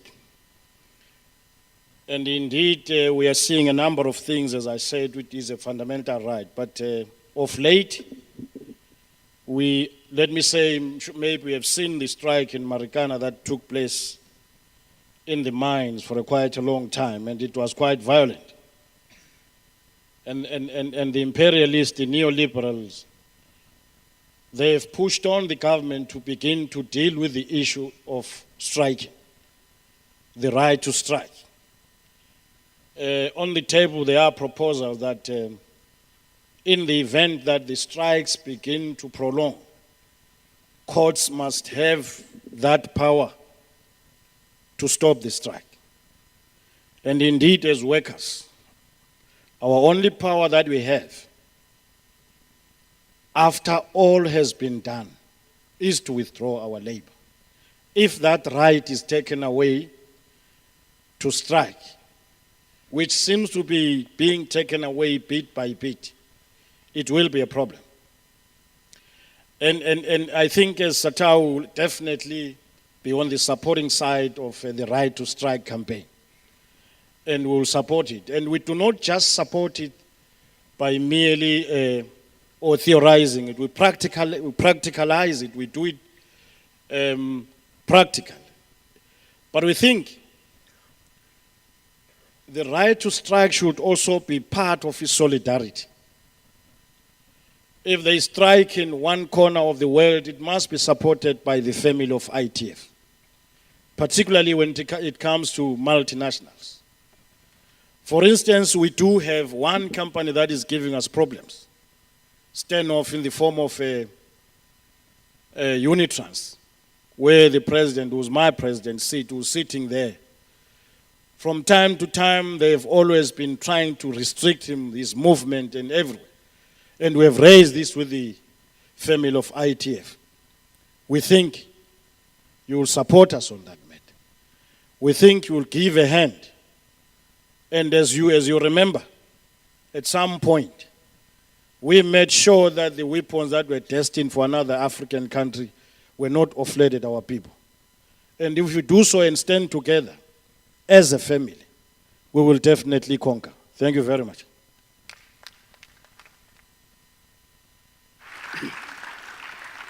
Thank you. Jean-In Kim, followed by Richard Jusset from CGT. Before my Vice President speaks, we'd like to first say we're very appreciative that ITF is providing simultaneous translation, but we'd feel more comfortable doing our own consecutive if you can allow the time. We will try to be very brief.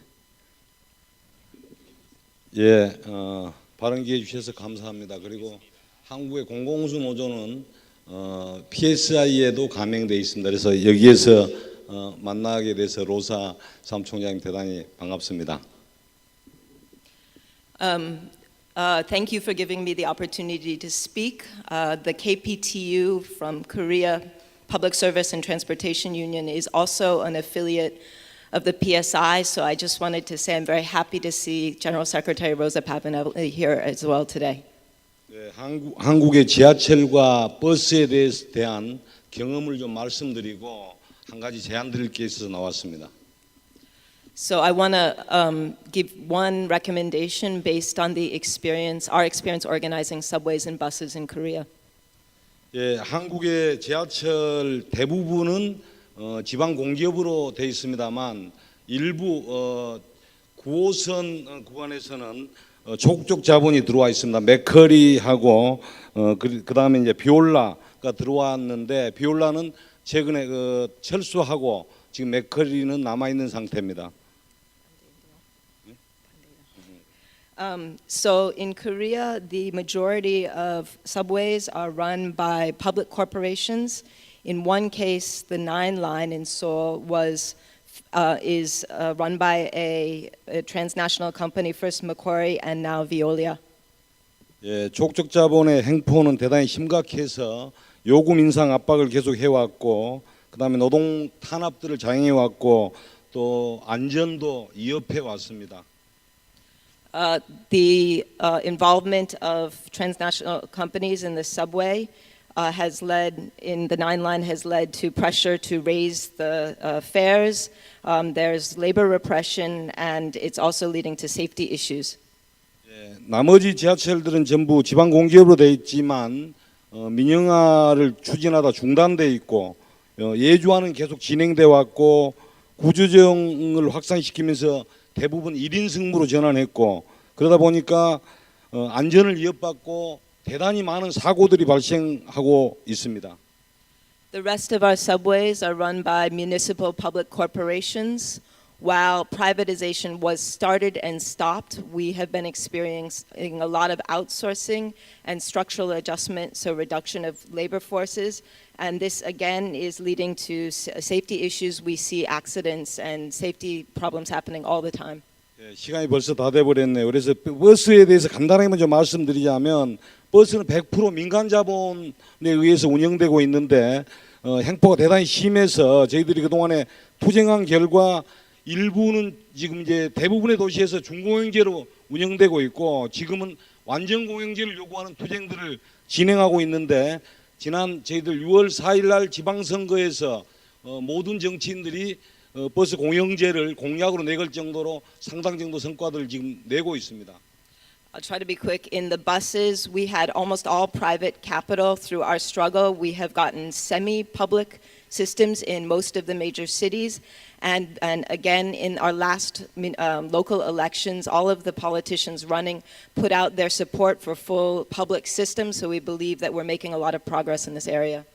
예, 제가 제안드리고 싶은 것은 이런 경험들이 국제적으로 좀 우리가 공유되고 함께 연대해서 공동으로 행동할 것을 제안드리면서, 한 가지는 더 PSI가 협조해서 ITF가 지금까지 잘해왔지만 보다 더 활발하게 그런 활동들을 해주실 걸 기대드립니다. So we know that we can learn from the experiences of other countries. We would like to ask that ITF put a lot of emphasis on sharing the experiences of working for public systems with other countries, and also to coordinate us in collective actions. And I know that PSI and ITF have been cooperating, but I want to ask for even stronger cooperation in the future. Thank you very much.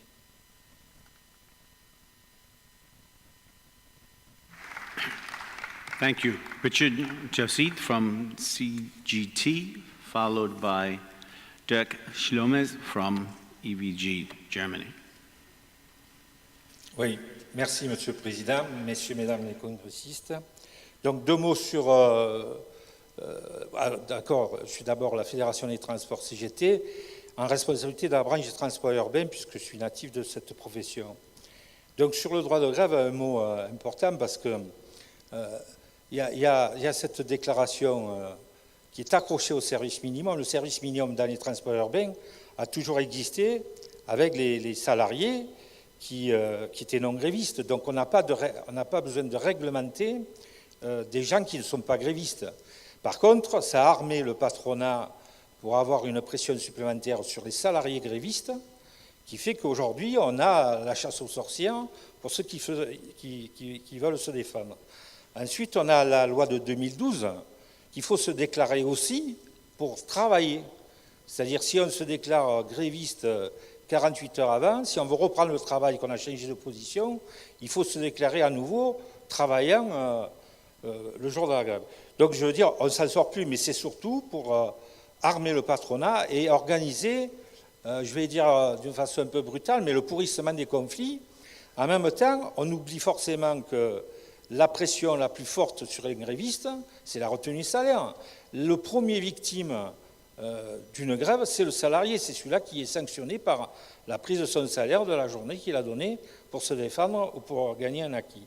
Donc là, il faut qu'on rappelle un peu les fondamentaux sur les droits de grève, parce que c'est des choses qui nous côtoient tous les jours. Alors, en complément de ce qui a été dit, puisque notre fédération est engagée sur les services publics depuis un certain temps, Mais la dernière lutte qui a été faite sur la privatisation au réseau de Forbach, c'est une ville qui est à côté de Strasbourg, en Moselle, on a pu faire une pierre de coups, c'est-à-dire on a engagé le débat public autour de la privatisation de ce réseau en travaillant sur un engagement avec la mairie et tout au moins avec les candidats qui sont au poste de maire pour qu'ils continuent à garder une régie. Cette régie, nous l'avions gagnée au mandat précédent et les candidats qui étaient face aux candidats sortants voulaient reprivatiser ce réseau, ce qui a permis d'engager ce débat autour des services publics, chose qu'on a pu gagner, et en même temps, on a pu gagner aussi le fait que, vu que la CGT, au niveau confédéral, avait une campagne, puisque c'était dans la période municipale, sur le anti-FN et puis l'extrême droite, on a permis, puisque le candidat en question, c'était le deuxième du Front National, qui était Philippot, on a pu le gagner sur les deux coutures, c'est-à-dire garder la régie et le battre au niveau du Front National. Ensuite, on a aussi, dans la question du fascisme, on voit bien qu'en Europe, c'est une question qui monte de plus en plus. Quand j'écoutais les débats un peu de partout général, il y a des pays où le fascisme existe, on n'a pas pu être combattu. En Europe, il a pu être combattu, mais aujourd'hui, il revient au devant de la scène. Et quand on voit les dernières élections, que ce soit en France, mais aussi au niveau européen, on a quand même des choses à travailler sur ces questions-là, en termes de racisme, mais aussi, surtout, en termes ethniques. Et un dernier mot sur la santé au travail. La Fédération a lancé un projet et a travaillé sur un colloque scientifique sur une veille automatique qui existait sur la conduite des tramways. Le patronat a décidé tout seul de changer ce système. À la suite de ça, les TMS et les lombardies ont été multipliés par 4, ce qui a fait qu'on a pu travailler sur les questions de droit à la santé au travail, avec derrière, forcément, le rapport de force, puisqu'on a eu quand même le dépôt de 24 préavis de grève pour faire reculer le patronat. Et ce qui a fait remporter la bataille aussi, c'est le débat public. On a organisé la CGT avec les scientifiques et les ergonomes reconnus sur la place de la France, ce qui a pu aujourd'hui modifier ce système qui engendrait des grosses pathologies pour les salariés. Merci.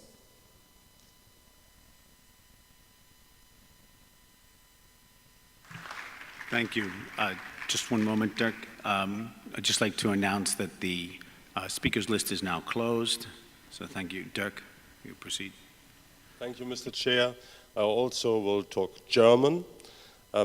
Sehr geehrter Herr Vorsitzender, liebe Kolleginnen, liebe Kollegen, ich möchte nicht mehr auf das eingehen, was schon gesagt worden ist, um meine 3 Minuten etwas besser zu nutzen. Ich möchte auf einen anderen Punkt eingehen. Ich glaube, gerade wir im ÖPNV-Bereich haben 2 Aufgaben. Nicht nur die Aufgabe, die Rechte der Arbeitnehmerinnen und Arbeitnehmer zu schützen, sondern auf der anderen Seite auch einen politischen Auftrag, den Personennahverkehr auf der ganzen Welt weiter auszubauen. Es ist die künftige Alternative zum Individualverkehr und diejenigen, die den Nahverkehr nutzen, das sind eben nicht die Reichen, sondern das sind Gewerkschaftlerinnen und Gewerkschaftler, Arbeitnehmerinnen und Arbeitnehmer und diejenigen, die auf unsere Unterstützung angewiesen sind. Ich glaube, das haben wir in der Vergangenheit auch ein Stück weit mit berücksichtigt. Das wird uns in der Zukunft noch weiter fordern, denn die Energie, die notwendig ist, um Individualverkehr zu betreiben, wird immer teurer werden und für immer weniger Menschen wird es möglich sein, Individualverkehr sich zu leisten.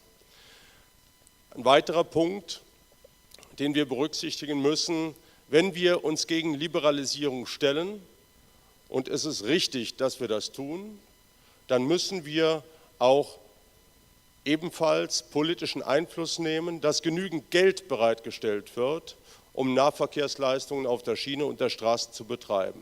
Denn nur wenn das gesichert ist, haben wir auch die Möglichkeit, mehr Geld für unsere Beschäftigten, für die Beschäftigten, für unsere Mitglieder herauszuholen.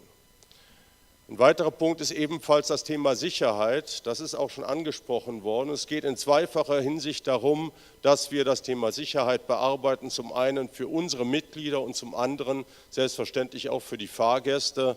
Und in den vergangenen Jahren haben wir immer wieder feststellen müssen, dass man gespart hat an dieser Stelle, dass man mit unsicheren Bussen Nahverkehr betreibt und teilweise auch mit unsicheren Eisenbahnfahrzeugen. Das bringt dem öffentlichen Nahverkehr nicht nur einen schlechten Ruf ein, sondern auf der anderen Seite gefährdet es die Passagiere und gefährdet auch unsere Mitglieder. Zum Schluss meiner Ausführungen möchte ich aber eines noch tun. Ich möchte mich recht herzlich für die hervorragende Arbeit von Stefan Heimlich in den vergangenen Jahren als Vorsitzender bedanken. Und ich möchte natürlich auch dir, Mac, herzlich danken für deine Arbeit, die du geleistet hast, um den ÖPNV-Ausschuss erfolgreich arbeiten lassen zu können. Ich glaube, mit dem Arbeitsprogramm, was wir uns für die nächsten 4 Jahre gegeben haben, haben wir das Handwerkszeug, um die wichtigen Aufgaben, die wir zu erbringen haben, erfolgreich meistern zu können. Ich freue mich auf die Zusammenarbeit mit euch allen. Dankeschön.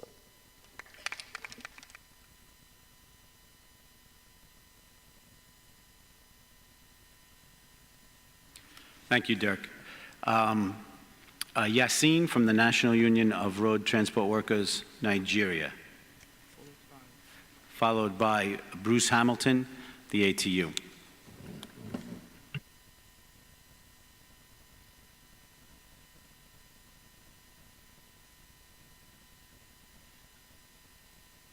Mr. Chair, comrades, I want to talk about the BRT operation in Nigeria. The BRT operation in Nigeria is being controlled by the National Union of Road Transport Workers. And there is a corridor which was designed for the buses.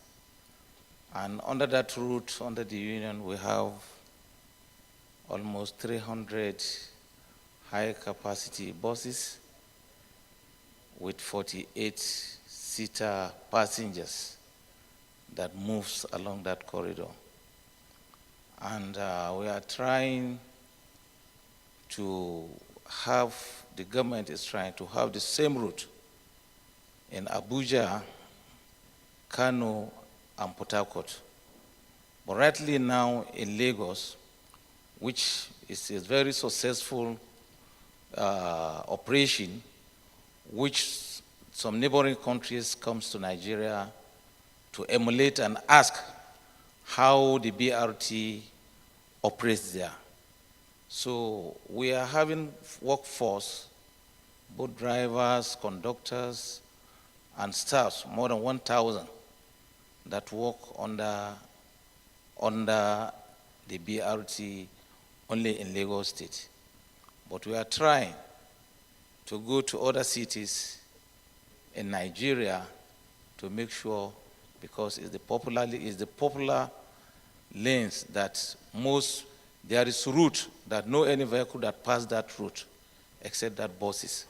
Some leave their cars and join the buses because of the traffic so that they can reach the offices they are going. So this is how the BRT operates in Nigeria. Solidarity forever. Thank you. Bruce Hamilton, followed by Umesh Kumar from the INTWF India.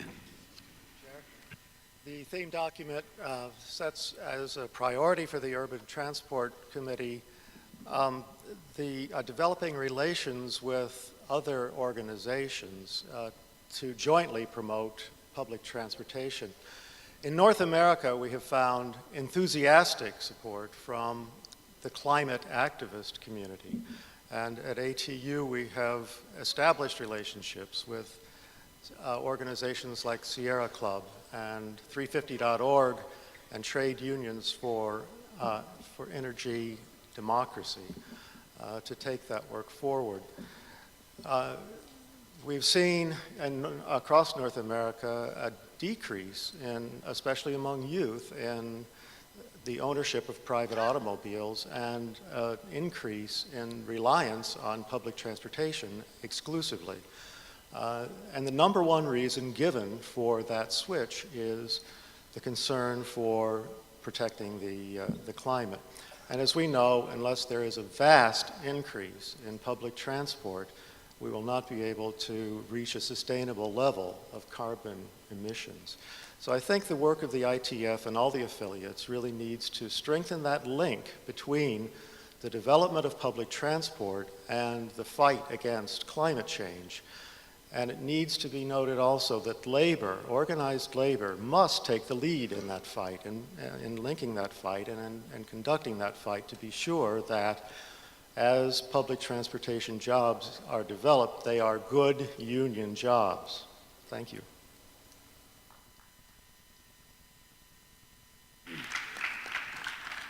Umesh, followed by Wayne Butson, RMTU. Thank you very much, Chair. Even after giving me the opportunity, as I hand over the slip late, I am Umesh Kumar from Indian National Transport Worker Federation, India. I just want to support the motion of right to strike. And I also appreciate the efforts of the ITF for the support of public transport sector. Really, the right to strike will definitely help us to protect the rights of the workers. In our country, especially in the transport sector, it is declared as a essential services. We have 5 essential services in which one of transport is also one of the essential services. And when the workers go for strike for their demands, when they raise their demands, the government oftenly establishes the ESMA Act upon the transport workers. And after that, if we go on strike, victimization starts. This will definitely help to increase the membership of the road transport workers also, because nowadays when a union calls for a strike, some pressure groups are there. Some management unions are there, some low boxer groups are there. They try to defunk the union's call and oftenly try to intervene in the matter. And due to fear, the some of workers don't go with the unions for strike. Due to which sometimes we are unable to raise our issues properly. And when we get this right to strike, definitely every transport worker will go for their right without fear. Thank you. Thank you very much. Thank you, ITF.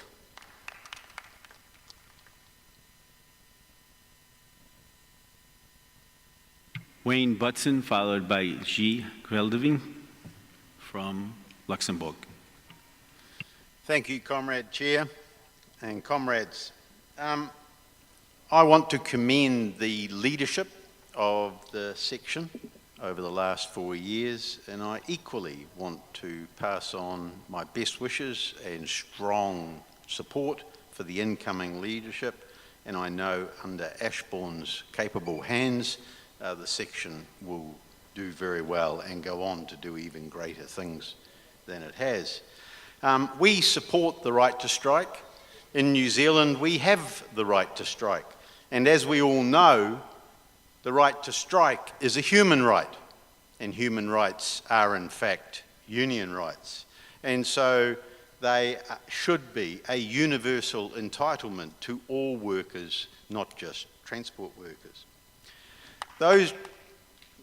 Thank you. Those of you who will have heard me speak before will know that New Zealand was one of the first to be privatised, and in fact we have gone full circle back to renationalisation.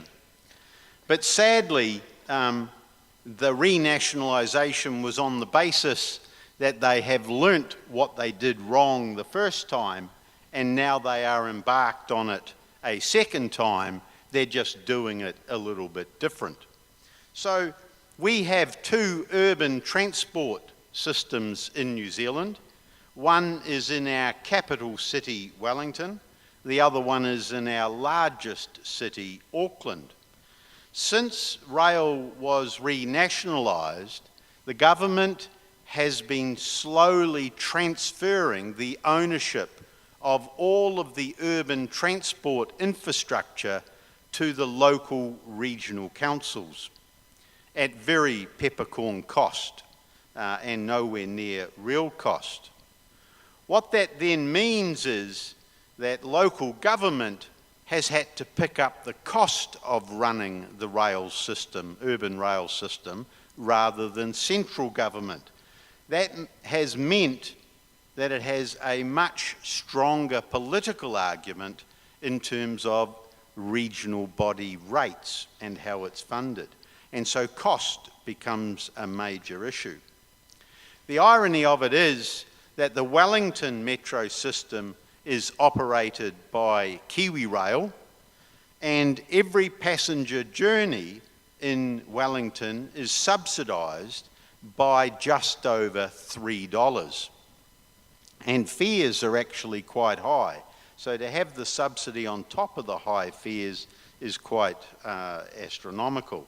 In Auckland, which is operated by Transdev and has been for quite some time, the passenger subsidy on top of the fare is $8, $5 more expensive than the state operator in Wellington, although the trains are no better. We believe that the contracts are going to come up for bidding in 2016.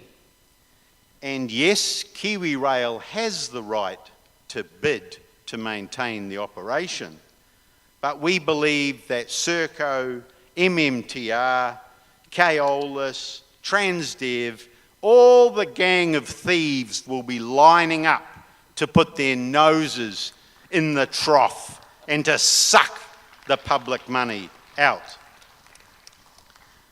So in recent meetings, the Fringe meeting and in the rail meeting yesterday, there was a Korean comrades motion for the section to do more in terms of communication, networking amongst affiliates. And yes, I know there has been some work done with Veolia, but I would ask that the section think of establishing more networks, not on a global basis, but on a regional basis, so that neighbouring countries can assist themselves, because we know that these operators operate in very, very close alignment. So we support that. We see that having greater communication amongst each other, I think, will enable us all to join together and to fight more successfully, and I look forward to doing more solidarity action with other comrade affiliates in this room so that we can fight these international, multinational, global parasites.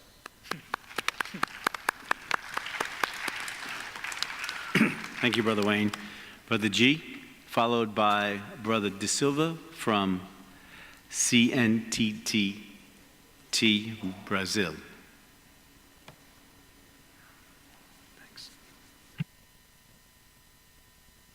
Danke, Kollege Vorsitzender, liebe Kolleginnen und Kollegen. Es ist mir ein Anliegen, als früherer Vorsitzender dieses Ausschusses das Wort zu ergreifen und vor allem auch auf die Wichtigkeit und aber allem auch auf die Wichtigkeit dieser öffentlichen Dienstleistung des öffentlichen Personennahverkehrs mit sozialem Charakter, muss ich sagen, hinzuweisen. Und es ist eigentlich ist es wichtig, dass der öffentliche Personennahverkehr, dass der für die verschiedensten Personengruppen unter sozialen Bedingungen gleich zugänglich ist und auch sein soll.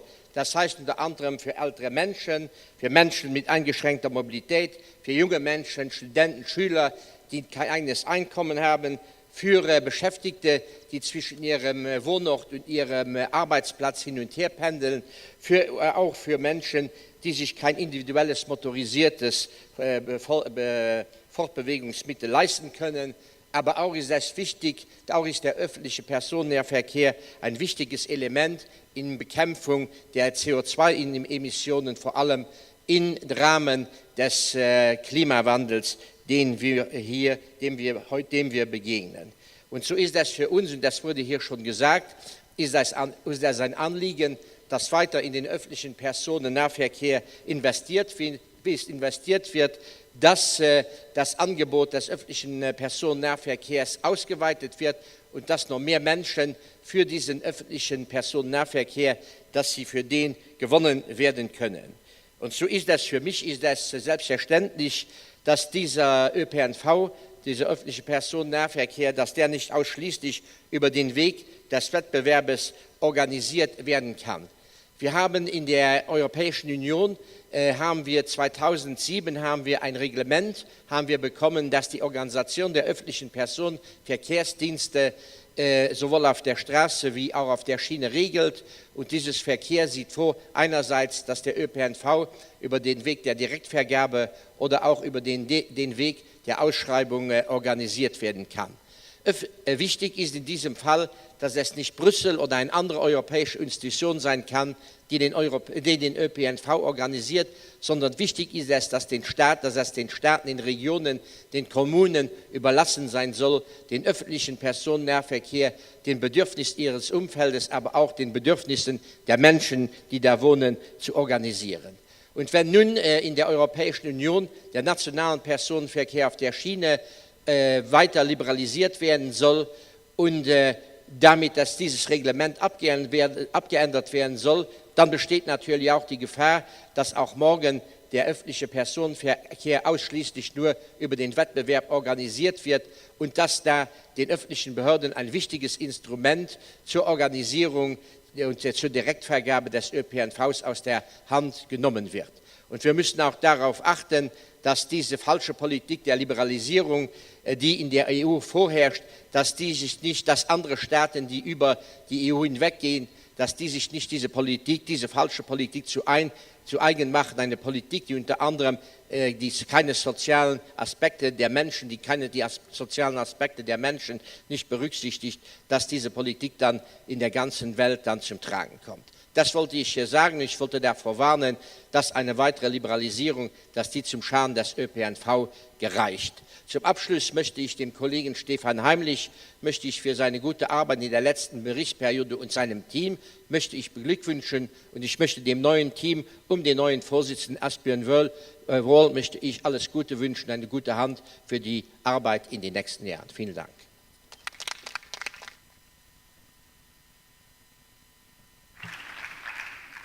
Thank you. Next is Brother De Silva, followed by Habajan Singh Sidhu from AIRF India. Obrigado pela oportunidade. Sou motorista de ônibus, presidente de um sindicato mediano de uma cidade com 500 mil habitantes e sou representante também da nossa Confederação Nacional. Venho aqui para dar uma pequena contribuição, dizer que o direito de greve no Brasil está consagrado como princípio fundamental, mas a Constituição atribuiu à lei infraconstitucional a regulamentação, de forma que existe uma lei que restringe o direito de greve, sobretudo no transporte coletivo urbano, transporte de passageiros. E o transporte de passageiros no Brasil é basicamente por ônibus. Há 4 ou 5 capitais que contam com o serviço de metrô, mas a grande massa de trabalhadores são transportados por ônibus. E o serviço é um serviço público, mas operado na forma de concessão. Há as empresas privadas concessionárias desse serviço público que opera esse transporte coletivo, e esse transporte coletivo não tem atualmente no Brasil um subsídio público. E nós passamos nas 2 últimas décadas por um fenômeno da motorização. Então, houve uma fuga do número de passageiros transportado para o automóvel particular, para o seu veículo particular. Isso vem causando uma precarização no serviço, porque o custo do serviço é dividido pelo número de passageiros que são transportados. Então, a equação é simples, é o IPK, é o custo do serviço transportado pelo índice de passageiros transportado por quilômetro. E essa equação, nos últimos 20 anos, há 20 anos atrás, eu diria que esse índice era de 3 passageiros por quilômetro, e hoje é de 1,8 passageiro por quilômetro. Portanto, há um custo bastante elevado para o passageiro arcar com esse custo, e isso tem sido tratado de forma não técnica, de forma política. Os prefeitos, a autoridade pública de cada cidade, preocupado para não aumentar muito o custo rateado ao passageiro, vem restringindo o valor e, consequentemente, isso afeta nas condições sociais dos operadores, dos motoristas, dos cobradores de ônibus, do pessoal de apoio, mecânicos, manutenção, o pessoal de oficina e garagens. De forma que o transporte coletivo no Brasil está hoje numa situação de colapso. Nós temos um estudo feito pela Fundação Getúlio Vargas, de estudos aplicados, que fez um estudo comparado com o que ocorre em grandes cidades da Europa. E o que esse estudo aponta é que os trabalhadores, os usuários do transporte coletivo no mundo desenvolvido pagam apenas a metade do custo desse transporte, a outra metade é subsidiado. E no Brasil, não. No Brasil, o subsídio é insignificante. Isso está afetando a qualidade do serviço, a segurança dos trabalhadores e existem as mobilizações do movimento Passe Livre, do movimento dos estudantes, que estão em conflito com os trabalhadores do transporte, que estão em conflito com a autoridade pública que administra esse serviço, e também a mídia, e toda essa pressão sobre os trabalhadores, sobre os operadores do transporte. E essa lei que regulamenta a greve atribuiu ao serviço de transporte coletivo como atividade essencial. E como atividade essencial não pode parar 100%. Isso varia muito de tribunal, de região para região. Há tribunais que reconhecem apenas 30%, 40% dos ônibus circulando em situação de greve, mas há tribunais que determinam que 90%, 95% dos ônibus circulem mesmo em situação de greve, e atribuindo multas, penalidades inconcebíveis para o sindicato, para as associações profissionais terem que pagar multas elevadíssimas. Isso sem contar situações de interditos proibitórios que se lança a mão para proibir a realização de piquetes, a livre mobilização dos trabalhadores. Então, essa é uma pequena contribuição, mas para que os companheiros de todo o planeta possam aqui fazer uma comparação. Era essa a nossa contribuição. Muito obrigado.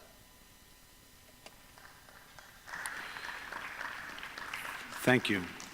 Brother Harbhajan Singh Sidhu and Simanga Shonwe from Swaziland Transport, Swaziland Transport and Allies Workers. Proceed. Go ahead. Thank you, Chair. First of all, on behalf of All India Railwaymen Federation, I endorse the 4 years action plan of the urban transport section to mobilize the entire workforce working in the urban transport against the privatization, against the offloading of regular work to the private parties, and also to mobilize in favor of right to strike. I would also like to share of my experience of my country. Since 91 in my country, government has decided to welcome the globalization and according to that liberalize their policies in favor of capitalists and invite multinational to our country to invest their capital. Last 20 years, our experience is that no industry is established in my country, only to purchase the profit-making industries and throw away prices. And since 91, there is a complete ban on recruitment in public sector, government sector. Not only ban in government and public sector, 3% reduction every year, so that all regular work, perennial nature of work, slowly handing over to private parties. And my organization, since 91, along with our colleague, other federation and FIR, regularly protesting against the anti-labor policies of Government of India. And now, first time in the history of our country, all the central trade union, 11 central trade union, big federation, big union, form a joint action committee against the anti-labor policies of Government of India and decided to go on direct action. Last year, we had a 2 days complete strike in our country. Near about 150 million workers have participated in that strike. Now, in my country, recently, election have been finalized, new government has taken over, and new government has decided to 100% FDI, foreign direct investment in railway, and 49% direct FDI in defense, and 49% in insurance sector, in bank sector, against this anti-labor policies. Entire workforce, entire trade union have decided to have a national seminar in the month of September first week to decide the direct action plan against this anti-labor policies. And I appeal to all affiliates of the ITF to unite globally and fight locally against this privatization, against the policies of the government, against the workers. And also, we know that entire employers of the world united against the right to strike, and I appeal to all, we should also unite to our right to strike. This is my request to all. Thank you very much.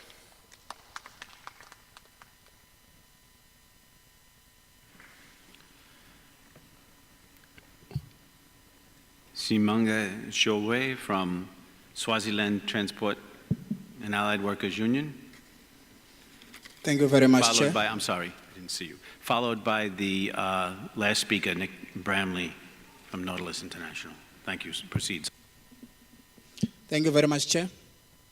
I'm standing here in front of you colleagues to appreciate, maybe, in terms of the solidarity support that we get from the ITF family, and fully support in the campaign of the right to strike to the workers. In our case in Swaziland, it's far different because there are some laws who governing the workers to go to strike, but our own government has suppressed the tendency of suppressing the workers when it comes to that right, to exercise that right of strike. If I can make an example, in 2012, we go to strike as public transport workers, and our comrades, colleagues were arrested, prosecuted by the government's force. We appreciate too much to the delegate that was sent by ITF to Swaziland, because after that delegate was sent by ITF to Swaziland, our comrades were released from the jail. And we will also need some more support in ITF family, just because even the national center of ourselves in Swaziland have been deregistered by the government after the workers have taken a resolution to not bother themselves with the elections that were held in 2013, the national elections. For that reason, the government have decided to deregister the national center. So we also need the support, and we strongly fight for the workers' right in terms of the government, in terms of forcing the government to go back and register our national center. Colleagues, I will also want to state in front of yourselves that we have some big challenges in our country, that is Swaziland, in terms of the government is not following even the conventions that were signed with the ILO. And there is no freedom of association, there is no freedom of assembly. So we are in crisis. That is why we are saying we are fully support that campaign raised by our National Transport Federation. I thank you.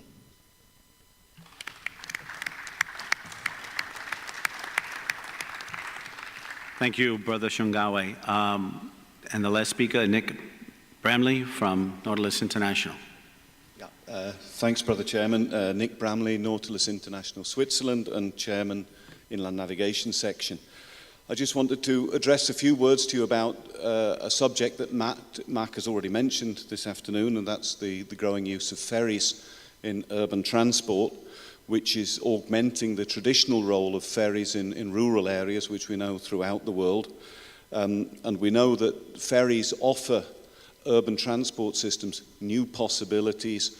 The rivers tend not to be so overfilled as the roads tend to be, and as the railway networks tend to be, and the tram networks, and they can sometimes offer rapid relief. It's much easier to put a small ferry onto a river or a canal than it is to start building roads or laying tracks.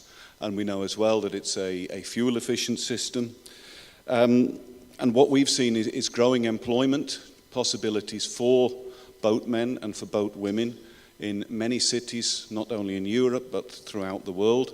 We have some cities which have traditional ferry systems, so Sydney or New York, but we can see cities like London have started to resort to ferries. And what we see from our side is that the quality of the owners and the operators varies enormously.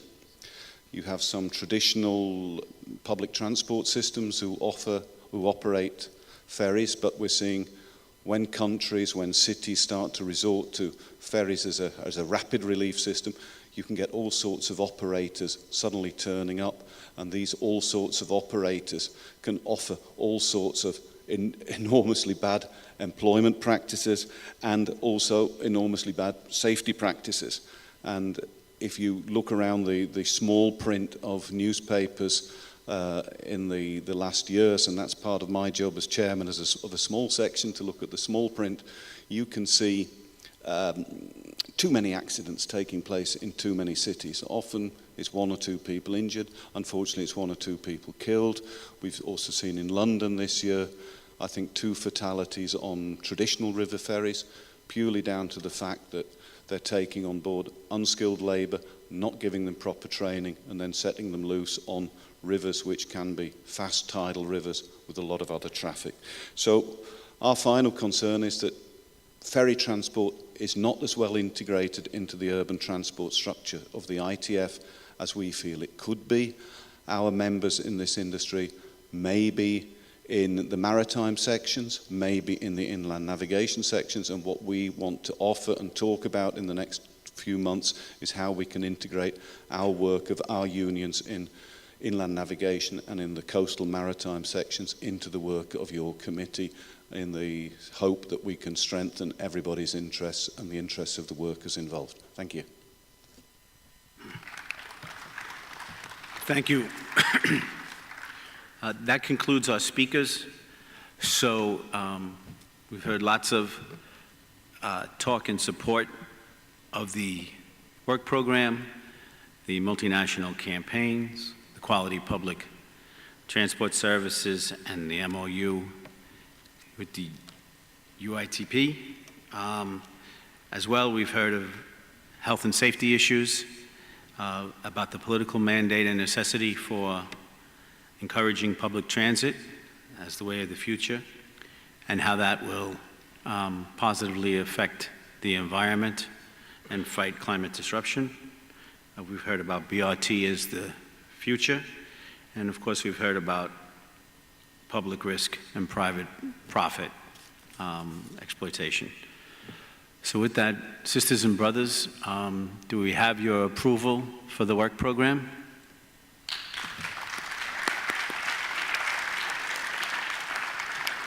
Thank you. Mac? Thank you.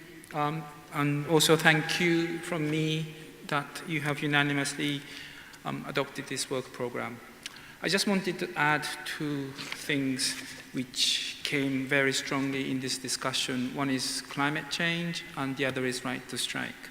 Both of these themes, issues, are in the Congress theme document, so rest assured we will be dealing with these topics in our activities and the work program. And on climate change, we do have a working group led by Alana Dave, our education officer. So if you're interested, please by all means participate in this climate change working group and add your voices, make your contributions to our work.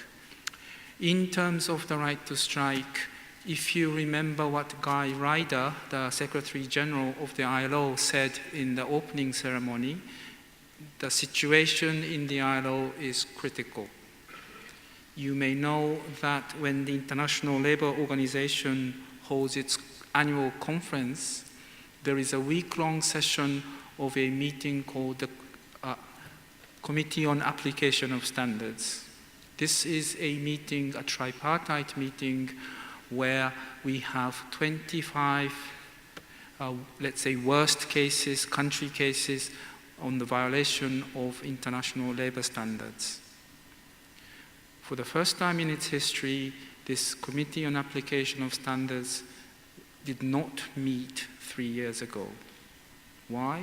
Because the employers group and the newly elected spokesperson, Chris Sider, a union-busting lawyer from the UK, refused to discuss any issues related to the right to strike, because they claim that Convention 87, in their interpretation, does not include right to strike, and therefore it is not a matter for the ILO to discuss.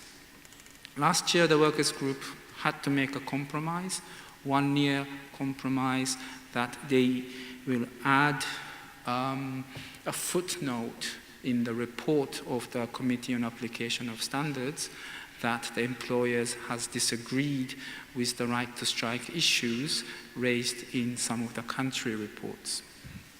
This year, we refused to do this. What did it mean? It meant that we adopted 4 country reports, but the remaining 19 country reports were not adopted. And what does this mean to you? It may just mean that there's a big row, a quarrel in Geneva 1 week in June between the employers and the workers in the ILO's highest governing body. That's not true. Sooner or later, the courts in your countries will begin to say, look at all the jurisprudence in the ILO. They are no longer discussing or taking a view on the right to strike. So when you go on strike the next time, when you are sued by your government or your employer, when the case goes to the court might just say, well, ILO is changing and we cannot adopt the traditional position that we have adopted in our courts, in our legal systems. So this is, in the long run, is going to affect you tremendously. That is why we have to be really, really on the alert.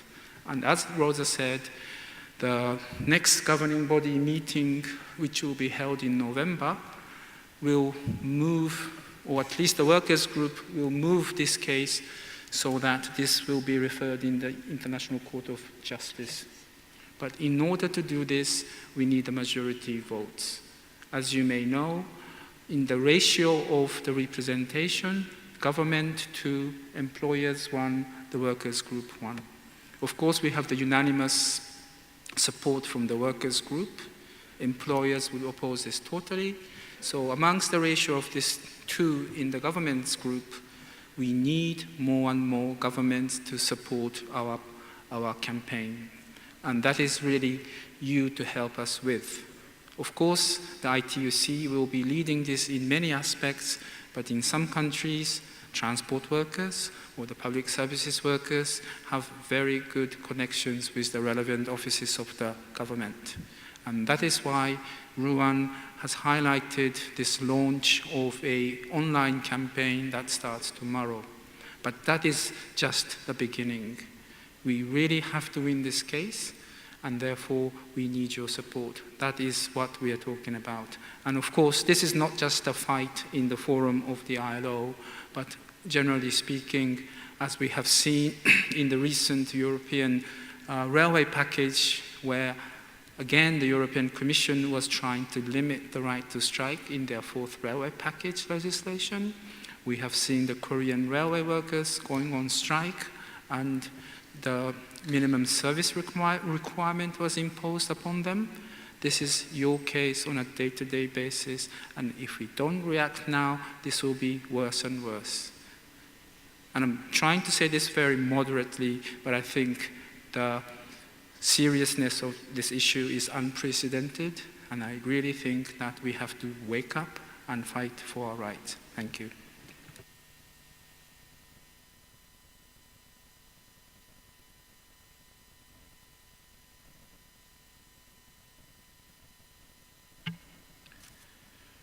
So at this time, we would like Rosa to make some comments on what she's heard, perhaps, or whatever she'd like to talk about. Yes, thank you very much. It has been a pleasure to be able to attend this session of your Congress, and I have to say that I really felt at home because really the items that are on your agenda are really, really close to the one that you are doing, we are doing in PSI. I want to pick up one of the comments that Mac made in his previous comment about the QPS campaign that was previously endorsed by the Council of the Global Union. It's true, we have been campaigning for obtaining quality public services around the protection of quality public services around the world. I think that one of the good positive aspects of this campaign was the fact that we have been able to change the mind of many people around the world, making it clear what we mean when we speak about quality public services. But the kind of aggression that we are facing now require that we become, let me say so, more and more specialized, targeting each individual public services with the expertise and the skill that we have in our union from the affiliates to be able to react and to counter and to respond to the aggression of the employers. I'm sure that you will be dealing with your campaign on public transport in a very successful way. And I'm also sure that your campaign can match and help supporting other campaigns for quality public education, for quality public health system, as we will do with supporting yours. There are many other issues that you have been discussing and raised during this debate that I'm sure can be the basis for a common work that we can develop. The issue of climate change is of course supporting, as also PSI is part of the energy democracy campaign. We will be in New York for the demonstration in September. This is one of the aspects, but climate change is also related to quality of life, not only because of the warming, but also because disasters are becoming more and more frequent due to climate change.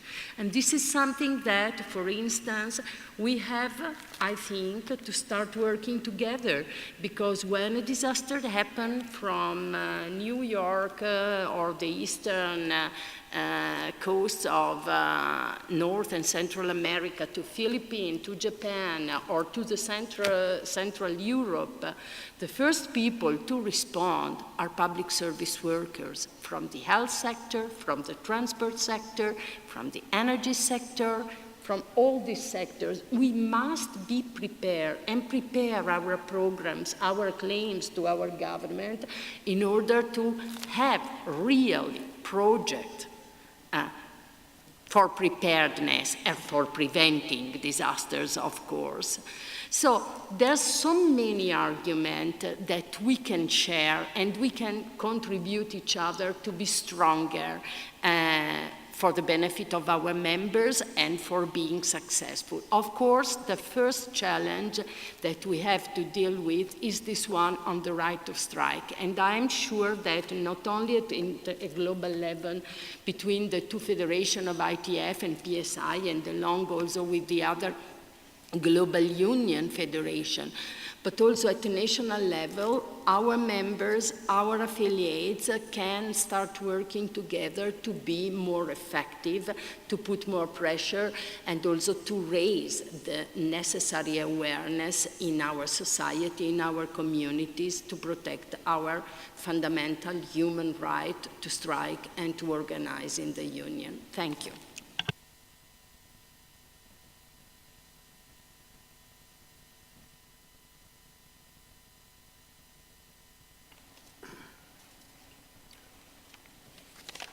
Yes, I would like to call Benita to the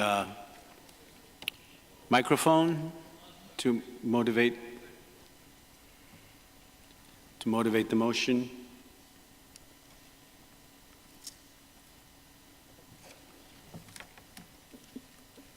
Gracias, señor presidente. Quiero primeramente, compañeras y compañeros, hacer un reconocimiento a los presidentes de las diferentes secciones de carretera, ferroviarios y por lógica del transporte urbano. Y también al compañero Mac Gurata, porque creo que han conducido estos sectores en una forma muy importante en nuestra federación. Yo he entregado en tiempo y forma una moción que considero es de suma importancia porque trata el tema que creo es prioritario en la federación, que es respecto al cambio climático que estamos padeciendo en todo el mundo y que debe de ser factor primordial para poder llevar a efecto esto que ya se está haciendo como el VIH-Sida, una pandemia. Estamos sufriendo en todo el mundo graves problemas que tenemos que contrarrestar. Y bueno, la moción que he mencionado es para que la Federación apoye a mi país para que se incremente en una forma considerable el transporte eléctrico no contaminante. Porque nosotros en la Ciudad de México movemos más de 6 millones de pasajeros diariamente. La Ciudad de México es una de las ciudades más grandes y más contaminadas del mundo y creo que hay que considerar mucho este aspecto. Y la petición en esta moción es de que se envíe al jefe de gobierno, sobre todo de la Ciudad de México, pues un exhorto para que en lugar de que se aumente el transporte de combustión interna, sea un transporte eléctrico, híbrido o de gas, porque creo que esto lo están haciendo las grandes ciudades y nosotros no podemos quedarnos atrás, ya que, pues, como les he comentado, somos la segunda ciudad más contaminada del mundo. Quise hacerlo así en forma muy extractada porque me llevaría bastante tiempo leer toda la moción y creo que esto va a estar en documentos de las conclusiones de este 43 Congreso. Así es que yo les pediría que me apoyaran, desde luego al compañero presidente del transporte urbano, tanto el saliente como el que va a llegar, y a todo el Consejo. Yo les agradezco mucho, vuelvo a repetirles, creo que esta es una parte importante porque la Federación es de movimiento, el mundo se mueve a base de lo que hacemos nosotros y somos los que generamos el movimiento en el mundo y lógicamente a los trabajadores para hacer la riqueza del mundo. Muchas gracias, quise ser muy claro y sobre todo pues muy corto mi exposición. Muchas gracias, muy amables.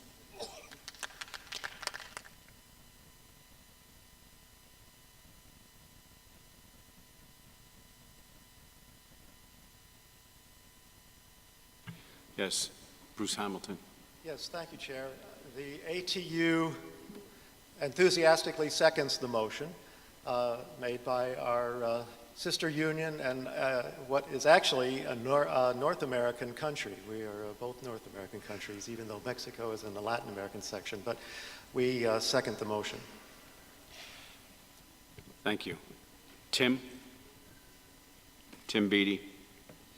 I've been to Mexico City recently, Chair. I wholeheartedly second the motion. I understand that, or third the motion, where you was seconded. I understand that what we're making is a motion that's not an emergency motion to Congress, but rather something that we're doing as an urban transport section. And both the intent and the actuality in Mexico City is something that I think we can all support.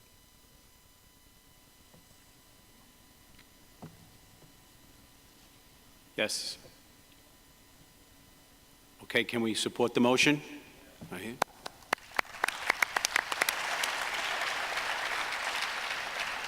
Mac.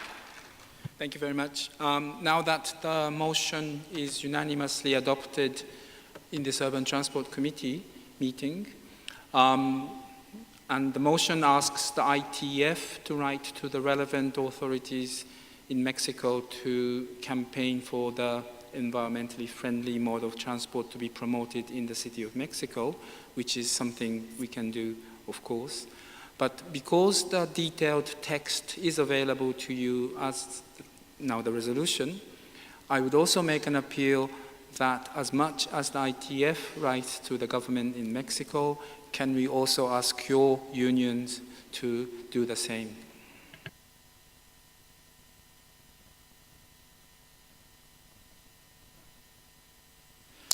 At this point, I would like to ask the newly elected members of the committee to come up to the table. Asbjorn, come up and say a few words. Maya, come on up and take your place at the table.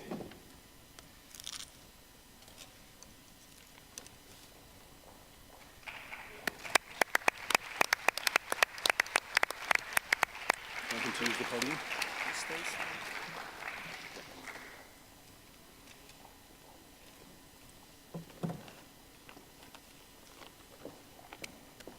Have you had the election? No, stay. You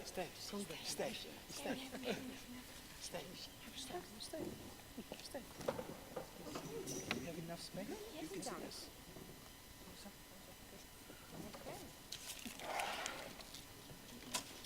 You could ask yourself and June and Mike to say a few words too, just as please.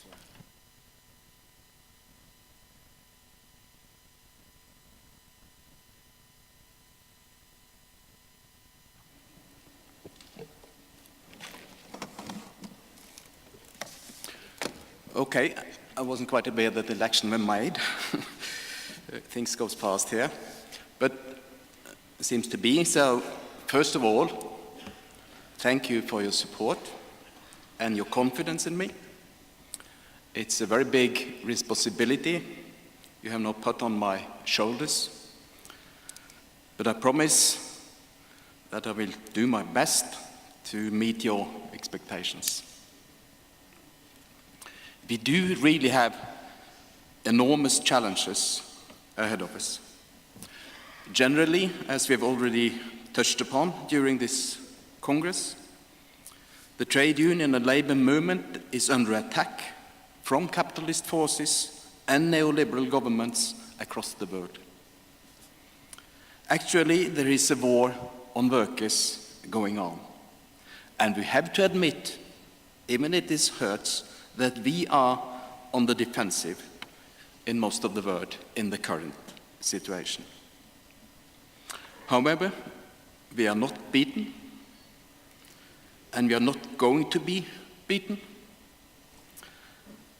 That's exactly the reason why we use this Congress to organize and to reorganize our forces, to build strength, to develop strategies, and to defining our goals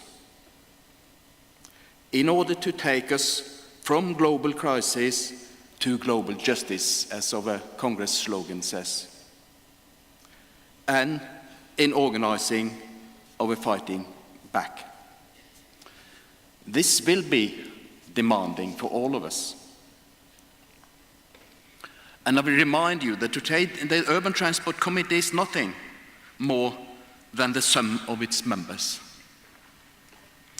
We in the Urban Transport Committee can coordinate, we can organize support, we can organize so that we can exchange experiences, and we can jointly develop strategies and policies.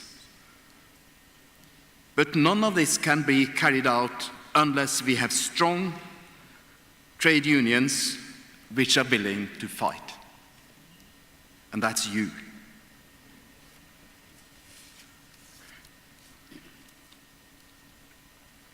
I want also to use this opportunity to thank Stefan Heimlich for the enormous contribution he made during his period as leader.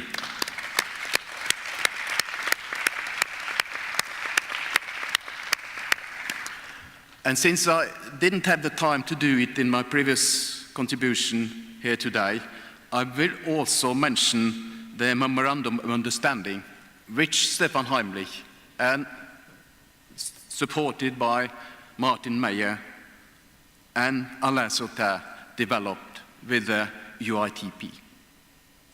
It is an extremely exceptional good statement. There are really good negotiations people we have sent into that struggle. And I must say it is something of the best I have seen at an international level anywhere. Without selling out one little principle of our own, one piece of our own principles, they were able to make the employers accept a lot of our principles in this cooperation. Of course, a memorandum is words on paper, and it doesn't come by itself, not even the implementation of it, even if it is signed by the employers. So there's a hell of a lot of work to do in order to implement the contents of this. But it is an enormously good instrument, a tool for achieving exactly what we are fighting for. So I also would extend my thanks and gratitude, not only to Stefan, but also to Martin Meyer and Alain Sauter. And please join me in giving them a clap of hands.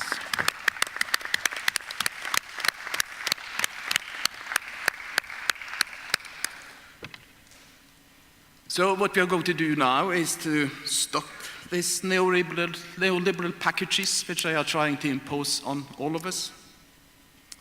We have 4 years to turn the tide, and we are willing to try to do that. And let us walk this walk together.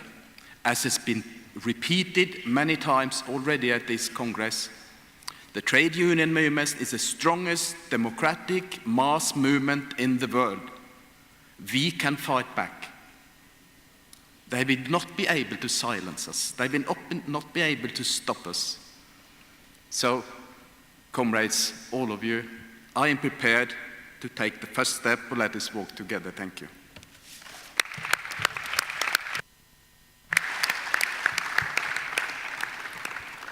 Maya, would you like to say a few words?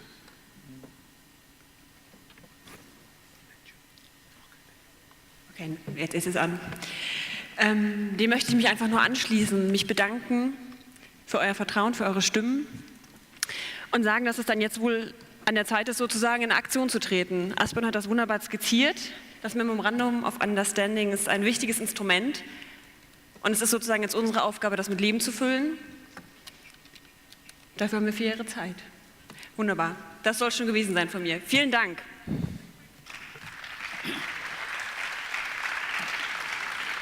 June Duvet.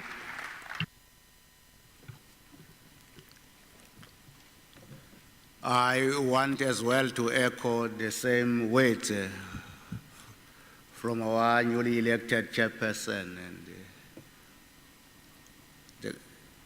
the confidence that you have passed to us. We will work together as a collective elected today, and we will work together with you in taking forward the 4-year plan that has been as well adopted by this conference. Once more again, then thanks very much, and then Chairperson.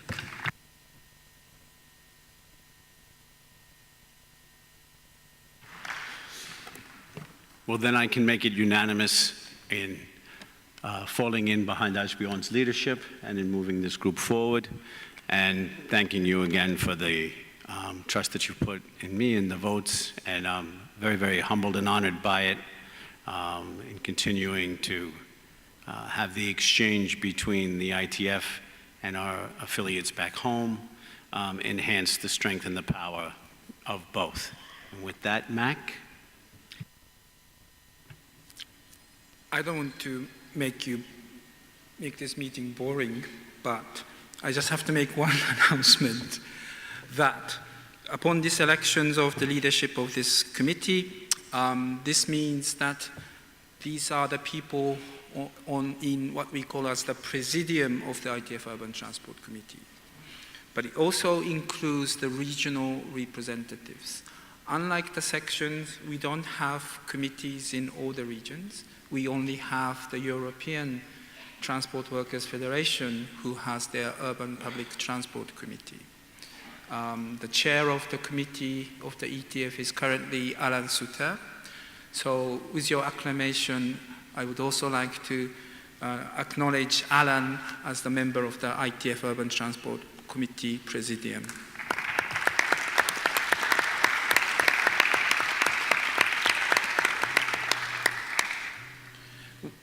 One thing I would also like to say about Stefan is that not only did he promote this work for the signing of the MOU with the UITP, he was the one who pushed the Urban Transport Committee activities to make it really global. For example, he stressed that we have to work more closely with our North American colleagues. And that is why we had our first ever Veolia strategy meeting, and thanks for sending Eugen from your PSI to that meeting as well. But through that meeting, we now have some very active unions from North America involved in the ITF Urban Transport Committee. He was also the one who stressed that we should have this Urban Transport Committee meeting in non-European countries. And that is why we had our meeting in Tokyo last year, first ever in the Asia-Pacific region. So if you look back to the achievements and the leadership that Stefan has exerted, I would only make a strong appeal to those colleagues in the regions such as the Asia-Pacific region, but also Africa, the Arab world, Latin America, North America, that we have to move on to make sure that we have regional structures in those ITF regions as well. And this will be something that the London office will be working closely with our regional colleagues. So perhaps in 4 years' time, we will have improved and coordinated activities in the regions, not just Europe. Chair, if I may allow to say a few more words. Because yesterday in the road transport section meeting, the time was so tight that I didn't have anything to say to Martin Mayer. If I could just say a few words, I would appreciate it. Martin's been the section chair of road transport for 8 years, but before that, he was one of the 2 vice chairs of the Urban Transport Committee. And he was also, together with people like Stefan, promoted our work. I first met Martin more than 20 years ago on a snow, cold day in Sheffield. I was still working in the ITF Tokyo office and went to see him to interview him through the recommendation of Graham Stevenson that he is the expert, he knows everything about what happened in the UK bus deregulation. And the notes I took and the interview I did from Martin was like 1 page, 1 book thick of information. And that notebook and the notes I have taken have helped me for so many years, for 20 years. But it's not just his knowledge, but it is his dedication to fight for the working class and to promote the progressive agenda. And he has done that so well and so strongly, and we have made so much achievements. He has been my mentor, my friend, and my comrade. So, apologies for taking this opportunity to thank Martin in the Urban Transport Committee, but without these words, I would not felt comfortable to finish this meeting. So, Martin Mayer, you will no longer be the chair of the ITF Road Transport section, but I don't think you will be forever gone from now. I understand that you will still be helping your local union activities. You will be still the leader of your United Left Caucus in your union. And I'm very happy to know that Martin is, again, still always available to help us in the activities of the ITF. So, Martin, goodbye for now, but we will see you from time to time as well. Thank you, Martin.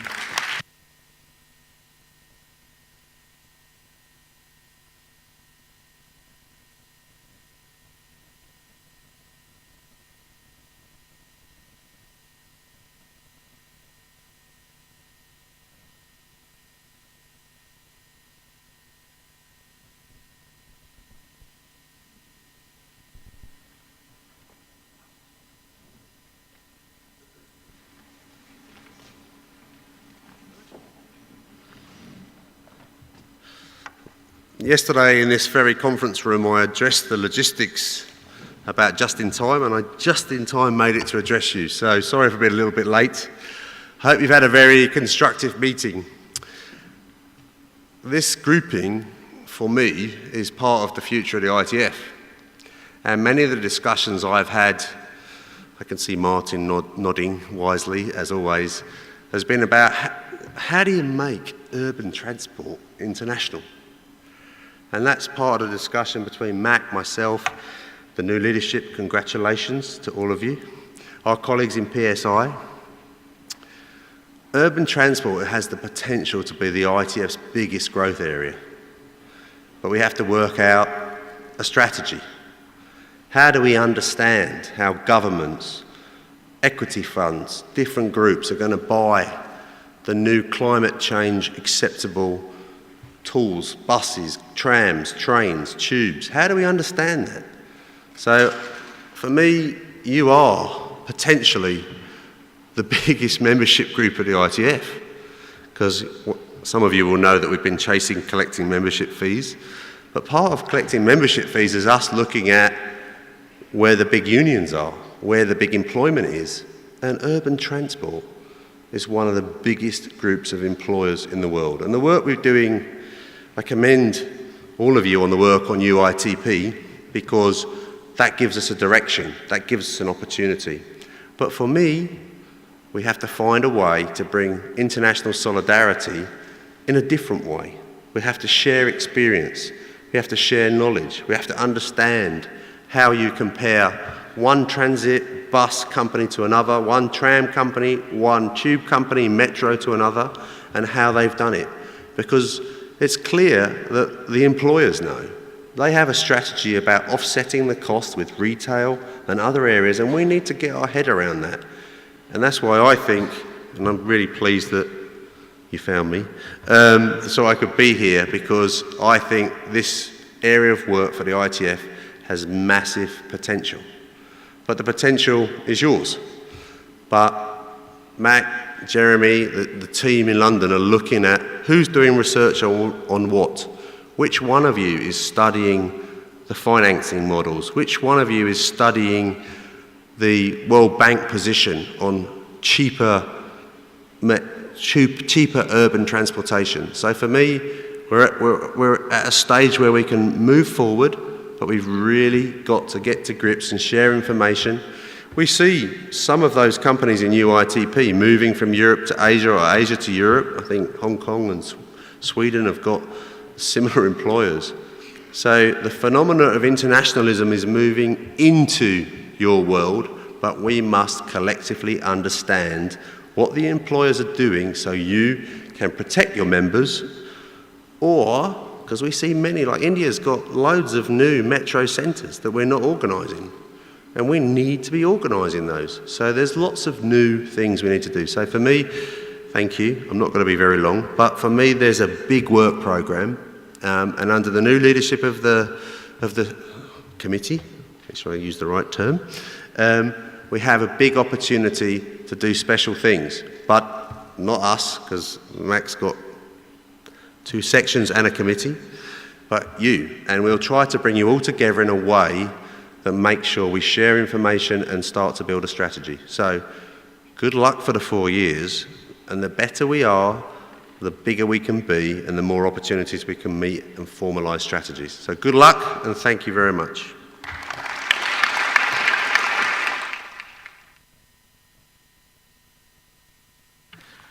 So before I get to my last duty as chair, I would like to thank all of the ITF staff and interpreters, but a special thanks to Janina, Claire, and Lawrence. Please join me in that thank you.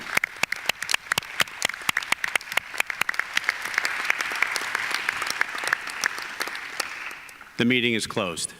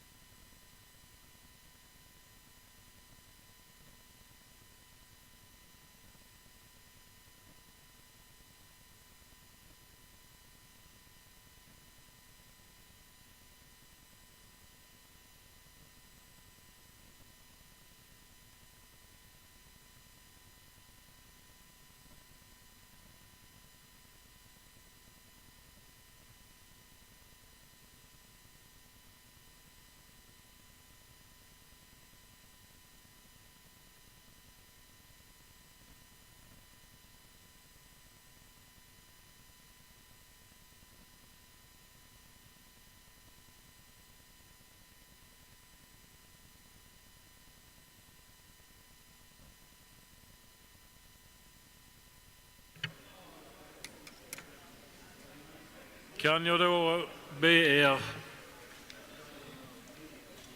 ta era platser? Could you please be seated?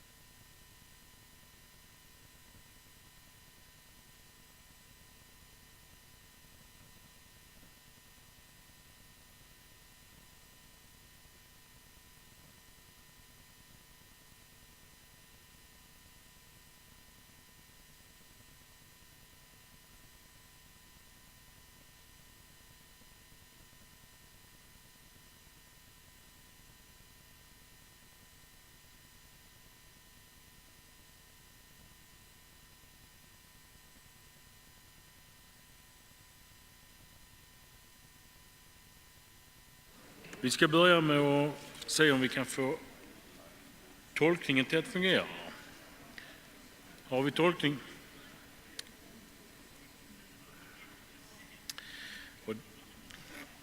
Och det verkar faktiskt som om vi har det. Och då så ska jag också ta möjligheten till att använda mitt modersmål svenska till det här mötet. Och börjar då med att hälsa er alla hjärtligt välkomna. Och jag har fått besked på att vi har tolkning till följande språk.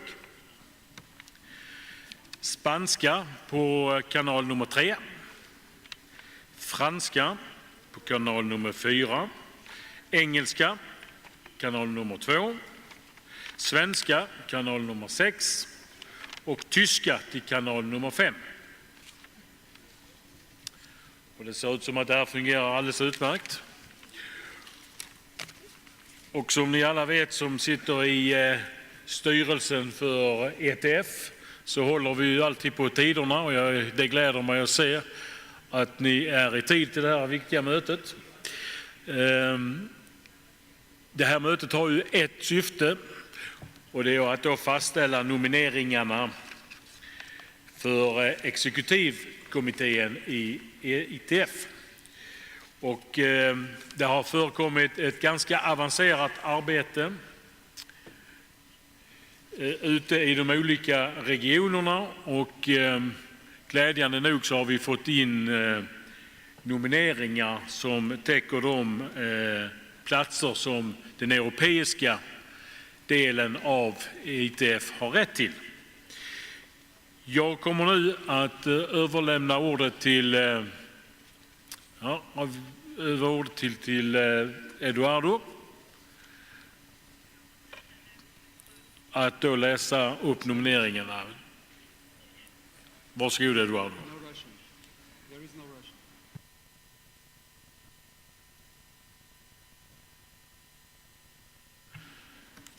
Jag har nu fått indikationer från salen att man saknar översättning till ryska och det är helt riktigt. Vi har tyvärr ingen rysk översättning på det här sammanträdet. Say it in English because the Russians will not understand. And I will take that in English so the Russian delegation will understand what I am saying. I think they are a little bit rusty in Swedish, so I will take it in English. Unfortunately, we don't have any translation to Russia in this meeting. Will there be any problem with the interpretation to Russia? Please see if you can find a colleague who can help you out with the translation. Thank you very much. Så nu Eduardo, nu övergår jag till svenska som ni märker och så ger jag då ordet till dig. Varsågod.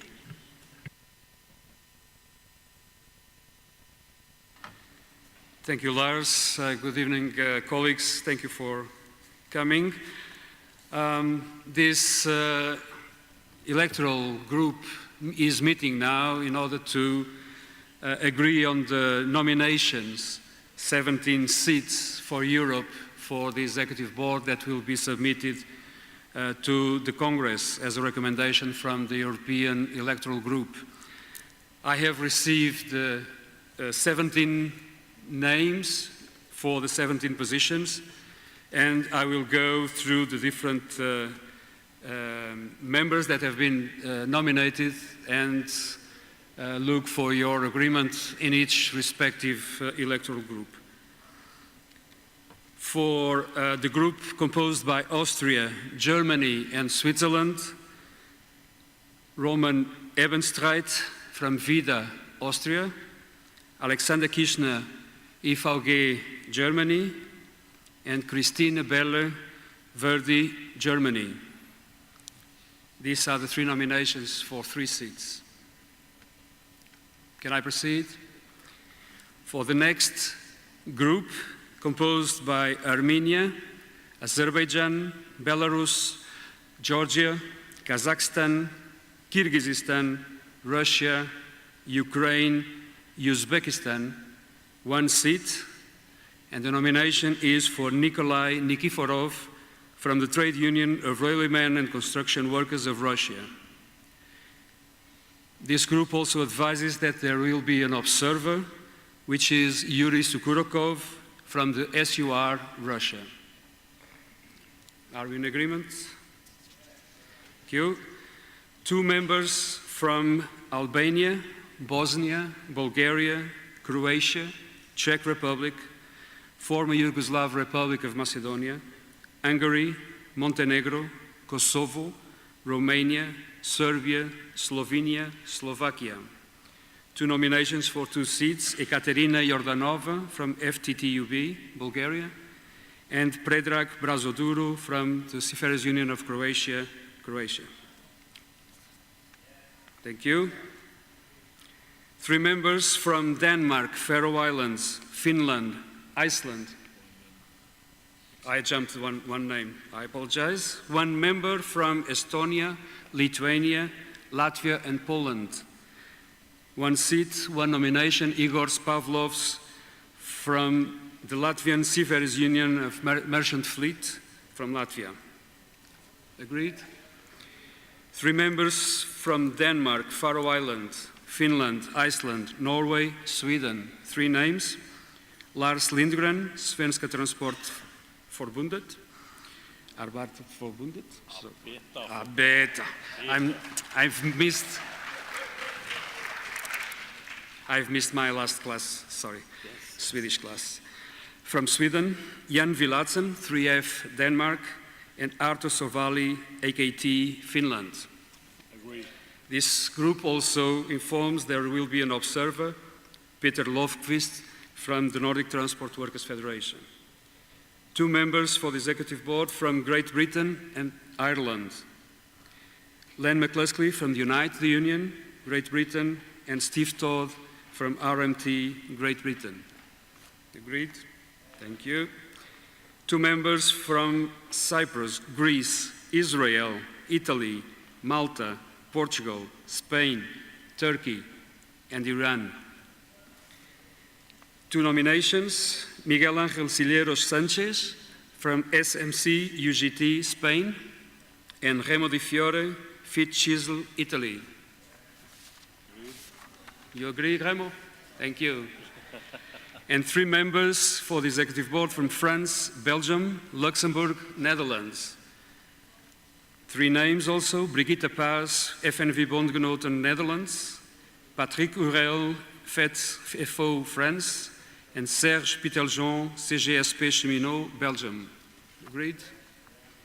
And this completes the list of 17 nominations. There is also 1 woman representative from Europe to the Executive Board to be nominated.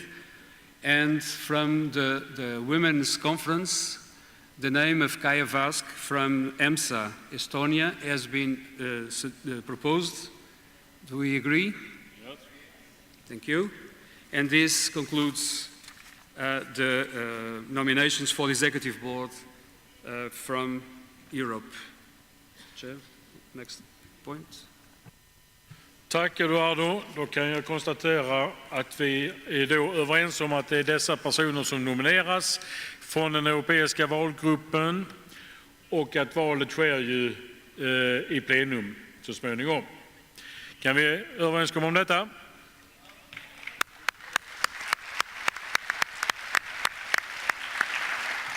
Då överlämnar jag ordet till Eduardo för att tala om den europeiska vice ordförandeskapet. Varsågod.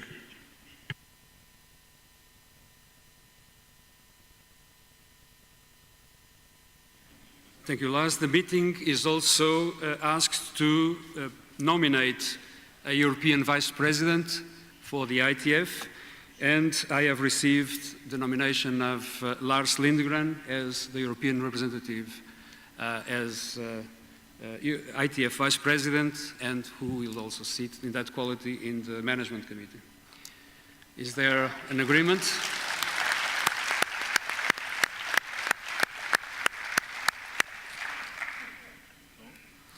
The teller, yeah. Tack så mycket och tack för att jag blev nominerad till det. Ett stor ära naturligtvis. Och ni vet att från Europas sida så har vi en hel del delegater som kommer att vara med i styrelsen, så det kommer att bli alldeles utmärkt tror jag. Då är det tid för att vi ska nominera även en rösträknare i styrelsen, och då är det lämna ordet till Eduardo igen. Varsågod. Thank you, Lars. The group is also asked to nominate a teller or ballot scrutineer for the case there will be a vote at the meeting of the Executive Board that will meet immediately after the closure of Congress. And therefore, I would ask Remo Di Fiore if you would be available in case you are still there on Saturday to be the teller. It's foreseen 1 hour after the closure of the Congress. Va bene? Grazie mille. So we have one candidate, Remo Di Fiore, volunteered by nomination. Do we have any other volunteers? Can we approve? Thank you very much.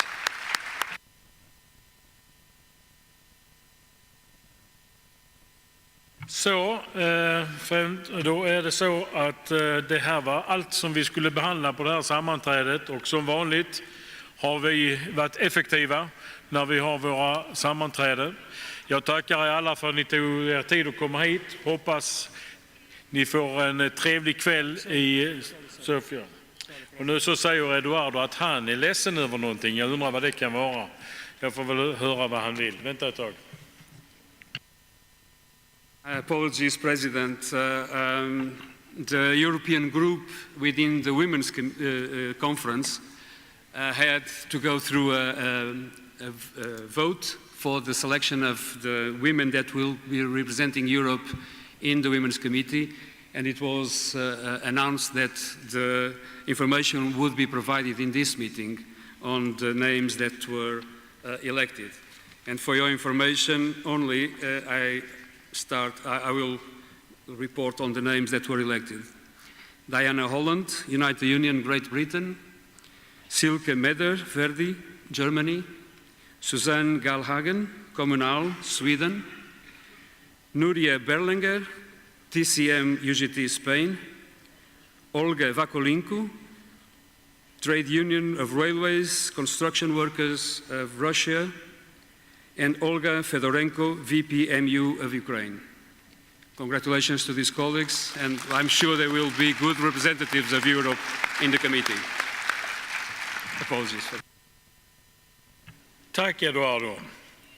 Och kanske det var inte så mycket att vara ledsen över det där, utan nu fick vi med även kvinnokommittén och de som har blivit nominerade där.